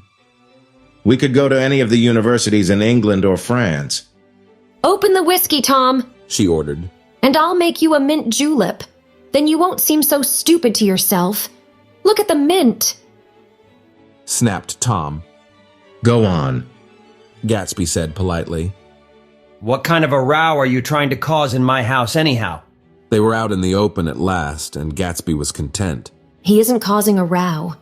Daisy looked desperately from one to the other. You're causing a row. Please have a little self-control. Self-control, repeated Tom incredulously. I suppose the latest thing is to sit back and let Mr. Nobody from Nowhere make love to your wife. Well, if that's the idea, you can count me out. Nowadays, people begin by sneering at family life and family institutions, and next they'll throw everything overboard and have intermarriage between black and white. Flushed with his impassioned gibberish, he saw himself standing alone on the last barrier of civilization. We're all white here, murmured Jordan. I know I'm not very popular. I don't give big parties. I suppose you've got to make your house into a pigsty in order to have any friends in the modern world. Angry as I was, as we all were, I was tempted to laugh whenever he opened his mouth. The transition from libertine to prig was so complete. I've got something to tell you, old sport, began Gatsby, but Daisy guessed at his intention. Please don't, she interrupted helplessly. Please, let's all go home. Why don't we all go home? That's a good idea. I got up. Come on, Tom. Nobody wants a drink. I want to know what Mr. Gatsby has to tell me. Your wife doesn't love you, said Gatsby. She's never loved you. She loves me. You must be crazy, exclaimed Tom automatically. Gatsby sprang to his feet, vivid with excitement. She never loved you, do you hear? He cried. She only married you because I was poor and she was tired of waiting for me. It was a terrible mistake, but in her heart she never loved anyone except me. At this point, Jordan and I tried to go, but Tom and Gatsby insisted with competitive firmness that we remain, as though neither of them had anything to conceal, and it would be a privilege to partake vicariously of their emotions. Sit down, Daisy. Tom's voice groped unsuccessfully for the paternal note. What's been going on? I want to hear all about it. I told you what's been going on, said Gatsby. Going on for 5 years, and you didn't know. Tom turned to Daisy sharply. You've been seeing this fellow for 5 years? Not seeing, said Gatsby. No, we couldn't meet. But both of us loved each other all that time, old sport, and you didn't know. I used to laugh sometimes. But there was no laughter in his eyes. To think that you didn't know. Oh, that's all. Tom tapped his thick fingers together like a clergyman and leaned back in his chair.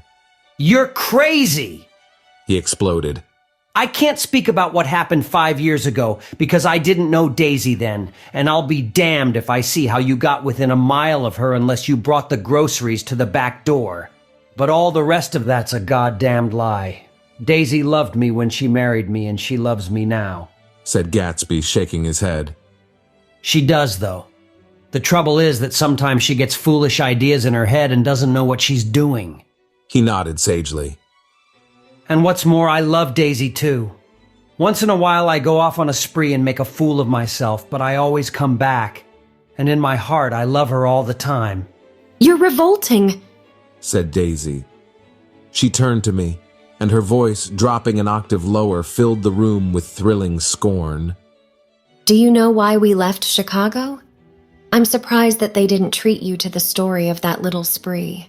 Gatsby walked over and stood beside her. "Daisy, that's all over now," he said earnestly.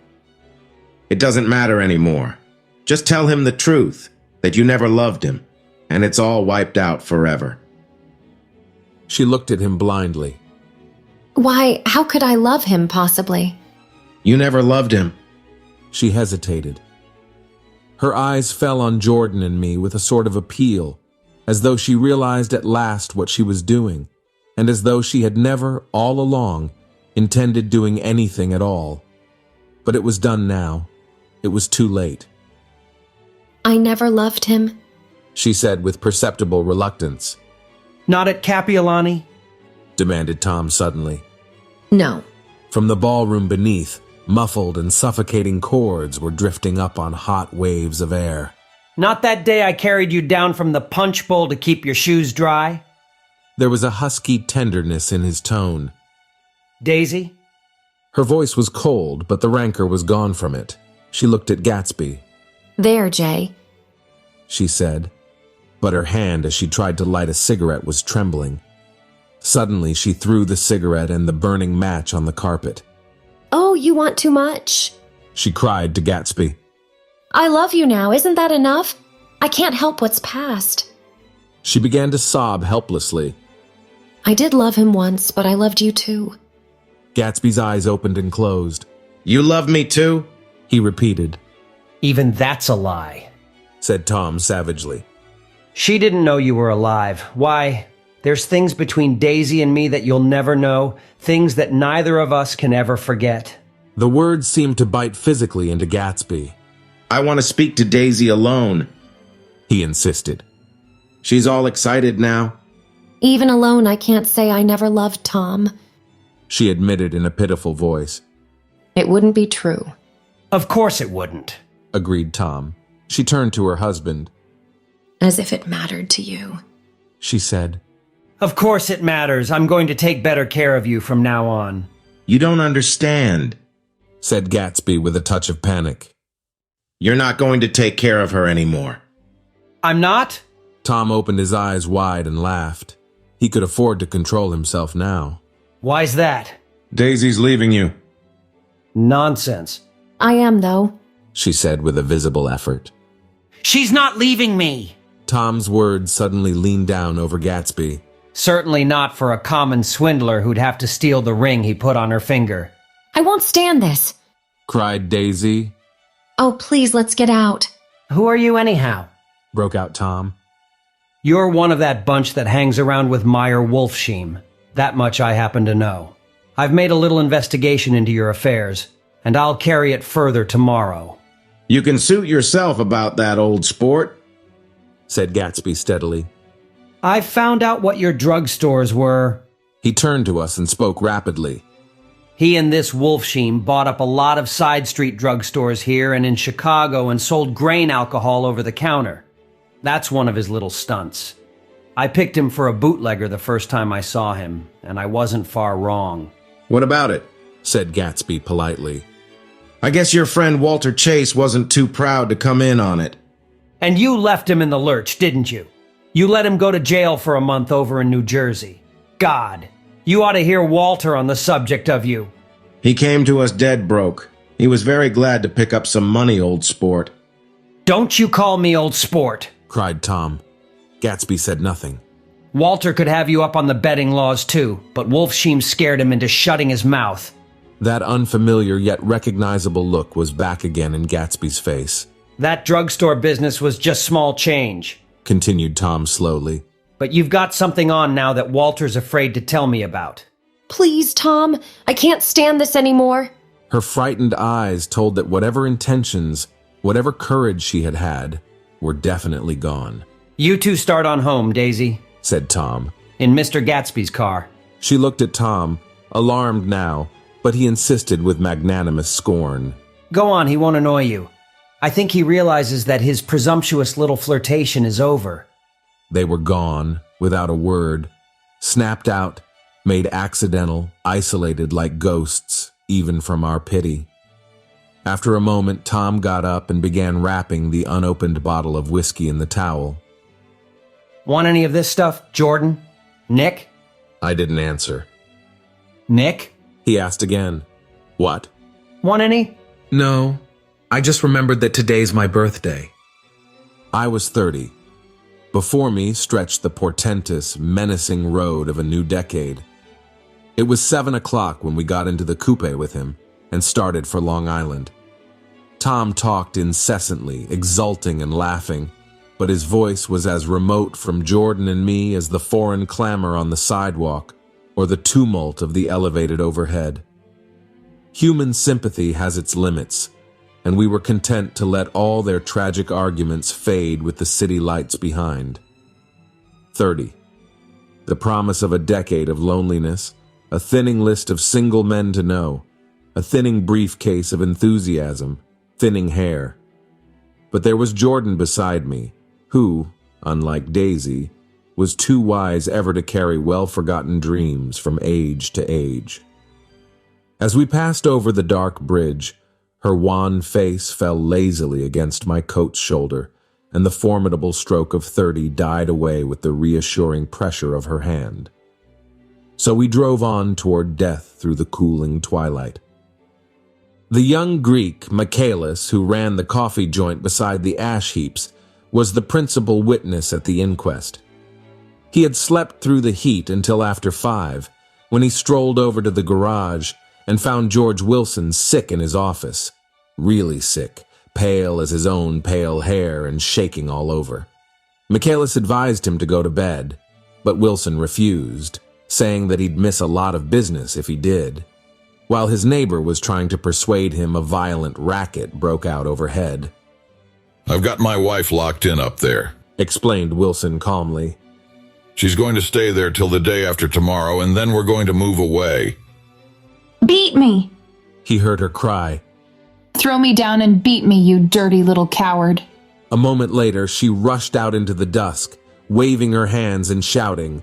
Before he could move from his door, the business was over. The death car, as the newspapers called it, didn't stop.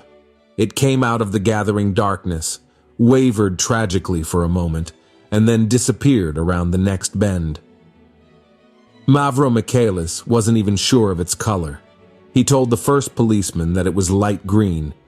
The other car, the one going toward New York, came to rest 100 yards beyond, and its driver hurried back to where Myrtle Wilson, her life violently extinguished, knelt in the road and mingled her thick dark blood with the dust. Michaelis and this man reached her first, but when they had torn open her shirtwaist, still damp with perspiration, they saw that her left breast was swinging loose like a flap, and there was no need to listen for the heart beneath. The mouth was wide open and ripped a little at the corners, as though she had choked a little in giving up the tremendous vitality she had stored so long. We saw the 3 or 4 automobiles and the crowd when we were still some distance away. Wreck, said Tom. That's good. Wilson will have a little business at last. We'll take a look, he said doubtfully. Just a look. There's some bad trouble here, said Tom excitedly. He reached up on tiptoes and peered over a circle of heads into the garage, which was lit only by a yellow light in a swinging metal basket overhead. Then he made a harsh sound in his throat, and with a violent thrusting movement of his powerful arms pushed his way through. The circle closed up again with a running murmur of expostulation. It was a minute before I could see anything at all. Then new arrivals deranged the line, and Jordan and I were pushed suddenly inside.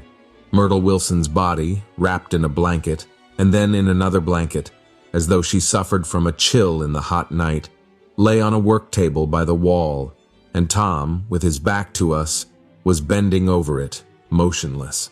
Next to him stood a motorcycle policeman taking down names with much sweat and correction in a little book.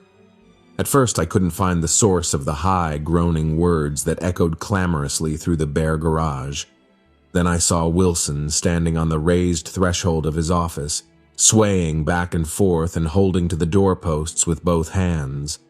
Some man was talking to him in a low voice and attempting, from time to time, to lay a hand on his shoulder, but Wilson neither heard nor saw. His eyes would drop slowly from the swinging light to the laden table by the wall, and then jerk back to the light again, and he gave out incessantly his high, horrible call. "Oh my God! Oh my God! Oh God! Oh my God!" Presently Tom lifted his head with a jerk, and after staring around the garage with glazed eyes, addressed a mumbled, incoherent remark to the policeman. "Immersive," the policeman was saying. "Oh, no," corrected the man. "Mavuro."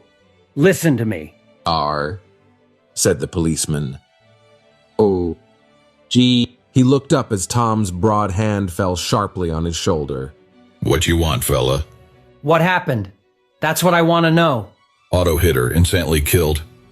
Instantly killed, repeated Tom, staring. She ran out in a road. Son of a bitch didn't even stop his car. There was 2 cars, said Michaelis.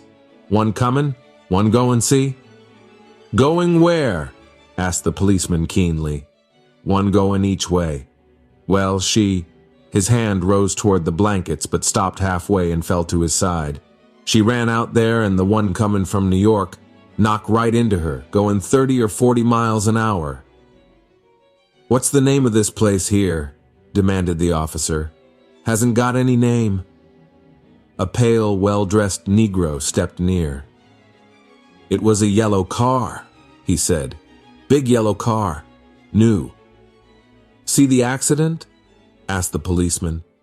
No, but the car passed me down the road going faster than 40, going 50, 60. Come here and let's have your name. Look out now. I want to get his name. Some words of this conversation must have reached Wilson, swaying in the office door, for suddenly a new theme found voice among his grasping cries. You don't have to tell me what kind of car it was. I know what kind of car it was. Watching Tom, I saw the wad of muscle back of his shoulder tighten under his coat. He walked quickly over to Wilson and, standing in front of him, seized him firmly by the upper arms. You've got to pull yourself together, he said with soothing gruffness. Wilson's eyes fell upon Tom. He started up on his tiptoes and then would have collapsed to his knees had not Tom held him upright. Listen, said Tom, shaking him a little. I just got here a minute ago from New York. I was bringing you that coupe we've been talking about. That yellow car I was driving this afternoon wasn't mine. Do you hear? I haven't seen it all afternoon.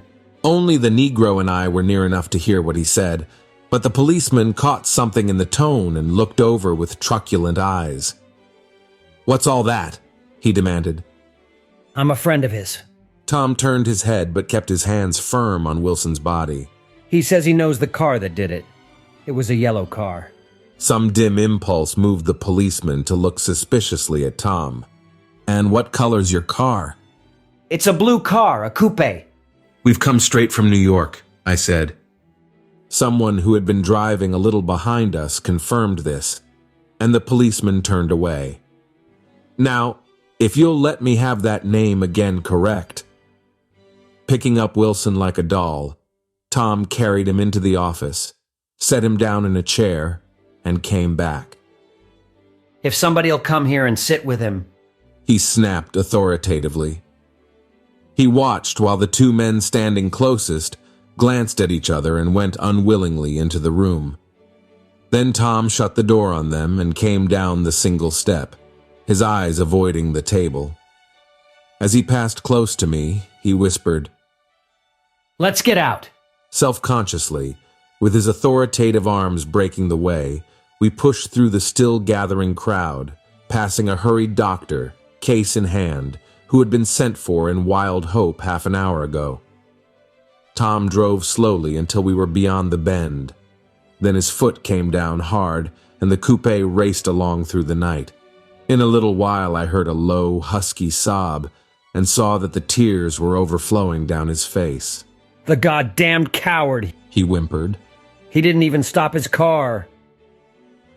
"Daisy's home," he said. As we got out of the car, he glanced at me and frowned slightly. "I ought to have dropped you in West Egg, Nick. There's nothing we can do tonight." A change had come over him, and he spoke gravely and with decision. As we walked across the moonlight gravel to the porch, he disposed of the situation in a few brisk phrases. "I'll telephone for a taxi to take you home, and while you're waiting, you and Jordan better go in the kitchen and have them get you some supper, if you want any." He opened the door. "Come in." "No, thanks, but I'd be glad if you'd order me the taxi. I'll wait outside." Jordan put her hand on my arm. "Won't you come in, Nick?" "No, thanks." I was feeling a little sick and I wanted to be alone, but Jordan lingered for a moment more. "It's only 9:30. She said. I'd be damned if I'd go in. I'd had enough of all of them for one day, and suddenly that included Jordan too. She must have seen something of this in my expression, for she turned abruptly away and ran up the porch steps into the house. I sat down for a few minutes with my head in my hands, until I heard the phone taken up inside and the butler's voice calling a taxi. Then I walked slowly down the drive away from the house, intending to wait by the gate. I hadn't gone 20 yards when I heard my name, and Gatsby stepped from between two bushes into the path. I must have felt pretty weird by that time, because I could think of nothing except the luminosity of his pink suit under the moon. "What are you doing?" I inquired. "Just standing here, old sport." Somehow that seemed a despicable occupation. For all I knew, he was going to rob the house in a moment. I wouldn't have been surprised to see sinister faces, the faces of Wolfsheim's people, behind him in the dark shrubbery. "Did you see any trouble on the road?" he asked after a minute. "Yes," he hesitated. "Was she killed?" "Yes." "I thought so. I told Daisy I thought so. It's better that the shock should all come at once. She stood it pretty well." He spoke as if Daisy's reaction was the only thing that mattered. "I got to West Egg by a side road," he went on, "and left the car in my garage. I don't think anybody saw us, but of course I can't be sure." I disliked him so much by this time that I didn't find it necessary to tell him he was wrong. "Who was the woman?" he inquired. "Her name was Wilson. Her husband owns the garage. How the devil did it happen?" "Well, I tried to swing the wheel." He broke off, and suddenly I guessed at the truth. "Was Daisy driving?" "Yes," he said after a moment. "But of course I'll say I was. You see, when we left New York, she was very nervous and she thought it would steady her to drive. And this woman rushed out at us just as we were passing a car coming the other way. It all happened in a minute, but it seemed to me that she wanted to speak to us, thought we were somebody she knew. Well, first Daisy turned away from the woman toward the other car, and then she lost her nerve and turned back. The second my hand reached the wheel, I felt the shock. It must have killed her instantly." "It ripped her open." "Don't tell me, old sport." He winced. "Anyhow, Daisy stepped on it. I tried to make her stop, but she couldn't, so I pulled on the emergency brake. Then she fell over into my lap and I drove on. She'll be all right tomorrow," he said presently. "I'm just going to wait here and see if he tries to bother her about that unpleasantness this afternoon. She's locked herself into her room, and if he tries any brutality, she's going to turn the light out and on again." "He won't touch her," I said. "He's not thinking about her." "I don't trust him, old sport." "How long are you going to wait?" "All night if necessary, anyhow, till they all go to bed." A new point of view occurred to me. Suppose Tom found out that Daisy had been driving. He might think he saw a connection in it. He might think anything. I looked at the house. There were 2 or 3 bright windows downstairs and the pink glow from Daisy's room on the ground floor. "You wait here," I said. "I'll see if there's any sign of a commotion." I walked back along the border of the lawn, traversed the gravel softly, and tiptoed up the veranda steps. The drawing room curtains were open, and I saw that the room was empty. Crossing the porch where we had dined that June night 3 months before, I came to a small rectangle of light, which I guessed was the pantry window. The blind was drawn, but I found a rift at the sill. Daisy and Tom were sitting opposite each other at the kitchen table, with a plate of cold fried chicken between them and 2 bottles of ale. He was talking intently across the table at her, and in his earnestness his hand had fallen upon and covered her own. Once in a while she looked up at him and nodded in agreement. They weren't happy, and neither of them had touched the chicken or the ale, and yet they weren't unhappy either. There was an unmistakable air of natural intimacy about the picture, and anybody would have said that they were conspiring together. As I tiptoed from the porch, I heard my taxi feeling its way along the dark road toward the house. Gatsby was waiting where I had left him in the drive. "Is it all quiet up there?" he asked anxiously. "Yes, it's all quiet." I hesitated. "You'd better come home and get some sleep." He shook his head. "I want to wait here till Daisy goes to bed. Good night, old sport." He put his hands in his coat pockets and turned back eagerly to his scrutiny of the house, as though my presence marred the sacredness of the vigil. So I walked away and left him standing there in the moonlight, watching over nothing.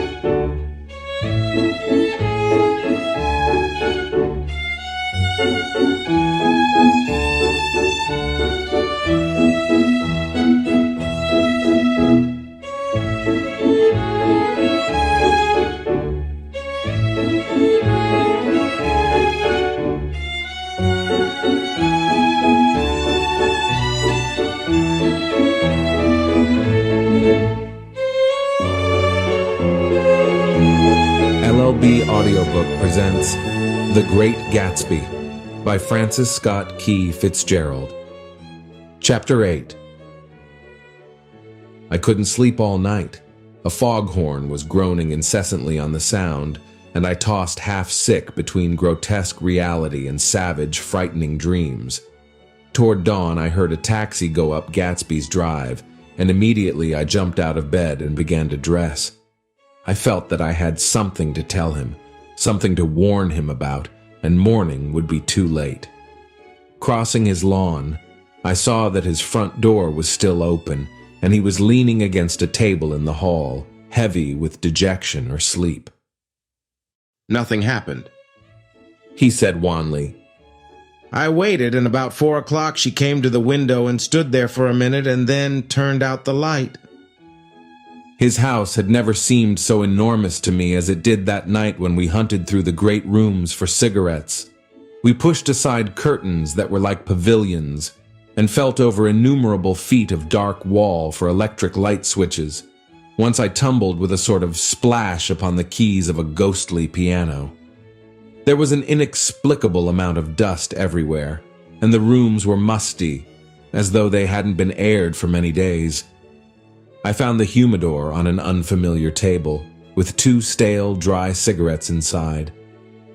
Throwing open the French windows of the drawing room, we sat smoking out into the darkness. "You ought to go away," I said. It's pretty certain they'll trace your car.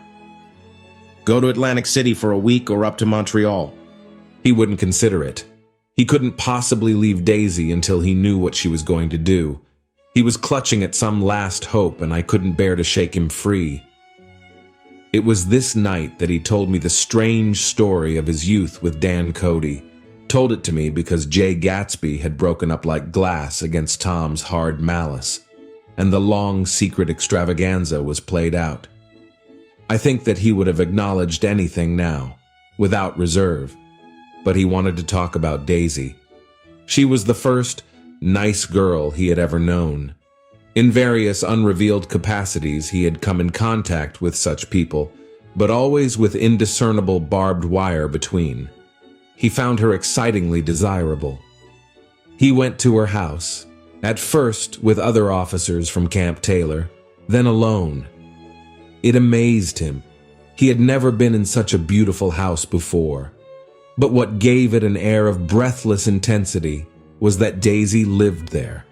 It was as casual a thing to her as his tent out at camp was to him. There was a ripe mystery about it, a hint of bedrooms upstairs more beautiful and cool than other bedrooms, of gay and radiant activities taking place through its corridors, and of romances that were not musty and laid away already in lavender, but fresh and breathing and redolent of this year's shining motor cars, and of dances whose flowers were scarcely withered. It excited him, too, that many men had already loved Daisy. It increased her value in his eyes. He felt their presence all about the house, pervading the air with the shades and echoes of still vibrant emotions. But he knew that he was in Daisy's house by a colossal accident. However glorious might be his future as Jay Gatsby, he was at present a penniless young man without a past, and at any moment the invisible cloak of his uniform might slip from his shoulders. So he made the most of his time. He took what he could get, ravenously and unscrupulously. Eventually, he took Daisy one still October night. Took her because he had no real right to touch her hand. He might have despised himself, for he had certainly taken her under false pretenses. I don't mean that he had traded on his phantom millions, but he had deliberately given Daisy a sense of security. He let her believe that he was a person from much the same strata as herself, that he was fully able to take care of her. As a matter of fact, he had no such facilities. He had no comfortable family standing behind him, and he was liable at the whim of an impersonal government to be blown anywhere about the world. But he didn't despise himself, and it didn't turn out as he had imagined. He had intended probably to take what he could and go. But now he found that he had committed himself to the following of a grail. He knew that Daisy was extraordinary, but he didn't realize just how extraordinary a nice girl could be. She vanished into her rich house, into her rich, full life, leaving Gatsby nothing. He felt married to her, that was all. When they met again, 2 days later, it was Gatsby who was breathless, who was somehow betrayed. Her porch was bright with the bought luxury of starshine. The wicker of the settee squeaked fashionably as she turned toward him, and he kissed her curious and lovely mouth. She had caught a cold, and it made her voice huskier and more charming than ever, and Gatsby was overwhelmingly aware of the youth and mystery that wealth imprisons and preserves, of the freshness of many clothes, and of Daisy, gleaming like silver, safe and proud above the hot struggles of the poor. I can't describe to you how surprised I was to find out I loved her, old sport. I even hoped for a while that she'd throw me over, but she didn't, because she was in love with me too. She thought I knew a lot because I knew different things from her. Well, there I was, way off my ambitions, getting deeper in love every minute, and all of a sudden I didn't care. What was the use of doing great things if I could have a better time telling her what I was going to do? On the last afternoon before he went abroad, he sat with Daisy in his arms for a long, silent time. It was a cold fall day, with fire in the room and her cheeks flushed. Now and then she moved and he changed his arm a little. and once he kissed her dark, shining hair. The afternoon had made them tranquil for a while, as if to give them a deep memory for the long parting the next day promised. They had never been closer in their month of love, nor communicated more profoundly one with another than when she brushed silent lips against his coat's shoulder, or when he touched the end of her fingers, gently, as though she were asleep. He did extraordinarily well in the war. He was a captain before he went to the front, and following the Argonne battles he got his majority and the command of the divisional machine guns. After the armistice, he tried frantically to get home, but some complication or misunderstanding sent him to Oxford instead. He was worried now. There was a quality of nervous despair in Daisy's letters. She didn't see why he couldn't come. She was feeling the pressure of the world outside, and she wanted to see him and feel his presence beside her and be reassured that she was doing the right thing after all. For Daisy was young, and her artificial world was redolent of orchids and pleasant, cheerful snobbery and orchestras which set the rhythm of the year, summing up the sadness and suggestiveness of life in new tunes. All night the saxophones wailed the hopeless comment of the Beale Street Blues, while 100 pairs of golden and silver slippers shuffled the shining dust. At the gray tea hour there were always rooms that throbbed incessantly with this low, sweet fever, while fresh faces drifted here and there like rose petals blown by the sad horns around the floor. Through this twilight universe, Daisy began to move again with the season. Suddenly she was again keeping half a dozen dates a day with half a dozen men, and drowsing asleep at dawn with the beads and chiffon of an evening dress tangled among dying orchids on the floor beside her bed. And all the time something within her was crying for a decision. She wanted her life shaped now, immediately, and the decision must be made by some force, of love, of money, of unquestionable practicality, that was close at hand. That force took shape in the middle of spring with the arrival of Tom Buchanan. There was a wholesome bulkiness about his person and his position, and Daisy was flattered. Doubtless there was a certain struggle and a certain relief. The letter reached Gatsby while he was still at Oxford. It was dawn now on Long Island, and we went about opening the rest of the windows downstairs, filling the house with gray-turning, gold-turning light. The shadow of a tree fell abruptly across the dew, and ghostly birds began to sing among the blue leaves. There was a slow, pleasant movement in the air, scarcely a wind, promising a cool, lovely day. I don't think she ever loved him. Gatsby turned around from a window and looked at me challengingly. You must remember, old sport, she was very excited this afternoon. He told her those things in a way that frightened her, that made it look as if I was some kind of cheap sharper. And the result was she hardly knew what she was saying. He sat down gloomily. Of course she might have loved him just for a minute, when they were first married, and loved me more even then, do you see? Suddenly he came out with a curious remark. In any case, he said, it was just personal. I'm going to drain the pool today, Mr. Gatsby. Leaves will start falling pretty soon, and then there's always trouble with the pipes. Don't do it today, Gatsby answered. He turned to me apologetically. You know, old sport, I've never used that pool all summer. I looked at my watch and stood up. 12 minutes to my train. I didn't want to go to the city. I wasn't worth a decent stroke of work, but it was more than that. I didn't want to leave Gatsby. I missed that train, and then another, before I could get myself away. I'll call you up, I said finally. Do, old sport. I'll call you about noon. We walked slowly down the steps. I suppose Daisy'll call too. He looked at me anxiously, as if he hoped I'd corroborate this. I suppose so. Well, goodbye. We shook hands and I started away. Just before I reached the hedge, I remembered something and turned around. They're a rotten crowd, I shouted across the lawn. You're worth the whole damn bunch put together. I've always been glad I said that. It was the only compliment I ever gave him, because I disapproved of him from beginning to end. First he nodded politely, and then his face broke into that radiant and understanding smile, as if we'd been in ecstatic cahoots on that fact all the time. His gorgeous pink rag of a suit made a bright spot of color against the white steps, and I thought of the night when I first came to his ancestral home, 3 months before. The lawn and drive had been crowded with the faces of those who guessed at his corruption, and he had stood on those steps, concealing his incorruptible dream as he waved them goodbye.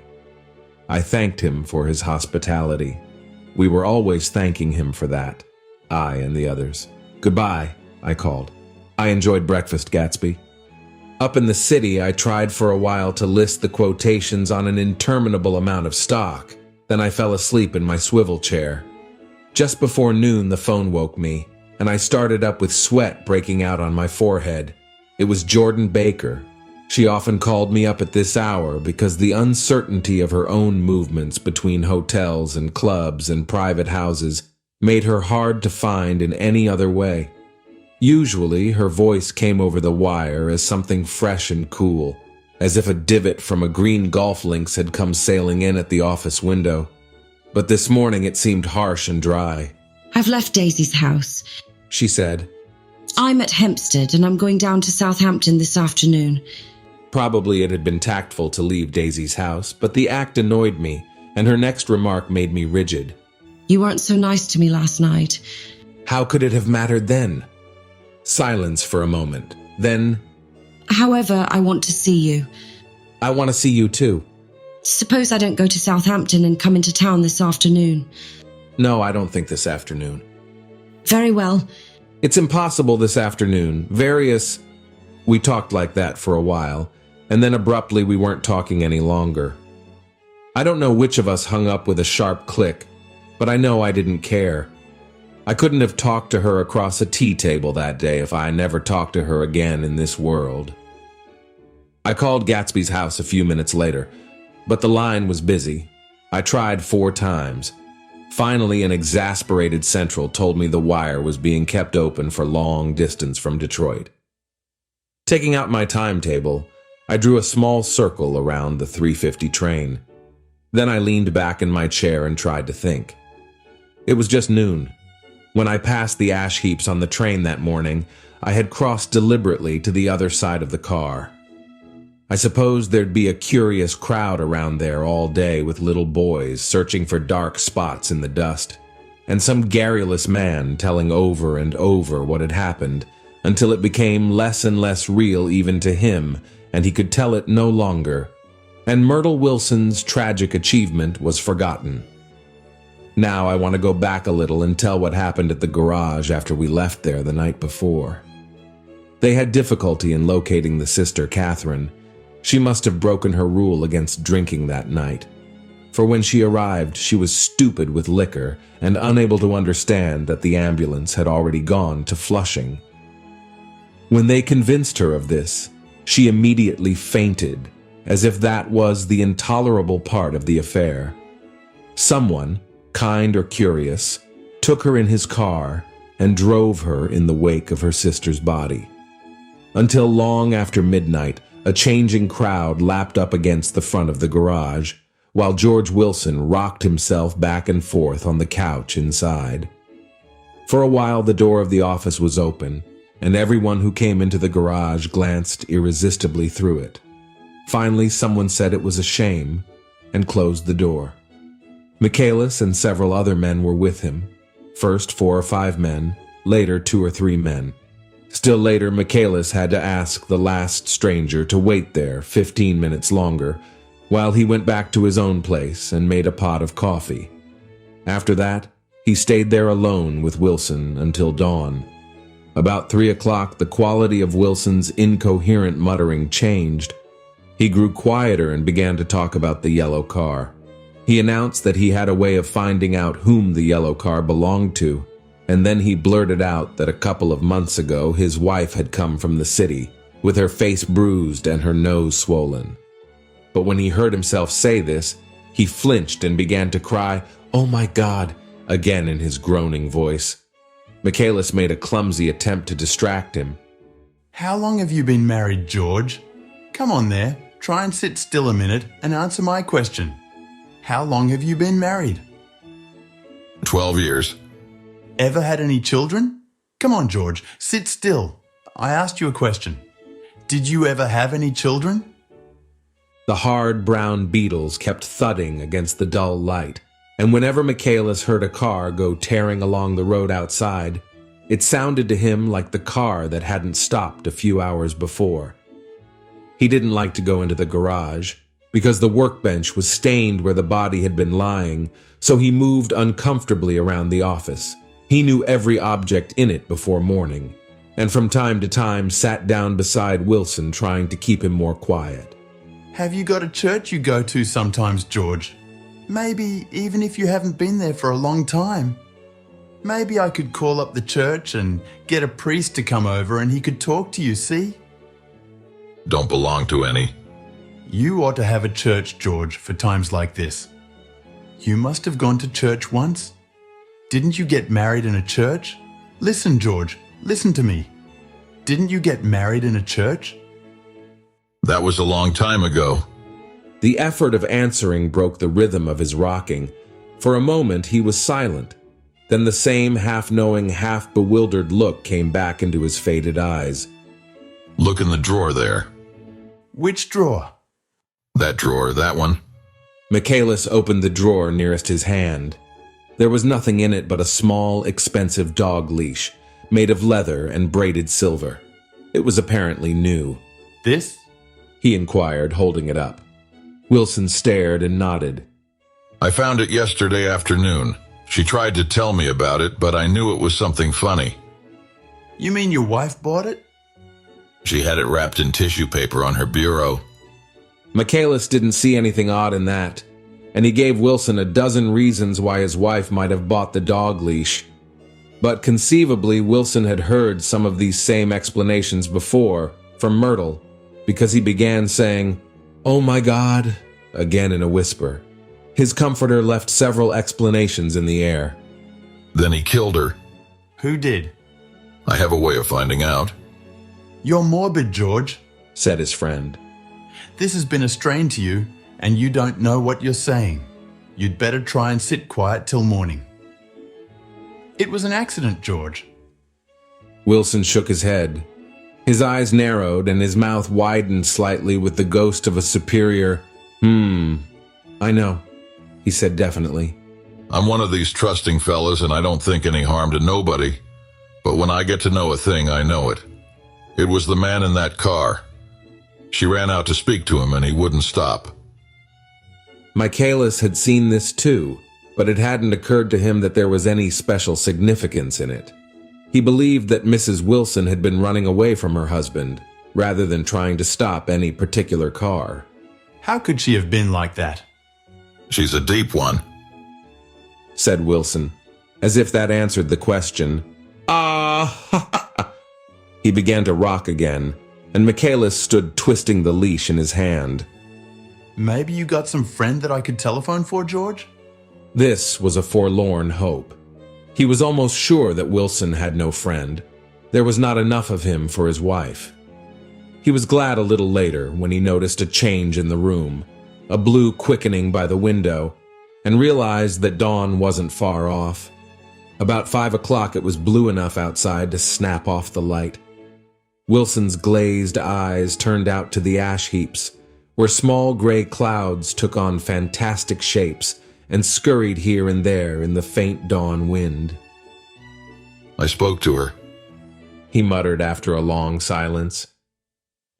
I told her she might fool me, but she couldn't fool God. I took her to the window. With an effort, he got up and walked to the rear window and leaned with his face pressed against it. And I said, God knows what you've been doing, everything you've been doing. You may fool me, but you can't fool God. Standing behind him, Michaelis saw with a shock that he was looking at the eyes of Dr. T.J. Eckelberg, which had just emerged, pale and enormous, from the dissolving night. God sees everything, repeated Wilson. That's an advertisement, Michaelis assured him. Something made him turn away from the window and look back into the room. But Wilson stood there a long time, his face close to the window pane, nodding into the twilight. By 6 o'clock, Michaelis was worn out and grateful for the sound of a car stopping outside. It was one of the watchers of the night before who had promised to come back, so he cooked breakfast for 3, which he and the other man ate together. Wilson was quieter now, and Michaelis went home to sleep. When he awoke 4 hours later and hurried back to the garage, Wilson was gone. His movements, he was on foot all the time, were afterward traced to Port Roosevelt and then to Gadsby, where he bought a sandwich that he didn't eat and a cup of coffee.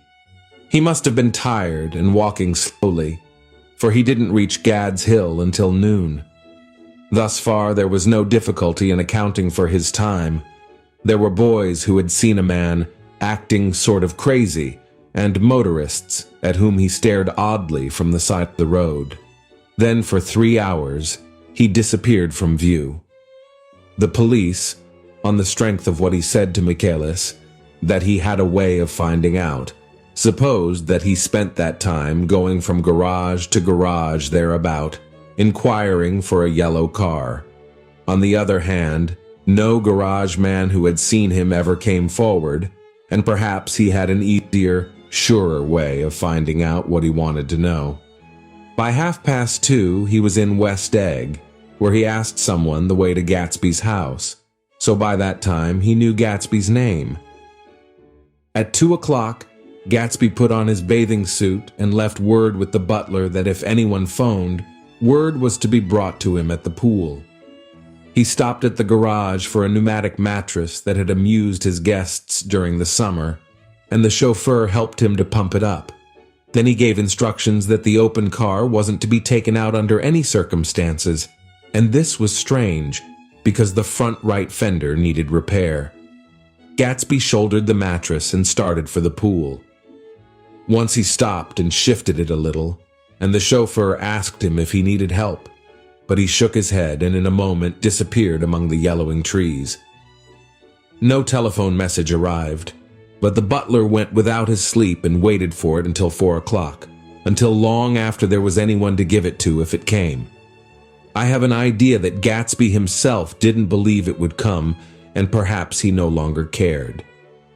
If that was true, he must have felt that he had lost the old warm world, paid a high price for living too long with a single dream.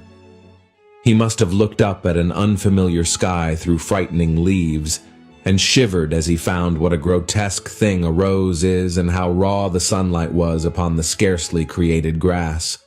A new world, material without being real, where poor ghosts, breathing dreams like air, drifted fortuitously about, like that ashen, fantastic figure gliding toward him through the amorphous trees.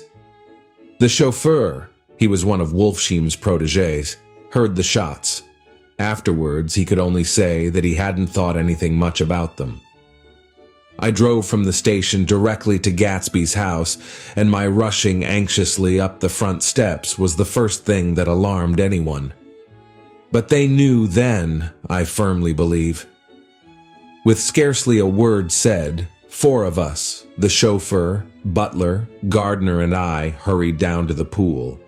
There was a faint, barely perceptible movement of the water as the fresh flow from one end urged its way toward the drain at the other.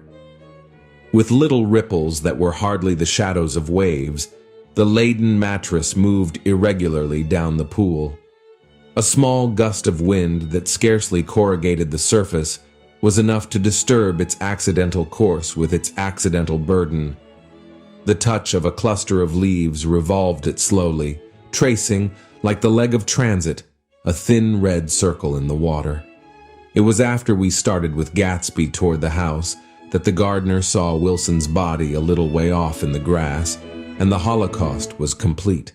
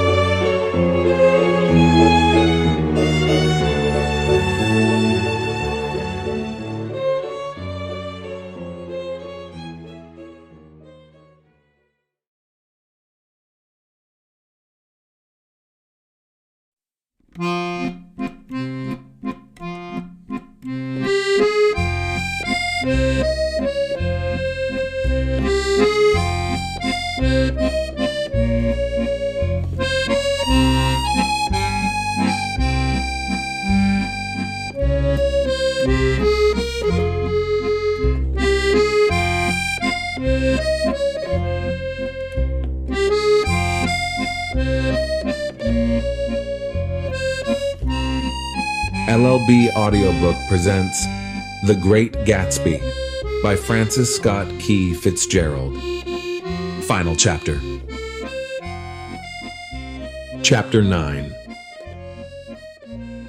After 2 years, I remember the rest of that day, and that night, and the next day, only as an endless drill of police and photographers and newspapermen in and out of Gatsby's front door. A rope stretched across the main gate, and a policeman by it kept out the curious, but little boys soon discovered that they could enter through my yard, and there were always a few of them clustered open-mouthed about the pool. Someone with a positive manner, perhaps a detective, used the expression madman as he bent over Wilson's body that afternoon, and the adventitious authority of his voice set the key for the newspaper reports next morning. Most of those reports were a nightmare, grotesque, circumstantial, eager, and untrue. When Michaelis's testimony at the inquest brought to light Wilson's suspicions of his wife, I thought the whole tale would shortly be served up in racy pasquinade. But Catherine, who might have said anything, didn't say a word.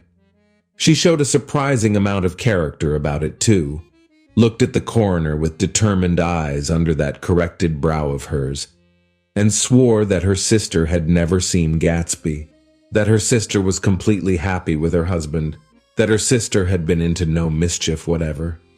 She convinced herself of it, and cried into her handkerchief, as if the very suggestion was more than she could endure.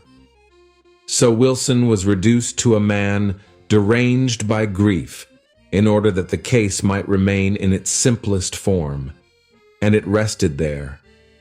But all this part of it seemed remote and unessential. I found myself on Gatsby's side, and alone. From the moment I telephoned news of the catastrophe to West Egg Village, every surmise about him and every practical question was referred to me. At first I was surprised and confused. Then, as he lay in his house and didn't move or breathe or speak, hour upon hour it grew upon me that I was responsible because no one else was interested. Interested, I mean, with that intense personal interest to which everyone has some vague right at the end. I called up Daisy half an hour after we found him, called her instinctively and without hesitation. But she and Tom had gone away early that afternoon and taken baggage with them. Left no address? No. Say when they'd be back? No. Any idea where they are? How I could reach them? I don't know. Can't say. I wanted to get somebody for him. I wanted to go into the room where he lay and reassure him. I'll get somebody for you, Gatsby. Don't worry. Just trust me and I'll get somebody for you. Meyer Wolfsheim's name wasn't in the phone book. The butler gave me his office address on Broadway and I called information, but by the time I had the number it was long after 5 and no one answered the phone. Will you ring again? I've rung 3 times. It's very important. Sorry, I'm afraid no one's there. I went back to the drawing room and thought for an instant that they were chance visitors, all these official people who suddenly filled it. But, though they drew back the sheet and looked at Gatsby with shocked eyes, his protest continued in my brain. Look here, old sport.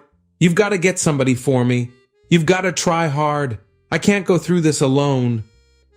Someone started to ask me questions, but I broke away, and going upstairs looked hastily through the unlocked parts of his desk. He'd never told me definitely that his parents were dead. But there was nothing. Only the picture of Dan Cody, a token of forgotten violence, staring down from the wall. Next morning, I sent the butler to New York with a letter to Wolfseam, which asked for information and urged him to come out on the next train. That request seemed superfluous when I wrote it. I was sure he'd start when he saw the newspapers, just as I was sure there'd be a wire from Daisy before noon, but neither a wire nor Mr. Wolfsheim arrived. No one arrived except more police and photographers and newspaper men. When the butler brought back Wolfsheim's answer, I began to have a feeling of defiance, of scornful solidarity between Gatsby and me against them all. Dear Mr. Carraway, this has been one of the most terrible shocks of my life to me. I hardly can believe it that it is true at all. Such a mad act as that man did should make us all think. I cannot come down now, as I am tied up in some very important business and cannot get mixed up in this thing now. If there is anything I can do a little later, let me know in a letter by Edgar. I hardly know where I am when I hear about a thing like this and am completely knocked down and out. Yours truly, Meyer Wolfsheim. And then hasty addenda beneath.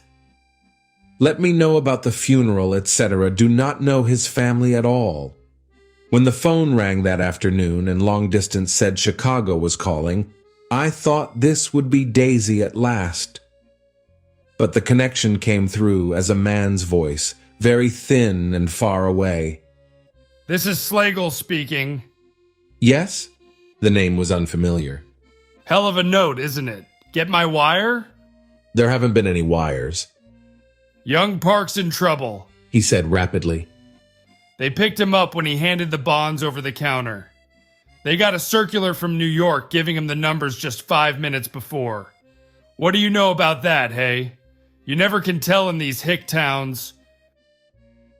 Hello? I interrupted breathlessly. Look here, this isn't Mr. Gatsby. Mr. Gatsby's dead.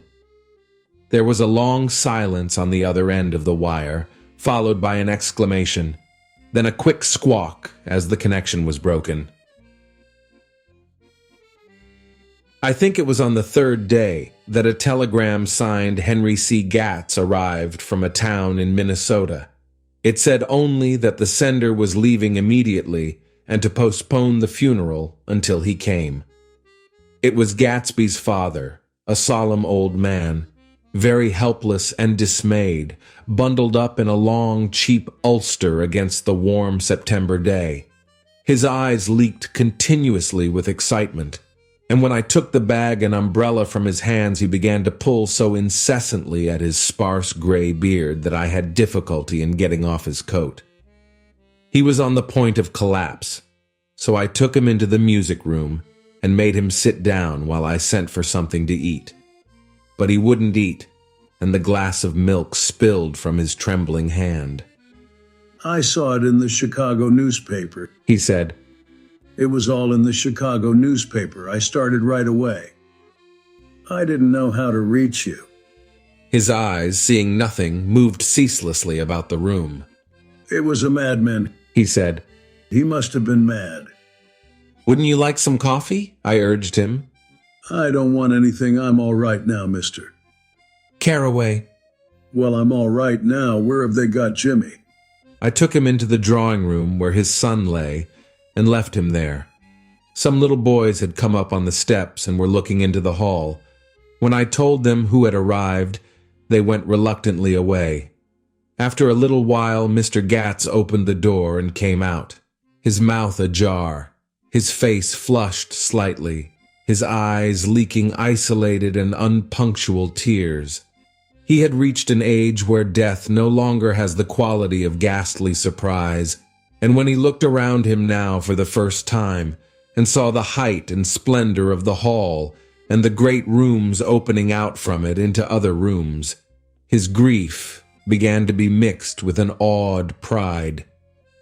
I helped him to a bedroom upstairs. While he took off his coat and vest, I told him that all arrangements had been deferred until he came. I didn't know what you'd want, Mr. Gatsby. Gatz is my name. Mr. Gatz. I thought you might want to take the body west. He shook his head. Jimmy always liked it better down east. He rose up to his position in the east. Were you a friend of my boy's, mister? We were close friends. He had a big future before him, you know. He was only a young man, but he had a lot of brain power here. He touched his head impressively, and I nodded. If he'd have lived, he'd have been a great man. A man like James J. Hill, he'd have helped build up the country. That's true, I said, uncomfortably. He fumbled at the embroidered coverlet, trying to take it from the bed, and lay down stiffly, was instantly asleep. That night, an obviously frightened person called up, and demanded to know who I was before he would give his name. "This is Mr. Carraway," I said. "Oh," he sounded relieved. "This is Klipspringer." I was relieved, too, for that seemed to promise another friend at Gatsby's grave. I didn't want it to be in the papers and draw a sightseeing crowd, so I'd been calling up a few people myself. They were hard to find. "The funeral's tomorrow," I said. 3 o'clock, here at the house. I wish you'd tell anybody who'd be interested." "Oh, I will." He broke out hastily. "Of course I'm not likely to see anybody, but if I do..." His tone made me suspicious. "Of course you'll be there yourself." "Well, I'll certainly try. What I called up about is..." "Wait a minute," I interrupted. "How about saying you'll come?" "Well, the fact is, the truth of the matter is that I'm staying with some people up here in Greenwich, and they rather expect me to be with them tomorrow. In fact, there's a sort of picnic or something. Of course I'll do my best to get away." I ejaculated an unrestrained "huh," and he must have heard me, for he went on nervously. "What I called up about was a pair of shoes I left there. I wonder if it'd be too much trouble to have the butler send them on. You see, they're tennis shoes, and I'm sort of helpless without them. My address is care of BF." I didn't hear the rest of the name because I hung up the receiver. After that, I felt a certain shame for Gatsby. One gentleman to whom I telephoned implied that he had got what he deserved. However, that was my fault, for he was one of those who used to sneer most bitterly at Gatsby on the courage of Gatsby's liquor, and I should have known better than to call him. The morning of the funeral, I went up to New York to see Meyer Wolfsheim. I couldn't seem to reach him any other way. The door that I pushed open on the advice of an elevator boy was marked the Swastika Holding Company, and at first there didn't seem to be anyone inside. But when I'd shouted, "Hello," several times in vain, an argument broke out behind a partition, and presently a lovely Jewess appeared at an interior door and scrutinized me with black, hostile eyes. "Nobody's in," she said. "Mr. Wolfsheim's gone to Chicago." The first part of this was obviously untrue, for someone had begun to whistle "The Rosary" tunelessly inside. "Please say that Mr. Carraway wants to see him." "I can't get him back from Chicago, can I?" At this moment, a voice, unmistakably Wolfsheim's, called, "Stella," from the other side of the door. "Leave your name on the desk," she said quickly. "I'll give it to him when he gets back." "But I know he's there." She took a step toward me and began to slide her hands indignantly up and down her hips. "You young men think you can force your way in here any time," she scolded. "We're getting sick and tired of it. When I say he's in Chicago, he's in Chicago." I mentioned Gatsby. "Oh!" She looked at me over again. "Will you just... what was your name?" She vanished. In a moment, Meyer Wolfsheim stood solemnly in the doorway, holding out both hands. He drew me into his office, remarking in a reverent voice that it was a sad time for all of us, and offered me a cigar. "My memory goes back to when first I met him," he said. "A young major just out of the army and covered over with medals he got in the war. He was so hard up he had to keep on wearing his uniform because he couldn't buy some regular clothes. First time I saw him was when he came into Weinbrenner's pool room at 43rd Street and asked for a job. He hadn't eaten anything for a couple of days. 'Come on, have some lunch with me,' I said. He ate more than $4 worth of food in half an hour. Did you start him in business? I inquired. Start him. I made him. Oh. I raised him up out of nothing, right out of the gutter. I saw right away he was a fine-appearing, gentlemanly young man, and when he told me he was at Oxford, I knew I could use him good. I got him to join the American Legion, and he used to stand high there. Right off, he did some work for a client of mine up to Albany. We were so thick like that in everything. He held up 2 bulbous fingers. Always together. I wondered if this partnership had included the World Series transaction in 1919. Now he's dead, I said after a moment. You were his closest friend, so I know you'll want to come to his funeral this afternoon. I'd like to come. Well, come then. The hair in his nostrils quivered slightly, and as he shook his head, his eyes filled with tears. I can't do it. I can't get mixed up in it, he said. There's nothing to get mixed up in. It's all over now. When a man gets killed, I never like to get mixed up in it in any way. I keep out. When I was a young man, it was different. If a friend of mine died, no matter how, I stuck with them to the end. You may think that's sentimental, but I mean it. To the bitter end. I saw that for some reason of his own, he was determined not to come, so I stood up. Are you a college man? He inquired suddenly. For a moment, I thought he was going to suggest a connection, but he only nodded and shook my hand. He inquired suddenly. For a moment, I thought he was going to suggest a connection, but he only nodded and shook my hand. He suggested. After that, my own rule is to let everything alone. When I left his office, the sky had turned dark and I got back to West Egg in a drizzle.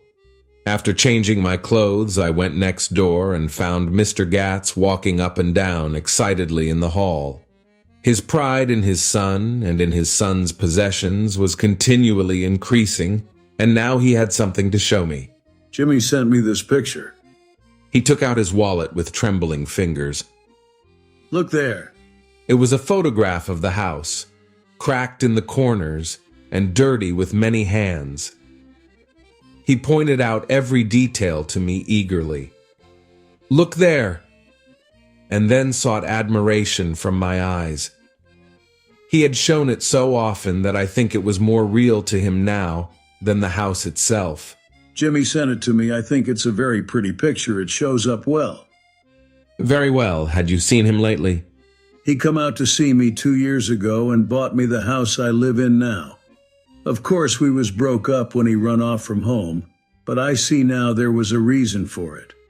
He knew he had a big future in front of him, and ever since he made a success, he was very generous with me.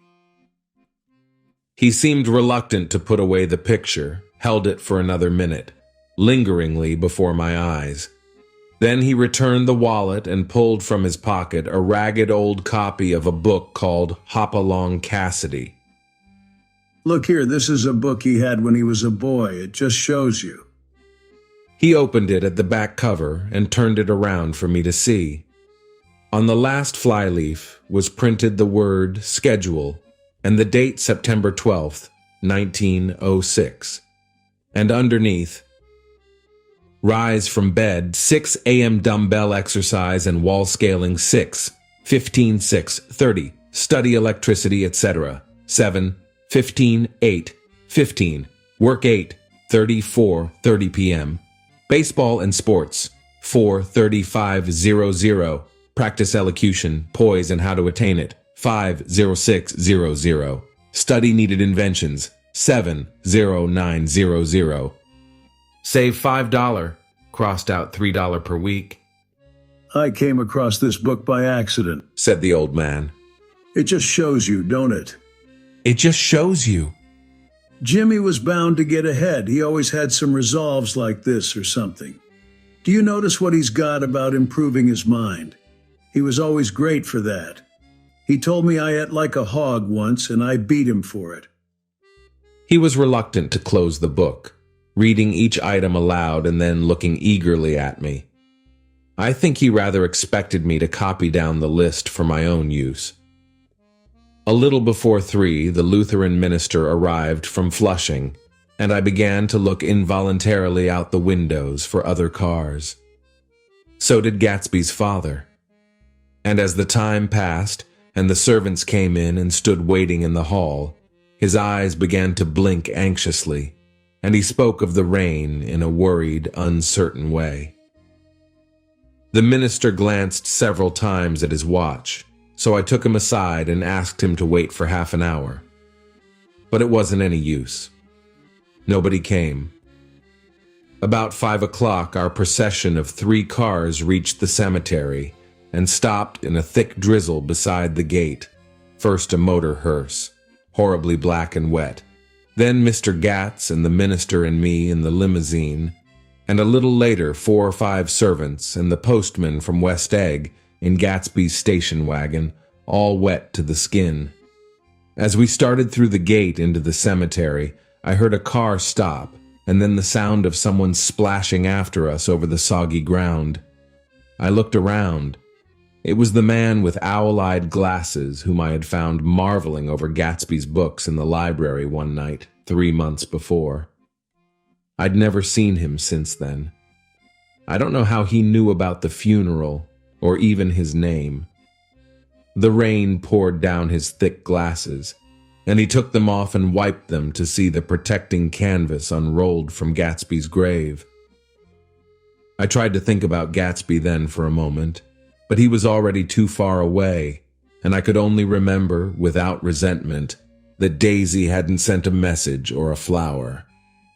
Dimly I heard someone murmur, "Blessed are the dead that the rain falls on." And then the owl-eyed man said, "Amen to that," in a brave voice. We straggled down quickly through the rain to the cars. Owl Eyes spoke to me by the gate. "I couldn't get to the house," he remarked. "Neither could anybody else." "Go on," he started. "Why, my God, they used to go there by the hundreds.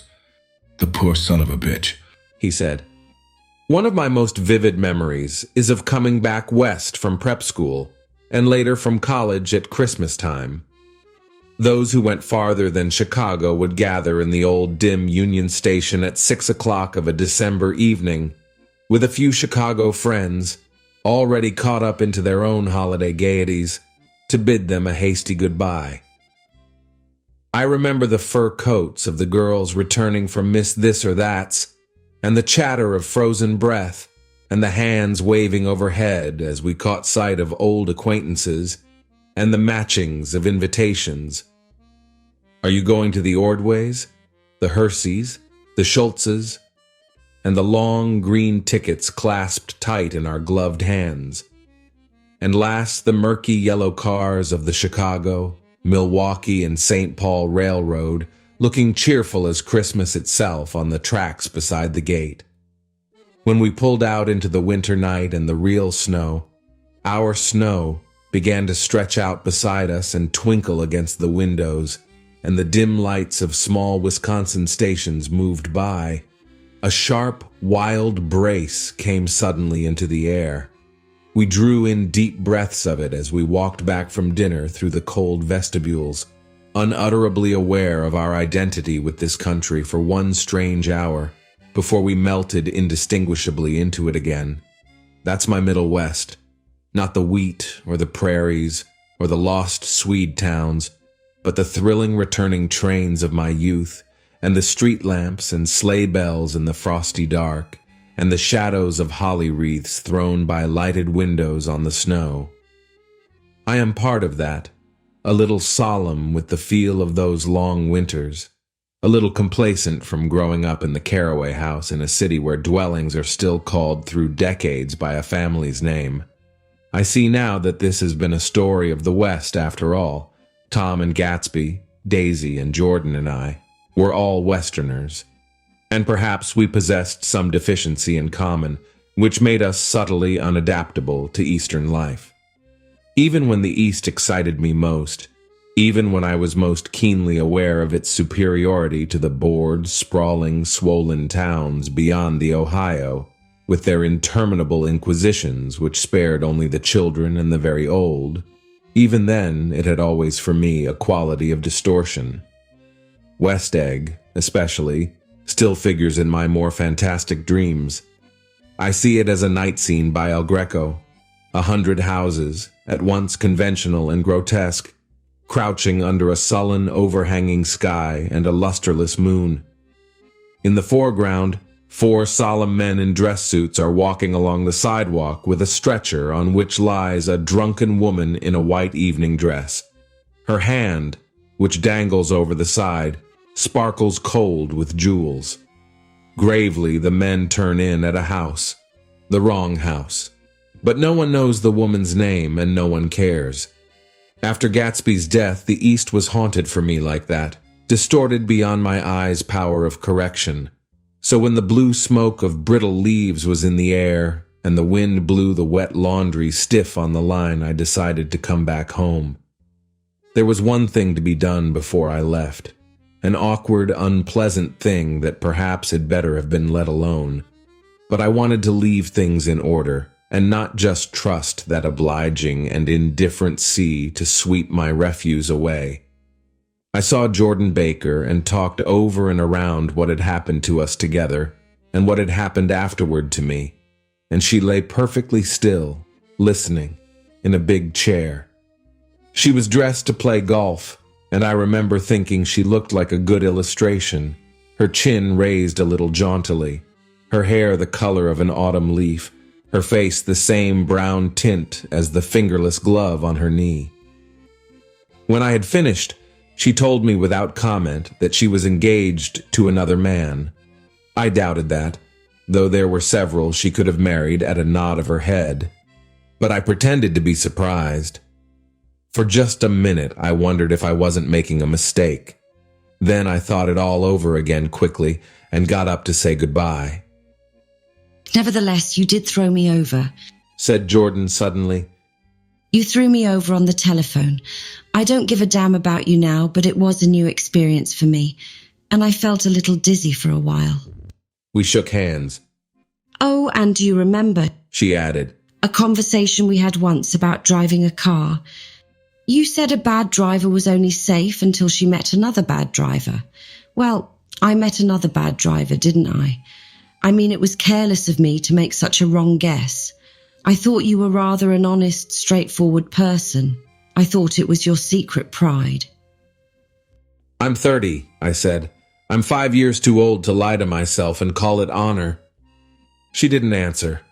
Angry and half in love with her and tremendously sorry, I turned away. One afternoon late in October, I saw Tom Buchanan. He was walking ahead of me along Fifth Avenue in his alert, aggressive way, his hands out a little from his body as if to fight off interference, his head moving sharply here and there, adapting itself to his restless eyes. Just as I slowed up to avoid overtaking him, he stopped and began frowning into the windows of a jewelry store. Suddenly he saw me and walked back, holding out his hand.